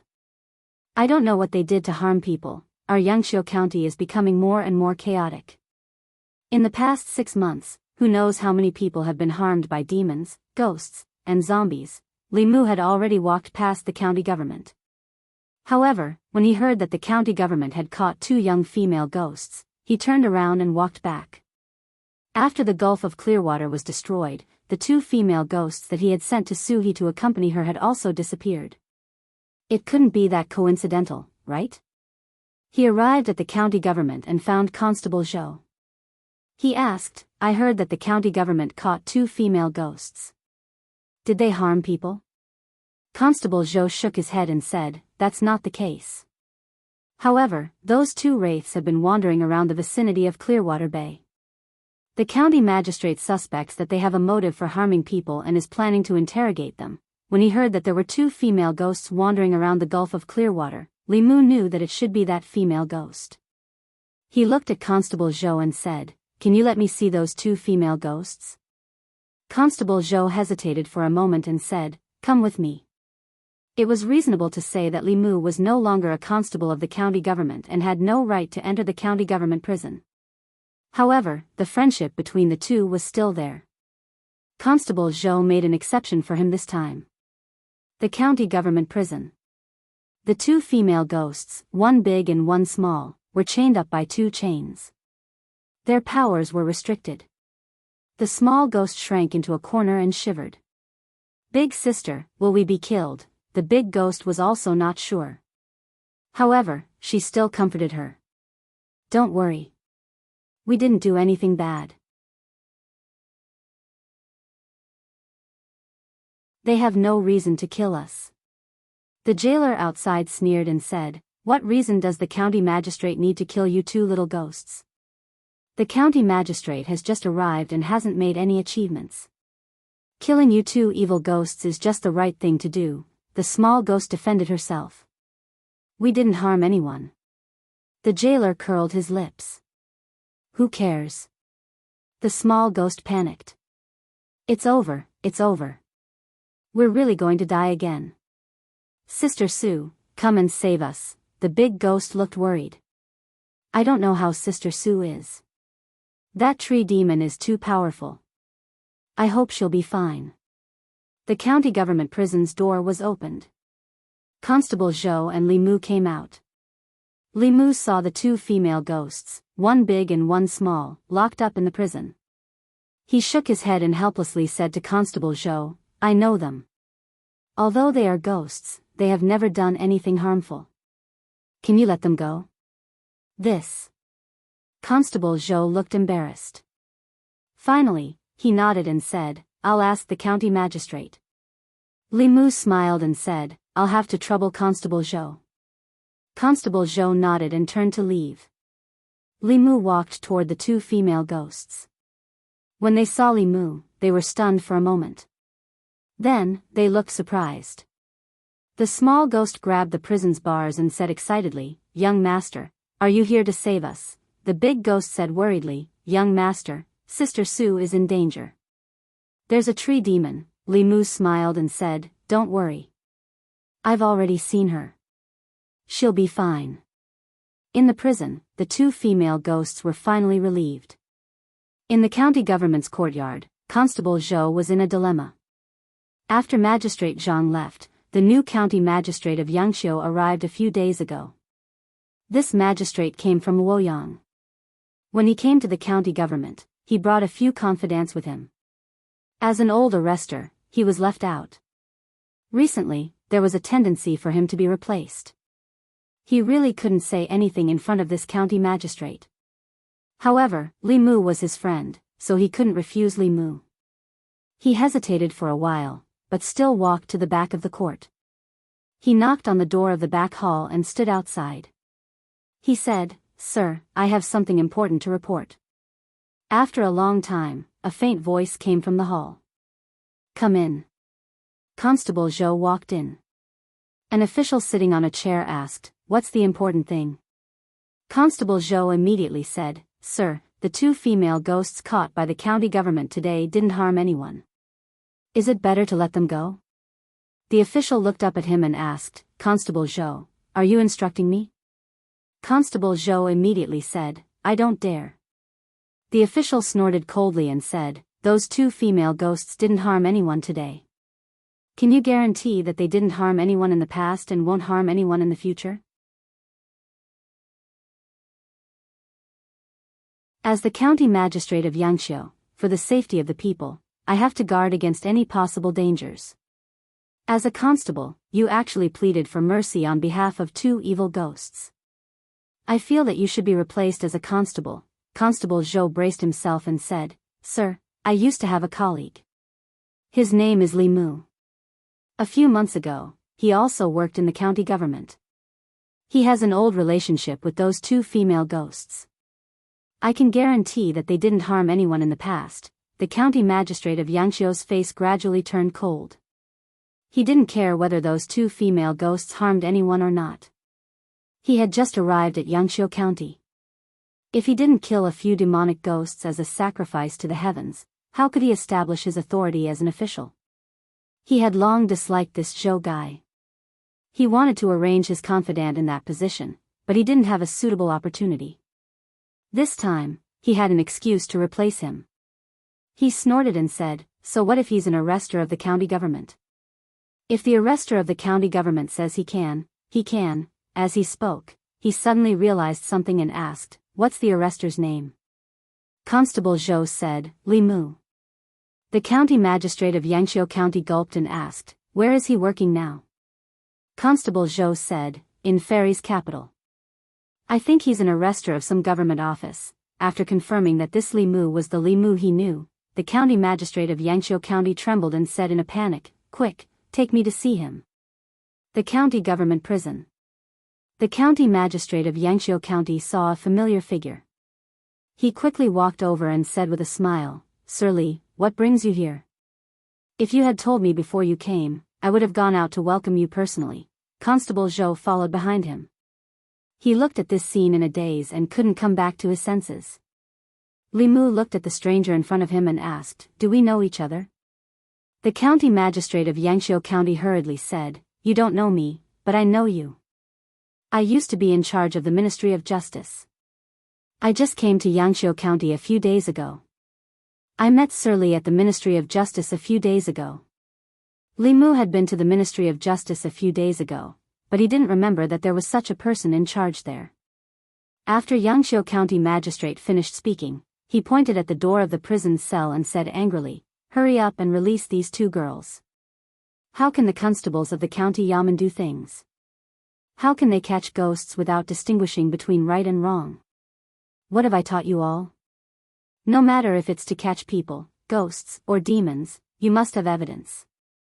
Each and every one of you has turned a deaf ear to my words," he reprimanded angrily, but when he looked at Li Mu, a smile appeared on his face.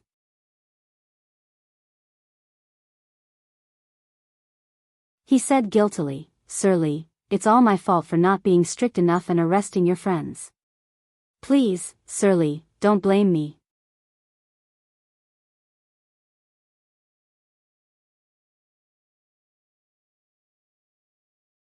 Chapter 290.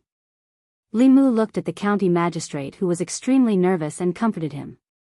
"Sir, don't be nervous. You've caught the wrong people. Just release them.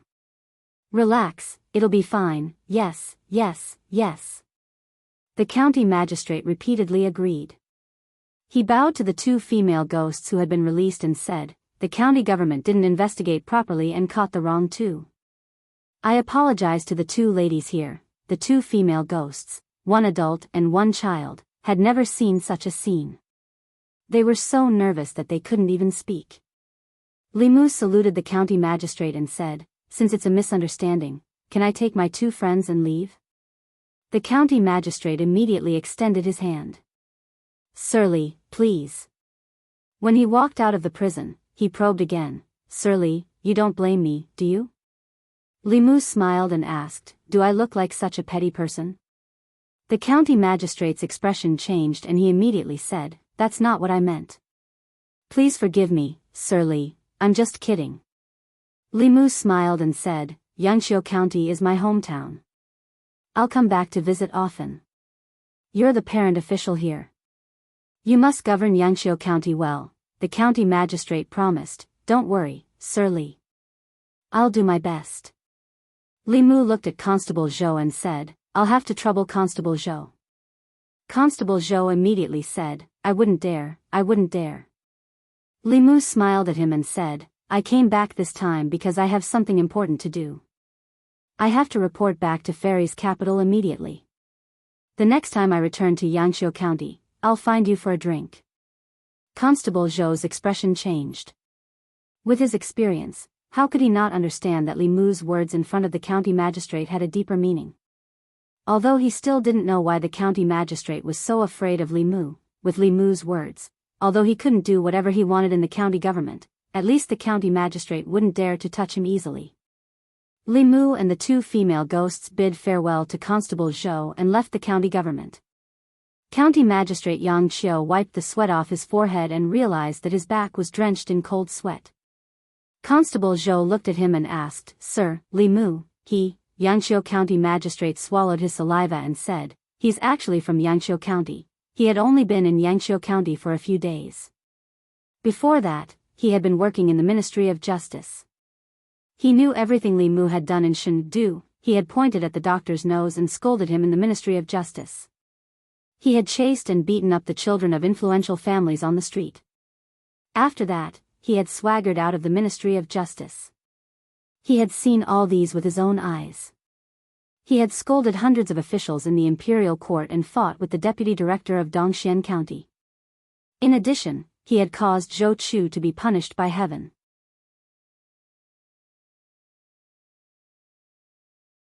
After that, the Zhou family didn't even fart. If such a person held a grudge against him, he didn't even dare to think about the possibility. After a while, Yangqiu County Magistrate Yang Qiu took a deep breath and patted Constable Zhou's shoulder, saying, "Do a good job. I have faith in you." After walking out of the county government, Li Mu turned to look at the two female ghosts and said, "Sister Su is still in a deep sleep. It should take some time for her to wake up. You too, do you want to find a cave to cultivate or follow me and wait for her to wake up? The two girls said almost at the same time without hesitation, follow you. They had already experienced the fate of two lonely souls drifting about in the outside world. They were either devoured and enslaved by stronger ghosts or captured by the government. The days in Clearwater Bay were the most comfortable and peaceful days in their two lives. Following Sister Sue, not only did they not have to worry about being bullied, but they could also receive guidance in cultivation. This was something that the two lonely ghosts could not even dream of. The two female ghosts made a decision. Limu threw them a few pieces of spiritual jade and let them cultivate in the flask heaven space. They also took care of the tree demon. Only then did he return home. Tonight was the last night he would spend with Lu Hanyan. In the next 2 months, he had to prepare for the imperial examination. The imperial examination policy was originally set by him, so he knew better than anyone how to take the examination. After the imperial examination, he would be busy for some time. In this way, the next time he returned to Beijing would be at least 3 or even 4 months later. This meant that he could accompany them for a period of time like this.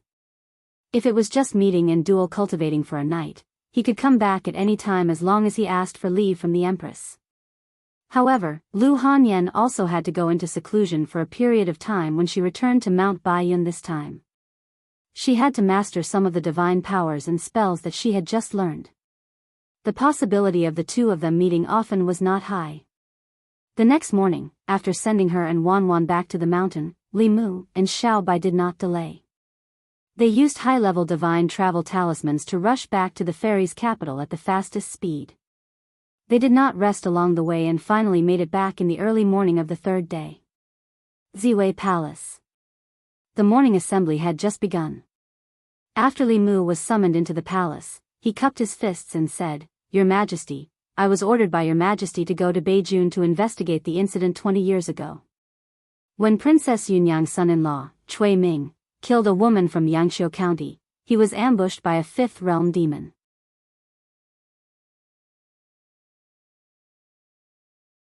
I used the Dharma treasure Your Majesty gave me to capture this demon and found out that it was sent by Cui Ming to find that woman's soul to silence her. As soon as Li Mu finished speaking, all the officials were shocked. The previous incident had already caused Cui Ming to lose his position. Unexpectedly, Li Mu did not plan to let him go. It was obvious that his goal was to kill Cui Ming. In order to protect himself, Princess Consort Cui did not hesitate to send a demon to assassinate Li Mu. However, he did not expect that Li Mu had a treasure from His Majesty. Not only did he fail to assassinate him, but he was also captured by Li Mu and betrayed him. The assistant minister of the Ministry of Personnel stood up and said, Your Majesty, this is only Censor Li's side of the story. The truth has yet to be verified. Li Mu's mind moved, and the trussed-up tree demon appeared in the palace. He said calmly, I brought this demon here. Your Majesty, you will know if I am slandering Cui Ming by searching its soul. As long as it was not treason or rebellion, one could not search the soul of an official in the imperial court. However, for non-officials of the Great Zhou, especially demons and ghosts, there was no such restriction. If one wanted to find out the truth, searching the soul was the simplest and most convenient method. The minister stood up and said, Your Majesty, I am willing to search the soul of this demon. Shang Guanli looked back and said, I will have to trouble you, minister. Although Cui Ming was from the old party and the minister was from the new party, the minister was from the Zhou family. Li Mu and the Zhou family had a death feud. Now, Cui Ming was no longer of any use in the imperial court. The minister did not need to help Li Mu lie to get rid of him, and he would not help Li Mu. It was most suitable for him to step forward. Shangshu Ling stepped forward and placed his hand on the tree demon's forehead. He closed his eyes and said slowly, This demon is indeed Cui Ming's subordinate. It was ordered by Cui Ming to go to Yangqiu County to silence him. Hearing this, the officials had an idea. Princess Consort Cui had already used the golden medallion to avoid death once.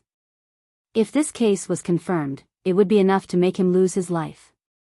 Li Mu really wanted to kill Cui Ming. While the officials were discussing in low voices, the minister's eyes suddenly opened.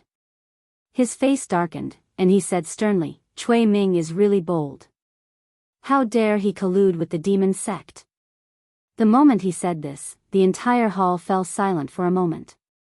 Then, there was a huge uproar. What? Princess Consort Shui colluded with the demon sect? How is that possible? Wasn't the Zhejiang County chief the one who colluded with the demon sect? Princess Consort Shui was the one who exposed it. Could there be another story behind the Zhejiang County chief's case? Could it be that the one who colluded with the demon sect was Cui Ming?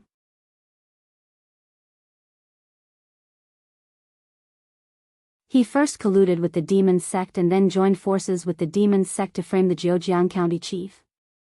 The minister's words were like a huge rock thrown into a calm lake, causing huge waves. Li Mu had a look of realization.